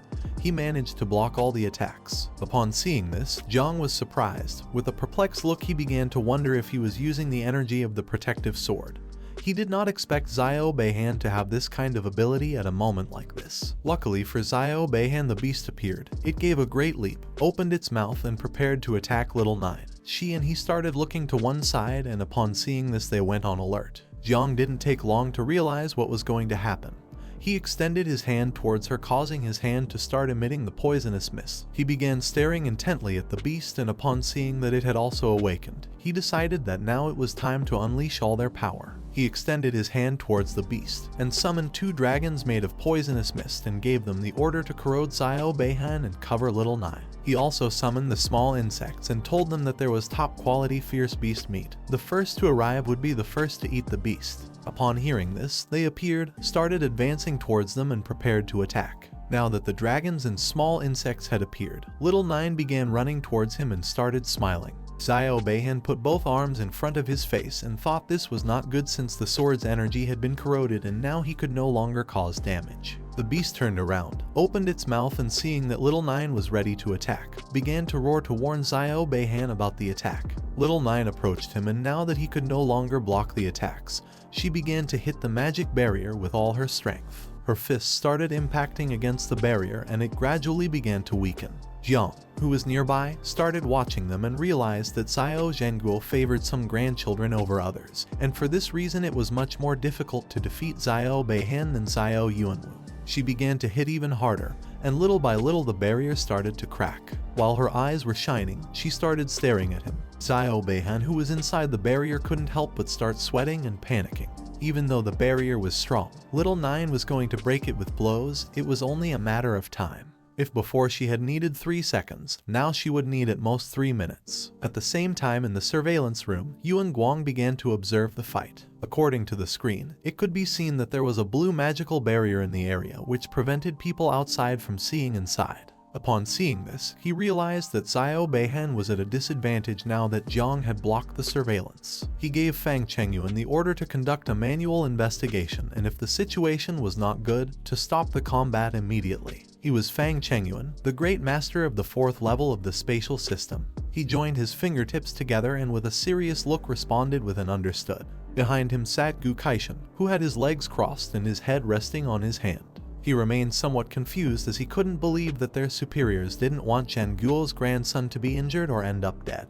Yuan Guang turned around, put his arms behind his back, and with a calm voice explained to him that although that was true, no one knew what would happen if he got injured or ended up dead. He didn't know if he was really prepared for a battle with Zio Zhenguo. He also asked him if Commander Duan from the Jiangnan War District knew about this. Gu Kaishan started looking at him and remained silently thinking. Feeling his gaze, Yuan Guang couldn't help but panic. With a confused look, he told him that although he had ordered the prohibition of leaking any information within the Tanjiao camp, once it ended, the superiors would know what had really happened. Gu Kaishan, who had his head resting on his fist, began to look at the ceiling with a lost gaze and sank into his thoughts. He knew that Zio Beihan's strength was also considered outstanding.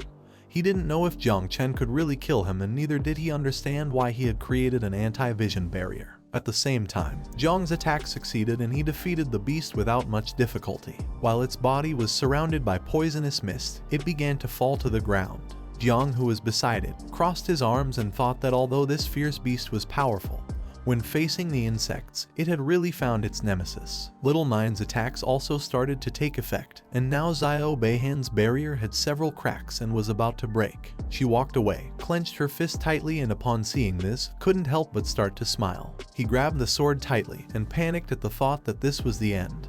He didn't know how it was possible that the life jade was starting to break. In the barrier there was a crack much larger and deeper than the others. Jiang began to look at the barrier and with a calm voice asked Little Nine to attack from this part since this was the weak point. At that moment, the voice of someone entered his head and asked him not to play too much since the great master of the space system named Fang Chengyuan had arrived. Upon hearing this, Jiang's expression changed drastically. He couldn't help but be shocked and panic at the same time. He reached out to Little Nine, began to absorb her and gave her the order to return. Little Nine, who had a clenched fist and was hitting the barrier, couldn't help but be somewhat confused as she didn't know what was happening. Now that an instructor who had a spatial system had sent a telepathic warning, he needed to finish this fight quickly or else he would be discovered. He summoned a giant insect, which began to approach the magic barrier and started to explode. Zio Ban, who was inside the barrier, started to look at the insect with a perplexed gaze and couldn't help but start sweating and panicking as he didn't know what this was. Just before he could realize what was really going to happen, it was already too late. The insect that Jiang had summoned exploded, causing the energy to start entering inside the barrier. Because of this, a great explosion began to generate inside. The energy that was inside the barrier was so great that once it broke, it created a great explosion with the same force as a nuclear explosion. The explosion also broke the barrier that Luo Sandow had created. She put both hands on her belly and started falling to the ground. Lu Hengqiu, who was next to her, started running towards her, reached out her hand to grab her, and she asked her if she was okay. The explosion also created a large curtain of smoke. Several seconds later, once the curtain of smoke began to disappear, it could be seen that part of the ground was broken. There were flags lying on the ground, and now all that remained of Zio Ban was his arm and his sword. Jiang approached the area, took his sword, started looking at the arm, and seeing that only his arm remained, he began to question whether he had been rescued by the Great Master. Now that he had doubts, he decided to take the arm first as interest since he would have the opportunity to recover the capital later. He approached Luo Sandow, threw her the sword and asked her to take good care of the sword that belonged to her family. As little by little the sword was descending towards the ground, she raised her hands to catch it, and while she was starting to blush she thanked him. Lu Hengqiu picked up the flags that were lying on the ground and Luo Sandow picked up the sword. Both approached Jiang.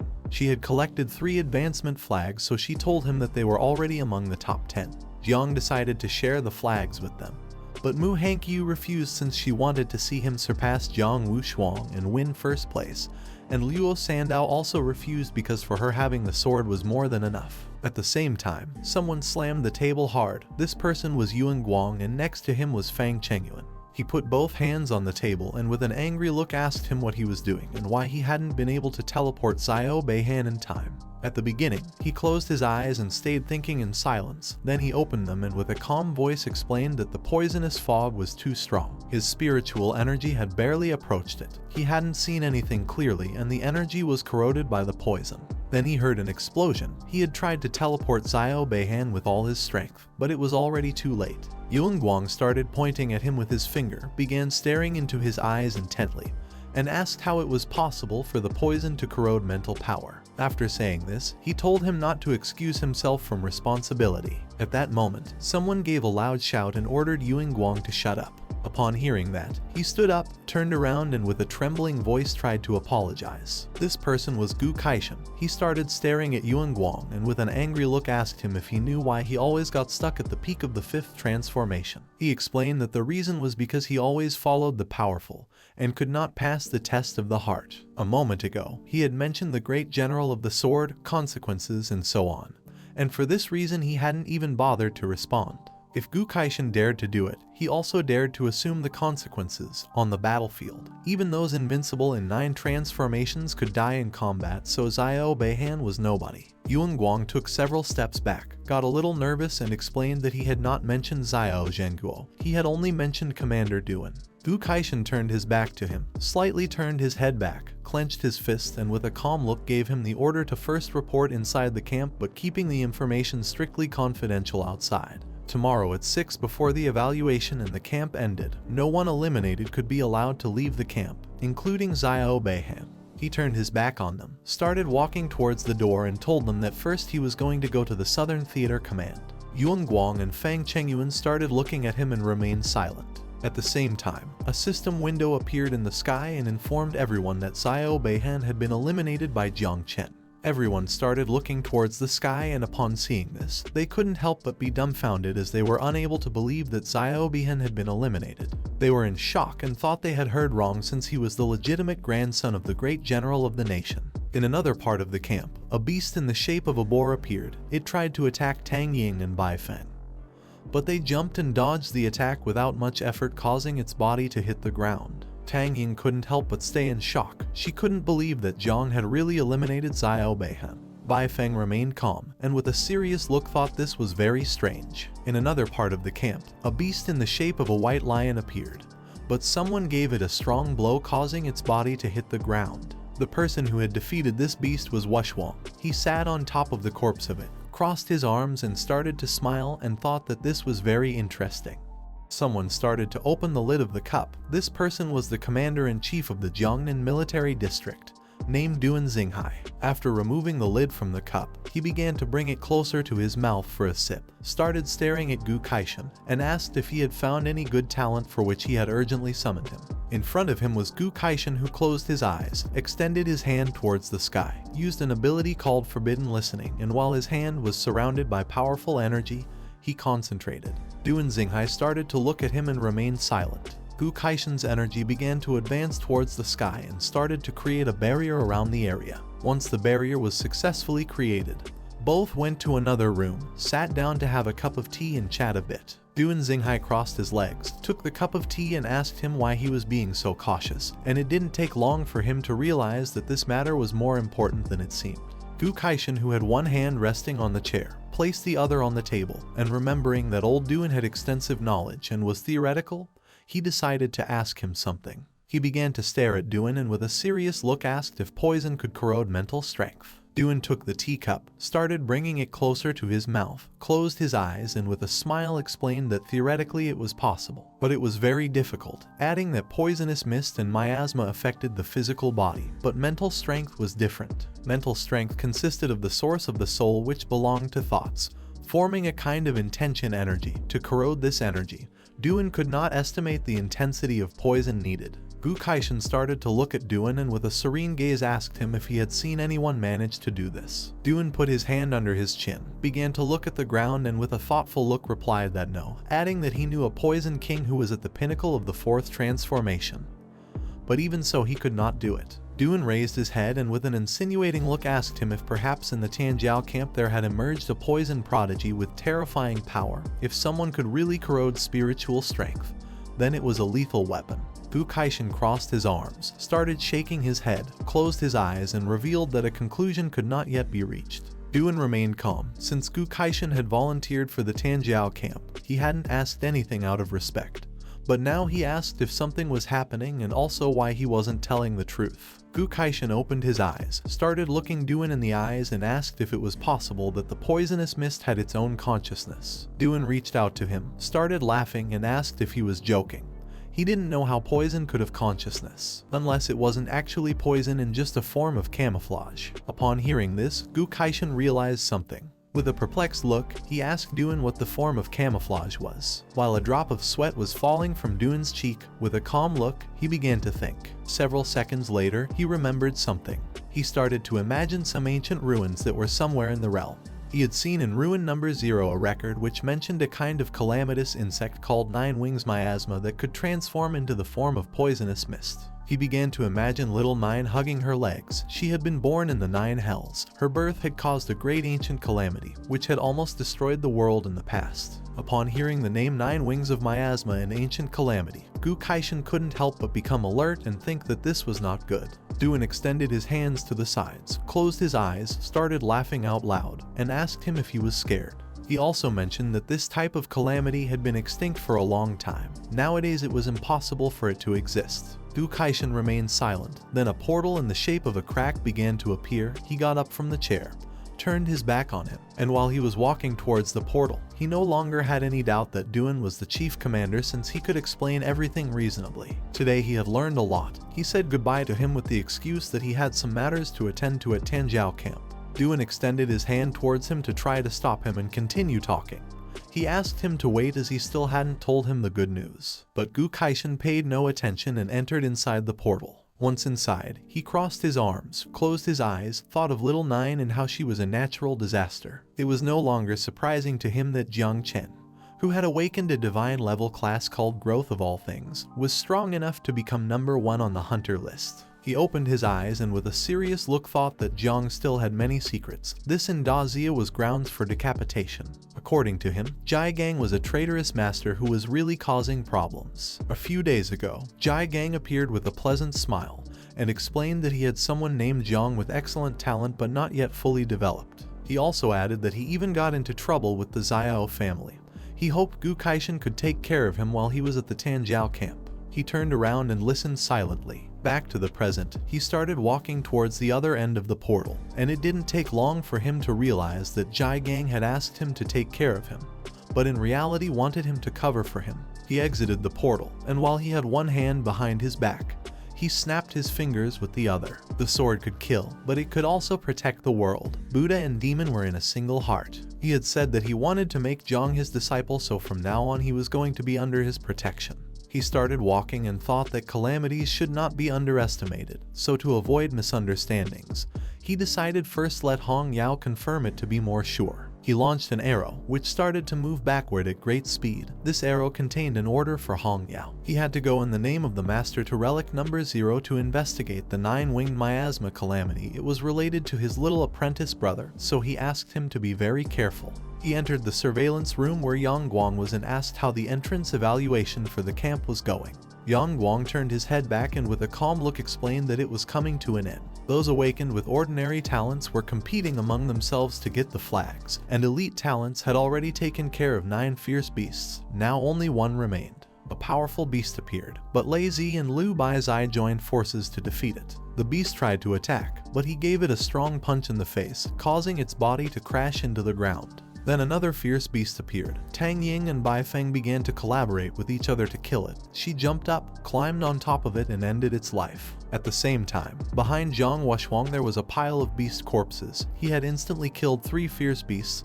that had been released in the area. After doing this, he started heading towards the direction where Jiang was. Gu Kaishan started looking at the screen and upon seeing this, he couldn't help but be perplexed. He asked him where Jiang Chen was. In response, he revealed that Jiang had killed a total of 2 fierce beasts, and they had just released the 9th fierce beast near him. The 9th ferocious beast appeared, jumped and prepared to attack Jiang. He and the others started looking towards the sky, and upon seeing the beast, he couldn't help but feel happy as now he was going to get another flag. As the beast was slowly approaching, Jiang extended his hand, and while his eyes were shining, he began to smile and told Little Nine that it was time to eat again. Just before the beast could approach and attack, Jiang extended his hand towards it, releasing Little Nine's poisonous mist in the process, which quickly started advancing towards it. Little Nine manifested, and without much effort began to devour the beast. Thanks to this, he obtained 2,000 devouring value. The body of the beast fell to the ground, and Little Nine slowly began to devour it. Jiang, who was standing beside, simply remained silent. While Little Nine was devouring the beast, she ascended from level 21 to level 22, and upon doing so, she couldn't help but start smiling. Upon seeing that she had leveled up, Jiang couldn't help but start smiling with joy. His joy didn't last long as a fist made of spiritual energy appeared in the sky and began to descend towards them. They looked up and upon seeing this, went on alert. Mu Hankui drew her 2 daggers, adopted a defensive stance, and with an alert look she revealed to Jiang that someone had launched a surprise attack on them. Luo Sandow decided not to stand idly by. With a determined look, she extended her hand towards the attack and used the skill called Earth Protection Shield, causing a powerful green shield to appear around them. Jiang extended his hand towards the attack, and upon looking a little more closely he soon realized that this fist style was Wushwang's. The energy of Wushwang's fist began to impact against Luo Sandow's shield, causing it to gradually start breaking. Her shield didn't last long, and in a matter of seconds it shattered into pieces. Due to the difference in strength, she and Mu Hankyu were sent flying backward and started bleeding from their mouths. Jiang was the only one left standing. He adopted an offensive stance, and with a look full of determination, he decided it was time to counterattack. Just before Wushwang's fist could reach him, Jiang extended his hand towards the fist, releasing Little Nine's poisonous mist which began to halt the attack. Several seconds later, Jiang's body was sent flying backward. He firmly planted his feet on the ground to stop his moving body, and put his hand in front of his face to block any other surprise attack. Little Nine's poisonous mist was so powerful that all that remained of Wushwang's attack was a curtain of smoke. Once the curtain of smoke began to disappear, Wushwang appeared, while his body was surrounded by a powerful energy. He clenched his fist and with a suffocating look, began to approach Jiang. Seeing that even his poison could devour the wind from his fists, it was no wonder that geniuses called Jiang the demon of poison. The body of Mu Hankui fell to the ground behind Jiang. While the smoke curtain was disappearing, he put his hand near his face, started looking at Wushwang and thought that it was not in vain that he was called the third genius of Daxia, praising him by saying that his punch also had quite a bit of strength. Jiang clenched his fist tightly, causing it to start releasing poisonous mist. With a smile, he asked him if he had come to compete with him for the fierce beast. He extended his hand to one side and prepared to defend himself. Wushwang began walking towards him, started laughing and revealed to him that he knew this fierce beast had been poisoned by him and all that remained now was its corpse, so there was nothing left to steal. Upon hearing this, Jiang's expression changed. With a serious look, he asked him what he meant by this. Wushwang clashed his fist with his palm, and while his body was surrounded by a red energy, he began to smile, and with an arrogant look asked Jiang not to misunderstand him as in reality he was just curious and wanted to get to know. Jiang extended his hand towards the sky, and while it was surrounded by Little Nine's poisonous mist, he began to stare at Wushwang and asked him if he was willing to bet his life just to satisfy his curiosity. Wushwang clenched his fist tightly, and with a smile replied yes, adding that one must be at least willing to bet their life. Upon seeing this, Jiang decided it was time to get down to business. He extended his hand towards him and threw the poisonous mist at him. Wushwang began to stare intently at Jiang and with a smile, started to move his fist with great speed, creating powerful energy around his fist in the process. Just before the poisonous mist that Jiang had released could hit Wushwang, he opened his legs, used the skill called 1,000 Feet Walls, and launched a powerful blow towards the attack, creating a powerful barrier in front of him. Then, he launched another powerful blow towards Jiang, and the energy of the blow was so strong that it began to shatter his poisonous mist and started to rapidly advance towards him. Upon seeing this, Jiang, who had his hand extended towards him, couldn't help but be shocked. He soon realized that this attack was very powerful. Just before Wushwang's strike could reach him, he put his hands over his head, jumped and moved away from the area, although in the process he received a small part of the attack. His body began to move backward. He firmly placed his feet on the ground, lowered his head and thought that his boxing style was too fierce and fast, and his poison was not so strong and was very slow. Little Nine put her hands near her face and with a worried look she began to worry about him. Now Jiang had his face and clothes full of scratches. He put his hand near his mouth, started looking at him and with a smile asked Little Nine if she would be able to level up several times if she devoured Wushwang, who had a huge amount of meat and blood. He appeared in his consciousness, and Little Nine manifested herself. She placed her hands on her chest and explained that although she had leveled up many times, she was not going to be able to defeat Wushwang, but still she was willing to die instead of Jiang. He turned around, started to sweat and with a confused look asked her if she was sure. This was the first time he saw Little Nine so scared. He concluded that the only way to win was by using the self-destruction ability of the insects, because he had been fighting for a long time. He was now very tired. He put his hands on his knees and while his body was shaking, he began to look at her and seeing that she could not defeat him, he ordered her to hide and not come out since he was going to find another way. She decided to listen to him and stay hidden and not go out. Jiang could in no way let Little Nine die or everything would be lost. He came out of his consciousness and while his whole body was trembling, he supported a hand on the ground to rest for a bit. Due to the attack, a smoke screen was created and as the smoke screen gradually disappeared, Wushwang began to approach him, and seeing that he could no longer move, he thought that he did not seem like someone who could have defeated Zio Ban. Jiang decided not to stand idly by.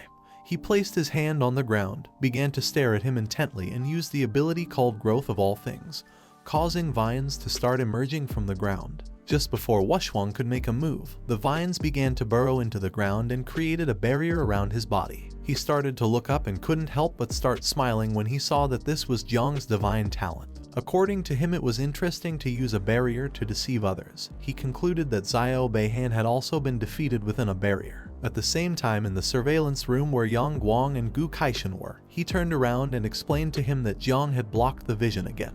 Gu Kaishan, who was standing behind him and was observing the barrier, gave Fang Chengyuan the order to be ready to rescue someone if necessary. He put his hand close to his forehead, gave a military salute, and replied with a understood. Yang Guang was somewhat confused, and as a drop of sweat was falling from his cheek, he explained to him that according to the situation of the battle just now, Jiang Wuxuang should be fine and he did not need to be rescued. Bu Kaishan began to stare at the screen and told Yang Guang that he had said this to save Jiang Chen. Yang Guang turned around and was even more confused. He asked him if he wasn't being a bit hypocritical. Bu Kaishan approached him and asked him to stop talking nonsense since Jiang Wuxuang was level 46 while Jiang Chen was level 26. Jiang was his disciple and he just wanted to protect him. At the same time, inside the barrier, Jiang stood up, reached out to the sky and gave the insects the order to come out. Upon hearing the order, thousands of insects shot out from his palm towards the outside. In the blink of an eye, the sky was filled with insects, which began to stare intently at Wuxuang. He started looking up, and upon seeing so many insects, he couldn't help but be shocked and become alert at the same time. It didn't take him long to realize that this was Jiang's true ability. Jiang, who had his hand extended towards the sky and was releasing the insects, fell silent. The insects began to advance towards him and prepared to attack. He spread his legs, adopted a defensive stance, used the ability called Move Mountains and Overturn Seas, and prepared to defend himself. While Jiang's eyes were shining, he began to stare at him intently, began pointing at him with his fingers, and started to release even more insects, which began flying towards him. In an instant, thousands of insects appeared in the sky and prepared to attack. While Wuxuang's body was surrounded by a golden energy, he prepared to defend himself. He clenched both fists tightly, leaned back, began to look at Jiang, and with a smile used the skill called Overlapping Mountains and Staggered Peaks. Then, he struck the ground using both fists, and by doing this, hundreds of fists made of energy emerged from the ground and began attacking the insects, destroying them into pieces. Upon seeing this, Jiang decided to change tactics. With a serious look, he moved his fingers downward and decided to control the insects to dodge the attacks. While Wuxuang was distracted hitting the ground, several insects dodged the attacks and began to quickly approach him. He raised his head, and upon seeing this, he couldn't help but be somewhat surprised. Once the insects got close enough, Jiang clenched his fist, and at that moment the insects exploded, creating a large smoke screen. But to his surprise, Wuxuang jumped up and came out as if nothing had happened. Jiang started looking up and seeing that he was alive, went on alert and began to wonder what was going on. Wuxuang began to descend towards Jiang, and with a smile finally realized how Zio Ban had lost. He extended his hands towards the ground, used the skill called Wind Fist, and a powerful golden energy began to move towards Jiang. He put his hands over his head and thought this was not good. The energy began to create great pressure, which started to make Jiang's body begin to fall towards the ground. His energy was so strong that Jiang fell to the ground and his body began to tremble. He soon realized that this Wind Fist was several times stronger than the previous one. He did not know if this was the strength of an invincible descendant. 2 insects had exploded near him and had not even scratched him. Little by little, Jiang began to run out of strength. With a tired look, he began to look at Wuxuang and concluded that to finish him off it was necessary to make dozens or hundreds of insects self-destruct. For him this was very difficult since it had been very complicated for him to raise these insects. He had no other choice. Near Wuxuang a large explosion was created and then more began to be created. He did not fall into the trap and quickly stepped back. But to his surprise, this was what Jiang had planned. While he had one hand supported on the ground, he extended the other towards Wuxuang, causing several vines to emerge from the ground. Just before the vines could get close, using only one hand, Wuxuang blocked the attack and asked him not to exert himself since the fight had ended. Jiang couldn't help but be shocked. He couldn't believe that Wuxuang no longer wanted to continue fighting. He asked him what he meant by this. Wuxuang, who was standing in front of him, recognized that he was worthy of being his rival. He was only in the first transformation and was already forcing Wuxuang to use 80% of his strength. He was eager to fight him when he became stronger. Jiang placed a hand on his knee and as he was getting up, realized that what he had said before about betting his life was to force him to give it his all. All this was just to see if he was a worthy opponent. Wuxuang put his hand behind his neck, closed his eyes, began to yawn and told Jiang that he was tired and was going to sleep for a while. After saying this, he asked him if he could take care of the last fierce beast. Jiang began to look at him and with a serious look asked him if he was leaving him the first place. While Wuxuang was touching his neck, he turned around and with a calm look explained that he did not mean this. He was just tired. He wanted to leave since he needed to find a good place to sleep for a while. Upon hearing this, Jiang felt a mix of frustration and anger at the same time. He clenched his fist, began to shout and asked him to stop lying, as he was not one of those fools who were affected by pride. Wushwang turned his back on him, and as he was walking away, he closed his eyes and couldn't help but smile, since he knew that he had not been mistaken and that Jiang really was an interesting opponent. At the same time, in the surveillance room, Gu Kaishan crossed his arms, and while watching the screen, told them that one should not rely on strength to oppress the weak. According to him, Wushwang was truly an invincible descendant, and today he had indeed made Gu Kaishan look at him with new eyes. Fang Chengyuan was poisoned again and his mouth filled with foam. Yang Guang approached him, placed both hands on his back and began to help him. Gu Kaishan gave them the order to release the 10th fierce beast on Jiang Chen to let him win first place. A fierce beast with the shape of a centipede and a scorpion's tail began to descend from the sky. It opened its mouth and prepared to attack. Jiang, who was standing on the ground, began to look up, extended his hand and prepared for battle. In a secret realm called Heritage Zero, which was an abandoned village full of fog, night fell. A red-haired woman who was the great disciple of the celestial king of the sword, the older sister of Jai Gang named Hong Yao, who was in her 7th transformation, set foot on top of a rock, and with a serious look she realized that this place was enough to irritate people. She assumed that those awakened with less than 6 transformations could not enter here. In front of her appeared several spirits which noticed her presence and began to approach. Seeing this, she took a leap, firmly grasped the sword and decided to seek information about Gu Kaishan's apprentice. Just before the spirits could make a move, she began to move at great speed and without much effort cut their bodies in half. In front of her was a tombstone, which was emitting an evil energy similar to Little Nine's poisonous mist. She began to observe the tombstone, and it didn't take long for her to realize that it was the source. She didn't know what kind of entity this tombstone was, as it had an ancient presence from about 100 years ago but still remained very strong. The tombstone had several cracks. She approached and decided to use the information database on relics to search for some information about this tombstone.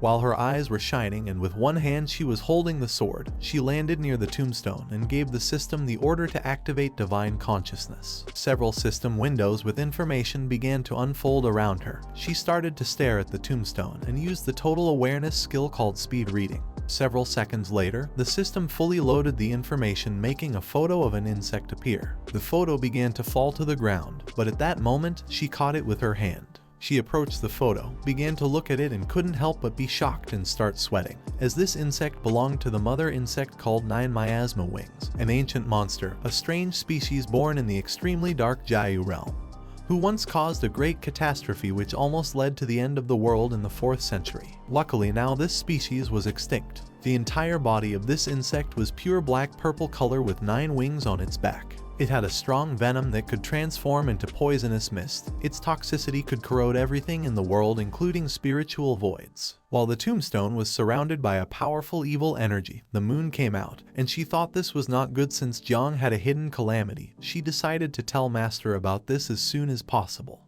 At the same time, in the Tanjiao camp, the beast opened its mouth and prepared to attack. But some time later, its body fell to the ground, and the insects began to devour it. Jiang, who was standing next to it with his hand on his waist, started observing the beast. The insects had devoured a total of 4 beasts. Their devouring value had increased quite a bit. If he got first place in entering camp evaluation, he would be able to complete 2nd transformation very soon. He turned back to where Mu Hankyu and Luo Sandow were, reached out his hand to the sky and explained to them that 10 blue flags were more than enough for him to stay in first place. He gave each of them a flag so that at least they could enter the top 10. Mu Hankyu and Luo Sandow took the flags, closed their eyes and with a pleasant smile, they thanked Jiang as they had qualified in this round without doing anything. At the same time, in another part of the camp, Bai Feng and Tan Ying managed to defeat the fierce beast shaped like an eagle. Now its corpse was lying on the ground. Tan Ying, who was lying on the ground next to the beast's corpse, began to wipe her forehead with her hand, and while she was breathing heavily, she couldn't help but feel happy since they had finally managed to defeat the beast. Bai Feng, who was standing beside, realized that the entrance evaluation for the camp was about to end.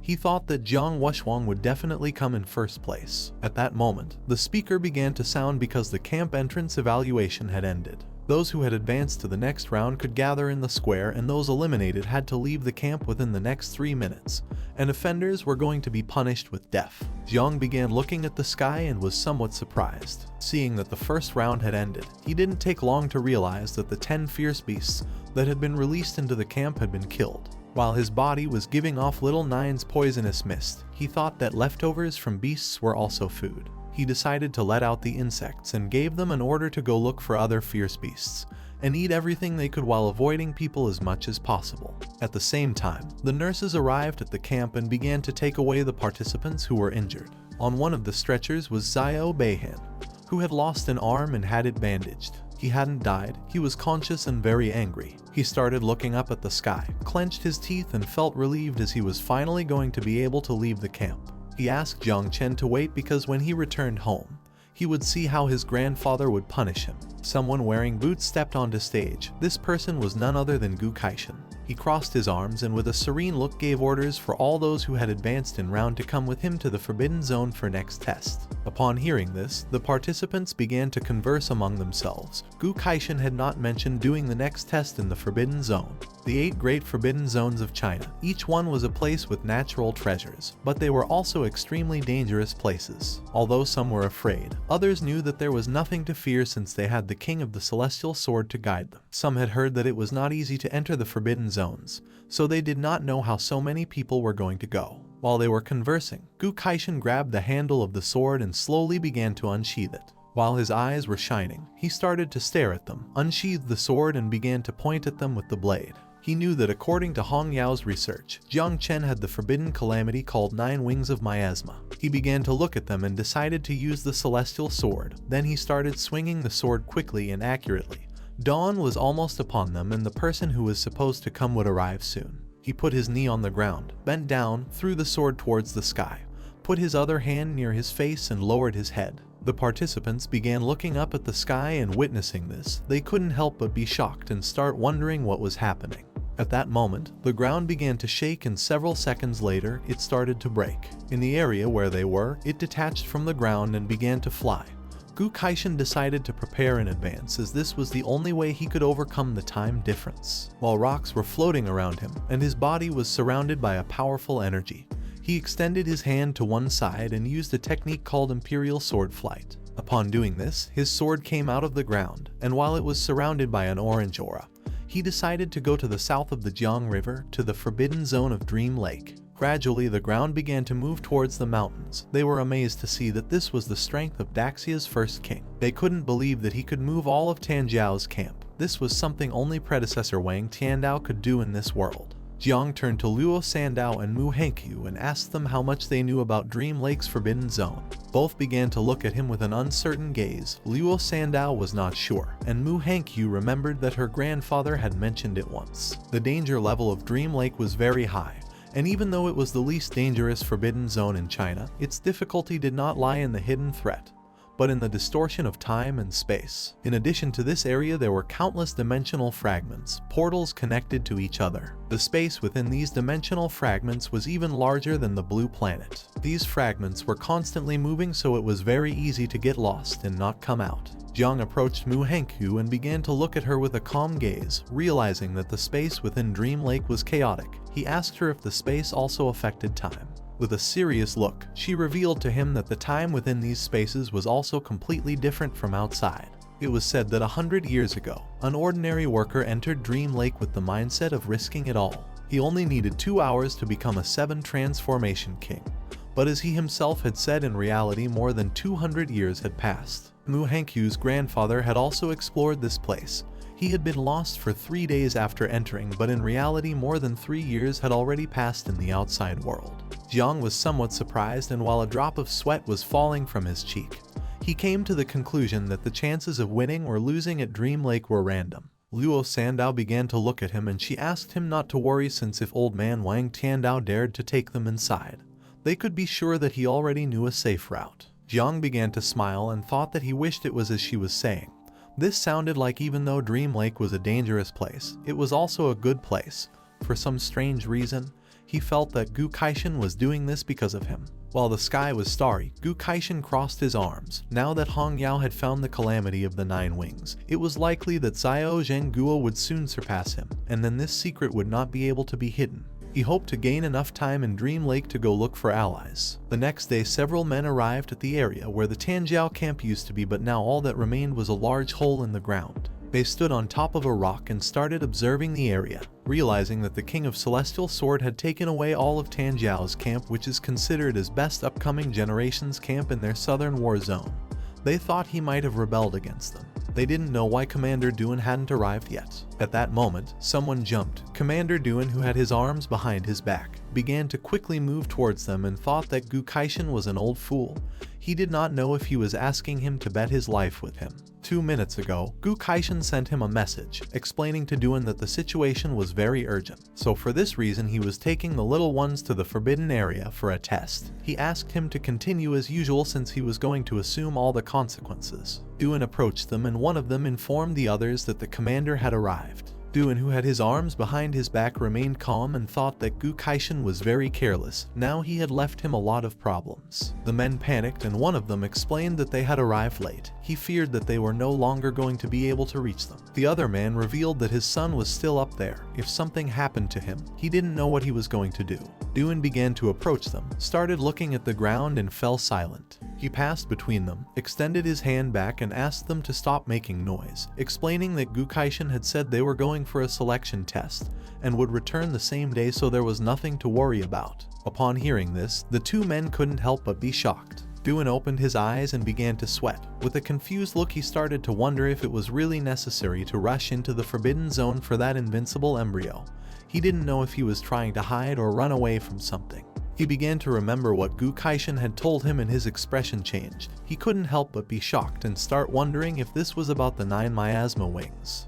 The arrow that Gu Kaishan had launched reached the city and began to descend towards the headquarters of the Night Watch. The arrow contained a secret message for Uncle Jai Gang.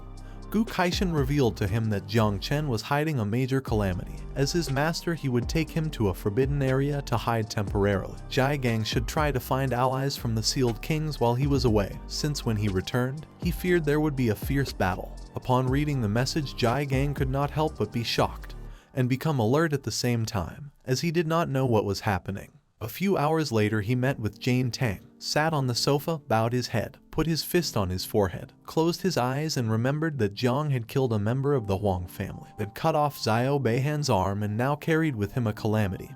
He feared this was going to be a difficult challenge. Jane Tang sat next to him, and she tried to comfort him by saying that no challenge was easy, but they were going to overcome all challenges since he had decided to protect Jiang Chen no matter what happened. She advised him that it was better to focus on the path ahead and stop worrying about the past, adding that she had spoken with her father who was willing to support them. She began to imagine her father, Duan, Hong Yao, and Gu Kaishan. Now they had the Celestial Sword King, Jai Gang's elder sister, her father, and Commander Duan. With 4 sealed king powers, they were going to be able to handle any storm that came their way. Jai Gang stood up, started walking towards the door and thought she was right. His elder sister had already gone to meet the master. Now he decided to visit the sealed king of the Mu family and merchant Luo family. Even if he had to lie, he was willing to fight for more allies for Jiang. Jane Tang began observing him and she remained silent. He turned his head back, started looking at her with a serious gaze and decided that if things went from bad to worse, he would use the same energy he had when he burst into Zio family and give it his all. Upon hearing this, Jane Tang, who had a cheerful look, began to smile since it had been years since she last saw Jai Gang so excited. Several hours later, day broke, and Gu Kaishan's sword grew huge and positioned itself under the island. He began to use his power, and they started heading towards the Forbidden Zone. He asked Hong Yao what she thought they should do after returning. Hong Yao, who was chewing gum, blew a bubble and with a calm look thought that Jiang's 9 miasma wings were cool. She wished she could raise one herself. Gu Kaishan quickly moved his finger back and launched a small arrow which destroyed Hong Yao's bubblegum bubble.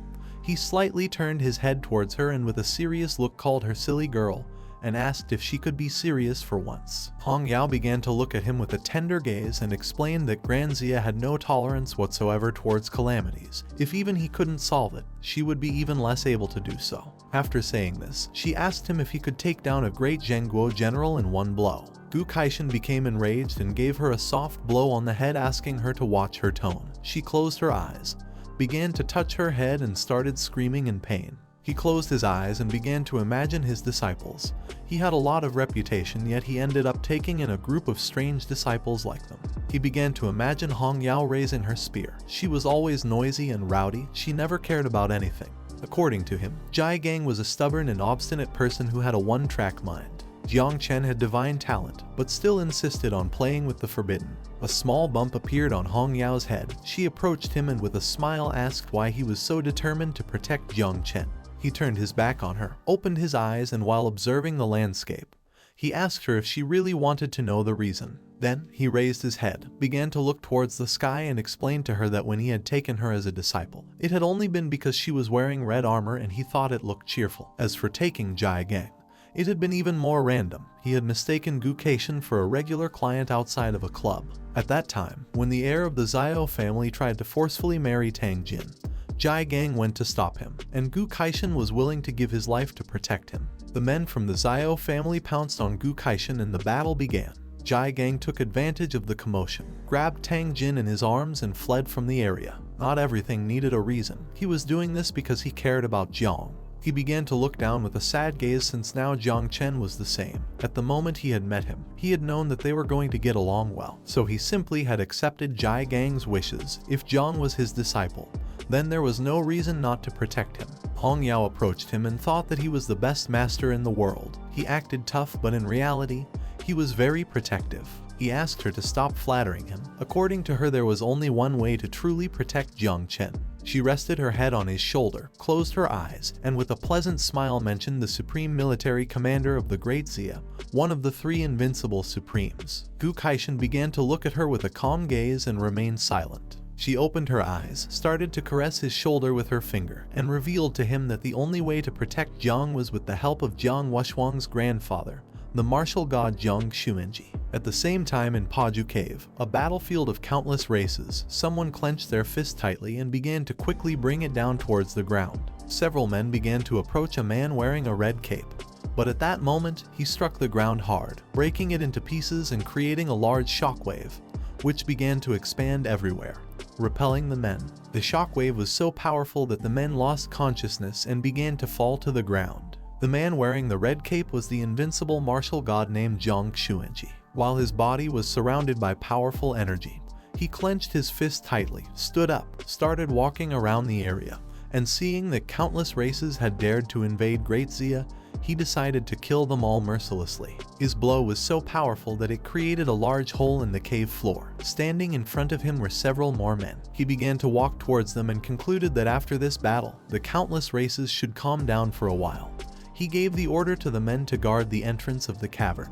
They addressed him as martial god and responded with a understood master. At that moment, someone with energy similar to Jiang Wuxuang started contacting him, leaving him somewhat confused since he did not know why he was being contacted now when Wuxuang was supposed to be at the Tanjiao camp.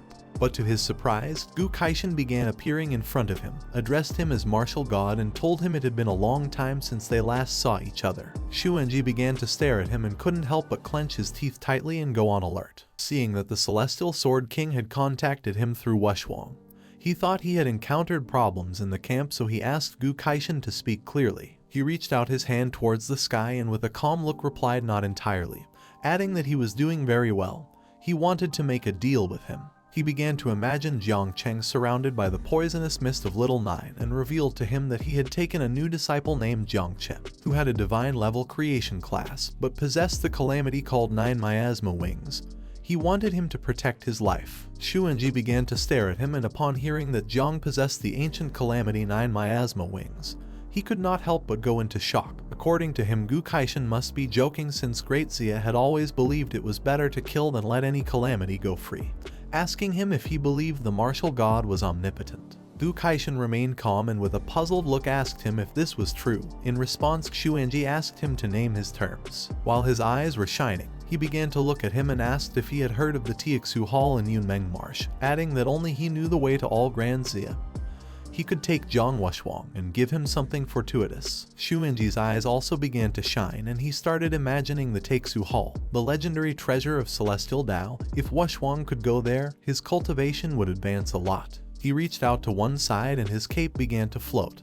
He could accept Gu Kaishan's conditions, but with one condition. Jiang Chen was not allowed to use 9 miasma wings during the prodigy tournament, and if he couldn't obtain first place in the overall ranking of Great Zia's prodigies, he himself would throw him into the battlefield of myriad races for him to defend himself. Gu Kaishin turned his head back, and with an indecisive look began to think about it. Xuanji turned his back on him and as he was walking away, started looking at the ground and explained that if he really wanted to save Jiang's life, then he had no other choice. Gu Kaishin began to look down and with a desperate look agreed, since sending Jiang to the battlefield was still better than being killed by General Zio and the others when they returned. Xuanji began to walk, and while he was looking at the ground, he remembered that the 9 miasma wings was an ancient exotic species. According to him, it was impossible for her to reach a natural calamity scale in this era. Moreover, this generation of Great Xia had produced 3 other divine talents, and Jiang was only the 4th and he was just in the creation type. He knew that without using the calamity, Jiang would not be able to pass Wuxuang's test, let alone be able to finish first. He clenched his fist, and while his cape was flying, with a determined look, he thought that even if by some miracle Jiang managed to cause some trouble, as a martial god, he could eliminate any evil spirit from the world in seconds. At the same time, the island reached up to the Forbidden Zone, which was a place full of portals. Jiang began to observe the place and with a surprised look realized that they had already officially entered the Yunmeng swamp.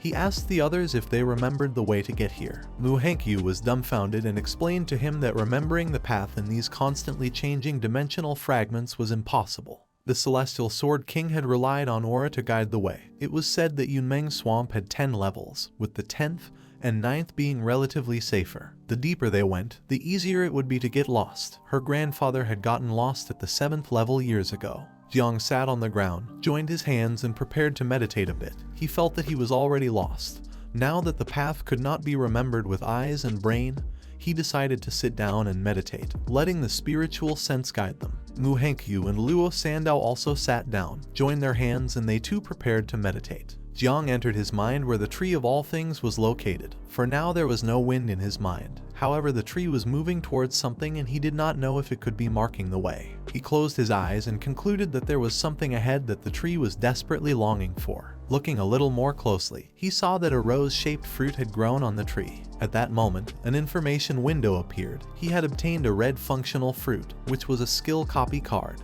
After using it, he could randomly copy one of the target's abilities and merge it with himself. The copied ability had no class restrictions. There was a possibility that the copied ability could be improved or worsened during the process.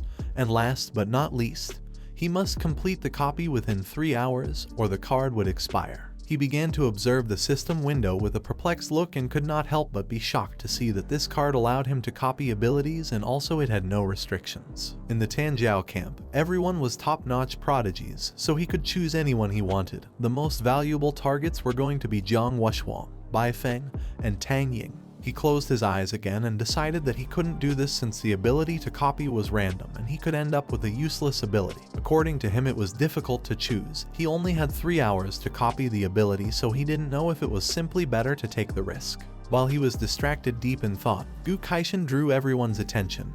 He put his foot on the rock and revealed to everyone that they had arrived at the 6th layer of Yunmeng Swamp, called Taixu Realm. Ahead was Taixu Hall, the place he was taking them to, asking everyone to get ready. Jiang came out of his thoughts, began to look at Gu Kaishin and decided to test the copy card with the master. He couldn't help but start smiling since he remembered that Gu Kaishin always said that he knew a move, and had even said that he wanted to take him as a disciple, so he simply decided to copy the move and consider it as an early lesson. Some time later, the island reached a temple, which was on top of a floating island, and the only way to go up was by using the magical steps, which were floating. This was the Taixu Temple. The participants began to talk among themselves. They were going to become very strong this time since previously in the Magic City there was a legendary sealed king who had become king here in one step. And not only that, even he had become one of the 3 invincibles of Great Summer. Moreover, he wasn't the only one since the Great Dreamer had also attained enlightenment here. Next to the temple, there were some beautiful mountains. It had a trial called the Hall of Great Emptiness. There were 3 levels. On the first one there were 1008 steps. Each time someone climbed a step, there was a chance to receive a heavenly reward. Gu Kaishin, who had one hand behind his back, extended the other towards the temple and explained that the second level was called the Steel of Great Void. The Great Dreamer was the only person who had managed to reach this level. As for the third level, it was inside the temple. No one so far had managed to enter. This was going to be the last test. Out of 150 people, the first 10 were going to be selected according to the number of steps they climbed to represent the Jiangnan war zone and enter the general final of geniuses from the 8 main war zones of Daxia. Once he finished explaining this, the temple test began. Everyone got excited, started smiling, and began running towards the steps. With a smile full of excitement, Luo Sandow also started running, but Jiang grabbed her by the shoulder, stopped her and said it wasn't good to be in such a hurry since the temple wasn't going anywhere. Unlike the others, Tang Yin, Bai Feng, and another boy sat on the ground, put their hands together and began to meditate. Jiang slightly turned his head back, and with a serious look asked Luo Sandow to watch carefully since none of them were in a hurry and they were all meditating to adjust their mental state. Luo Sandow thought Jiang was right, so she, Mu Hankyu, and Jiang sat on the ground, put their hands together and began to meditate. Mu Hankyu mentioned that in a place like the Taixu Temple, each person could only ascend once, so it was better to adjust their mental state to the maximum before ascending. Hong Yao sat on top of her spear and it began to fly. Gu Kaishan, who was standing on top of the spear, put his arms behind his back, started observing them, and upon seeing that they could remain calm without haste, he couldn't help but praise them. Jiang started to look up and decided to copy the skill of the Heavenly Sword King before climbing the steps, to prevent the copy card from becoming invalid.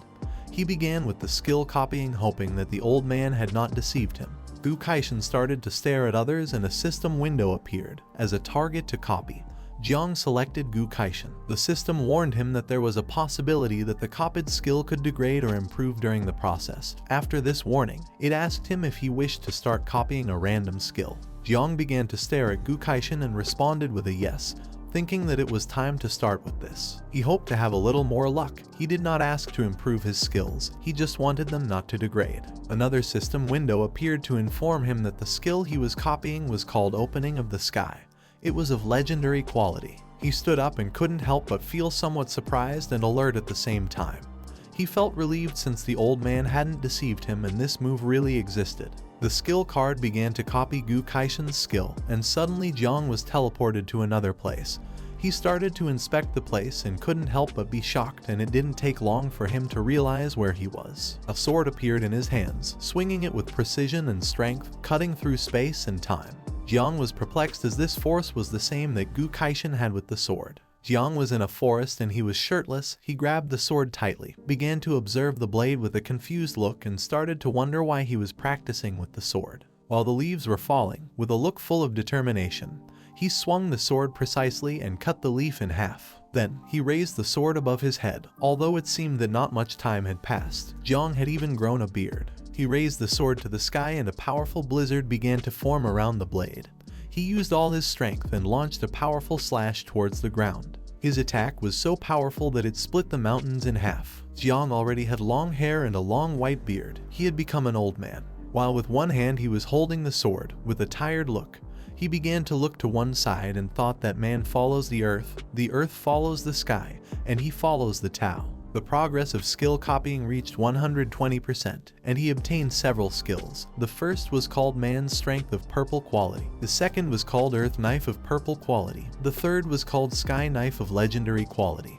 And the last was called Great Path Power of Shadow Knife Quality. Jiang, who was sitting on the ground and was meditating, was somewhat surprised. He had incredible luck since not only had he copied everything, he had also broken down the celestial sword into 4 styles. With a calm look, Hong Yao explained to Gu Kaishan that Jiang Wushuang and the others had already started climbing and only Jiang remained here, adding that at the beginning of the test is when benefits were given. She did not know what had happened to Jiang and if he had fallen asleep.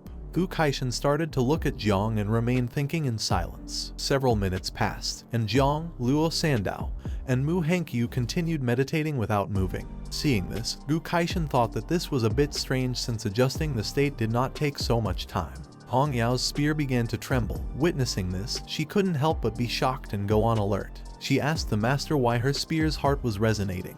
Gu Kaishan's eyes filled with surprise and he began to look at Jiang. The celestial sword beneath the island also started to tremble, and he revealed to her that not only was her spear resonating, but even the heart of his sword was resonating. Upon hearing this, Hong Yao panicked. She didn't know if Jiang had succeeded. Back then, it was also a rare talent, but her mind was inflexible. She had always wanted to break down the celestial sword, saying that it could be divided into 4 movements, which had led her to be stuck at the master level for so many years of cultivation. She couldn't believe that finally someone had a revelation now. Gu Kaishan started to stare at Jiang and realized that the sensation that had just appeared and disappeared was very familiar. He couldn't believe this was happening and thought it was a divine illusion produced by the temple. Hong Yao was somewhat surprised and she asked the master to pay attention since Jiang had begun to move towards the steps. Jiang started to walk towards the steps and Hong Yao became somewhat nervous as she did not know which step he would be able to reach. She had tried very hard and had only managed to reach step 301. And Jai Gang was even worse as he had only managed to reach step 298. She did not know how the great dreamer had reached the top. According to her, this was terrifying. At that moment, a list appeared in the sky. The invincible descendant Jiang Wuxuang had reached step 289. The little god killer of the East Sea Baifeng had reached step 253. The Tianji killer named Lu Tangying had reached step 248. The young master of the city of 10,000 demons Lazy had reached step 211. Mu Hankyu had reached step 199 and Luo Sandow had reached step 170. The participants began to converse among themselves. If they had known they were going to come to the temple, they would have prepared mind potions. The first 100 steps were tests of illusions, and the following steps were even more difficult. Each step was going to feel like carrying several mountains. One of them drew attention from others and asked them to be quiet since the poisonous demon Jiang was about to start climbing, adding that surely he was going to be another Jiang Wuxuang. Jiang started to look at the ground and remained silent. Then he approached the step, lifted his foot and with a determined look thought that if the first steps were tests of illusions, with his mental strength there should be no problem. Once he stepped on the first step, his eyes filled with surprise and he couldn't help but be shocked and go on alert. At that moment, Zio Beihen's grandfather appeared. While his eyes were shining, he began to unsheathe the sword with one hand, and with a suffocating look decided to finish him off without leaving him a place to be buried, since he couldn't believe that he had dared to mess with the legitimate grandson of the Zio family. Jiang panicked and began to wonder if he was Zio Zhenguo. He unsheathed the sword, leaped forward and prepared to attack. Seeing this, Jiang started covering his head with his arms and prepared to defend himself. Due to the difference in strength, Jiang's body was sent flying backward, and he fell on his butt against the ground. At that moment, Jai Gang and the others appeared in front of him to protect him. Jiang, who was behind them, panicked and asked them to flee from here. In the blink of an eye, Zio Zhenguo moved at an incredible speed and using the sword, cut their bodies into pieces, approached Jiang and with a look full of hatred decided to finish off anyone who stood in his way.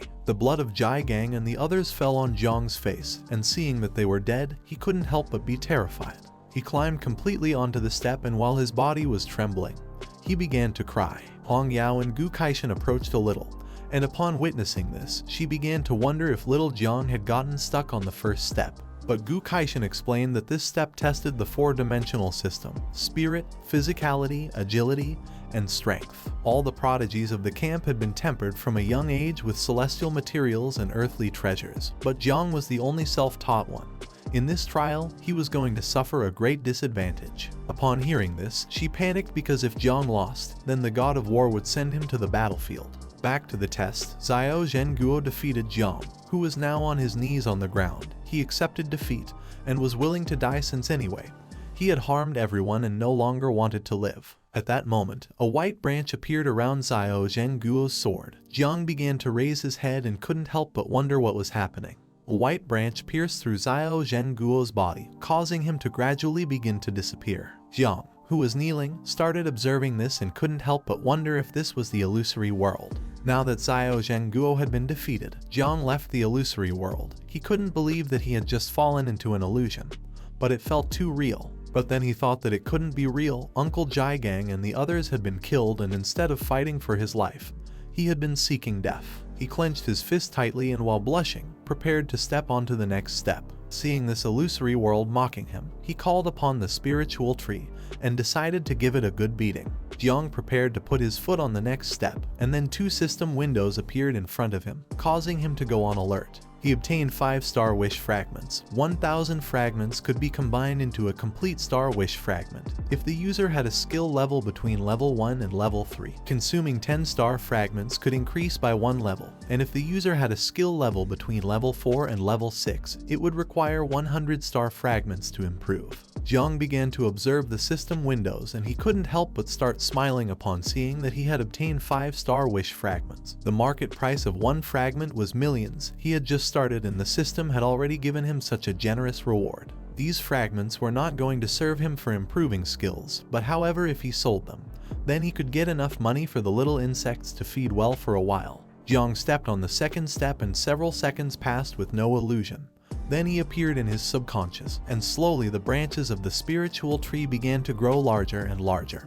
He started to observe this and couldn't help but become alert. Jiang began to smile as he realized that the spiritual tree of all things had directly blocked the illusion. For him, this tree was incredible. Jiang stood still on the second step while the other geniuses who had not yet begun to climb started looking at Jiang and thought that he was acting strangely since just a moment ago, on the first step, he was crying and angry. He had been stuck on the first step for a long time, and now on the second step, he was laughing out loud. Seeing him like this, they thought that he would not be able to pass beyond the second step and would be considered the weakest of all. Gu Kaishan and Hong Yao simply stayed watching Jiang's behavior in silence. Upon hearing the mockery of others, with a determined look he decided to show everyone what a crushing victory was, but then he looked back and seeing that the elder Gu Kaishan was watching, he decided it was better to pretend a little so as not to draw too much attention. He started looking forward and was somewhat terrified to see that Jiang Wuxuang had already reached step number 300. For now,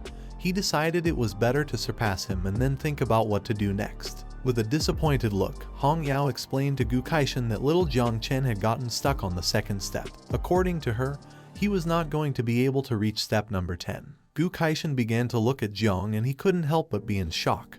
He asked Hong Yao to stop talking and watch what he was doing. Jiang prepared to put his foot on step number 3, and again the spiritual tree blocked the illusion. He put his arms behind his back, started to hum a song, and without much effort began to go up step by step, as if this were just a simple game for children, leaving everyone in shock and with their mouths open. They did not know what was happening and how Jiang had climbed 100 steps at once just by singing. They came to the conclusion that he had deliberately gotten stuck on the first 2 steps because he liked the illusions of those 2 levels. They no longer had any doubt that he really was the master of poison. In the blink of an eye, Jiang surpassed Mu Hankyu and Luo Sandow. He started waving goodbye to her with his hand and while humming told them that he was going to climb 300 steps without fear. Mu Hankyu began to look at Jiang with a gaze full of love, and she couldn't help but start to blush like a tomato upon seeing that he was singing to cheer her up. She decided to give her best effort. Luo Sandow thought that her benefactor was incredible, but the song he was singing was too embarrassing. Seeing the ease with which Jiang was climbing, Hong Yao couldn't help but be perplexed and start sweating. She didn't know if the Taeksu Hall test had any flaws. She couldn't believe that Jiang had climbed more than 200 steps so quickly and without slowing down. Gu Kaishan began to look at Jiang and with a calm gaze told her that even he had not seen anyone do what Jiang was doing. Jiang passed by and surpassed 2 geniuses who were left terrified. No one knew what was happening or how Jiang could climb so fast. They did not know if he was climbing the same steps as them or if they were in an illusion. Not far away, on the highest steps were Jiang Wuxuang, Tan Ying, and Bai Feng standing on the same step. Jiang started to look up and upon seeing this, became alert. He did not know why the 3 had stopped on step number 299 and were not advancing. Gu Kaishan began to observe them and explained to Hong Yao that every 300 steps formed a level. Even for the celestial geniuses it was difficult to surpass it. With a cheerful look, she remembered that she had also had to give her all at that time to pass that step. After that, each step felt like the weight of a mountain. She did not know who would be the first among the celestial geniuses to cross this first level. Jiang reached step number 298, and the 3 turned around. Jiang Wuxuang could not help but start smiling since Jiang had not disappointed him. Tang Yin could not help but feel happy seeing that Jiang had caught up with them so quickly, while on the other side, Bai Feng simply remained silent. Jiang Wuxuang began to smile and his body started to emit a powerful energy, making several chains appear. He decided to take the first step, leaving Tang Ying in shock. Jiang began to look at the chains with a surprised expression. He had a divine level class and did not know if Jiang Wuxuang had a double divine level class.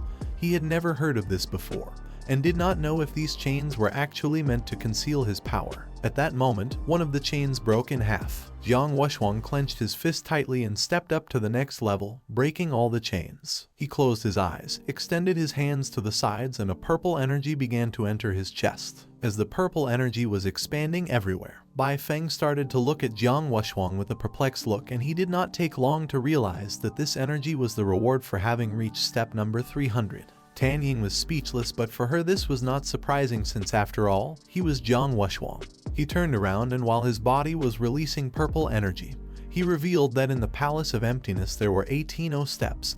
The last step every 300 steps was the most difficult. By climbing it they would be able to obtain rewards. This step seemed to be testing willpower, but in reality it was a review of soul strength. He started to look at Jiang with a lost gaze and mentioned that his origin was not good, since as a child he had not been purified by the treasures of heaven and earth. Compared to them, his foundations were somewhat deficient. He suggested to him to proceed with caution and not rush into breaking barriers. He should slowly seek a way among them. While he was explaining this, Jiang took a small leap and climbed to step 300, leaving everyone speechless. Jiang approached him and with a confused look asked if it was really so difficult to climb this step and also if he was acting just like him. Jiang Wuxuang was somewhat shocked and angry at the same time.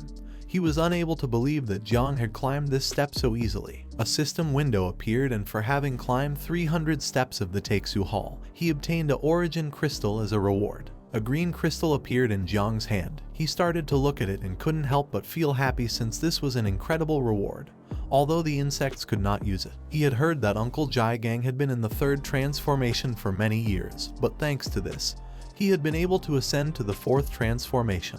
This crystal was much more powerful than the reward that Jiang Wuhusang had obtained. Little Nine manifested, and with a hungry look asked Jiang to climb faster since she wanted to eat the trail. Jiang started to look at the Taixu Hall and with a confused look asked her if she was referring to the trail that was on top of the hall, to which she replied with a yes. At that moment, Little Nine's stomach began to growl, leaving Jiang somewhat confused. She started forcing Jiang to climb faster.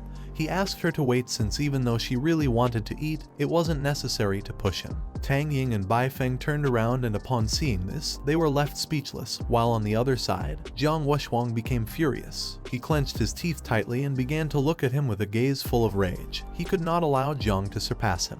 He started to shake his fists, and 8 hands appeared behind him and he began to climb like crazy so as not to let Jiang surpass him. Bai Feng was somewhat surprised to see that the war god Jiang Wuxuang had refined his body. His eyes filled with rage and he could not help but become furious, letting out a suffocating energy. For him, people like them were truly annoying. According to him, they should die. He extended his hands towards the sky and used the technique Blood of Gods and Demons called Dye the Sky Blue.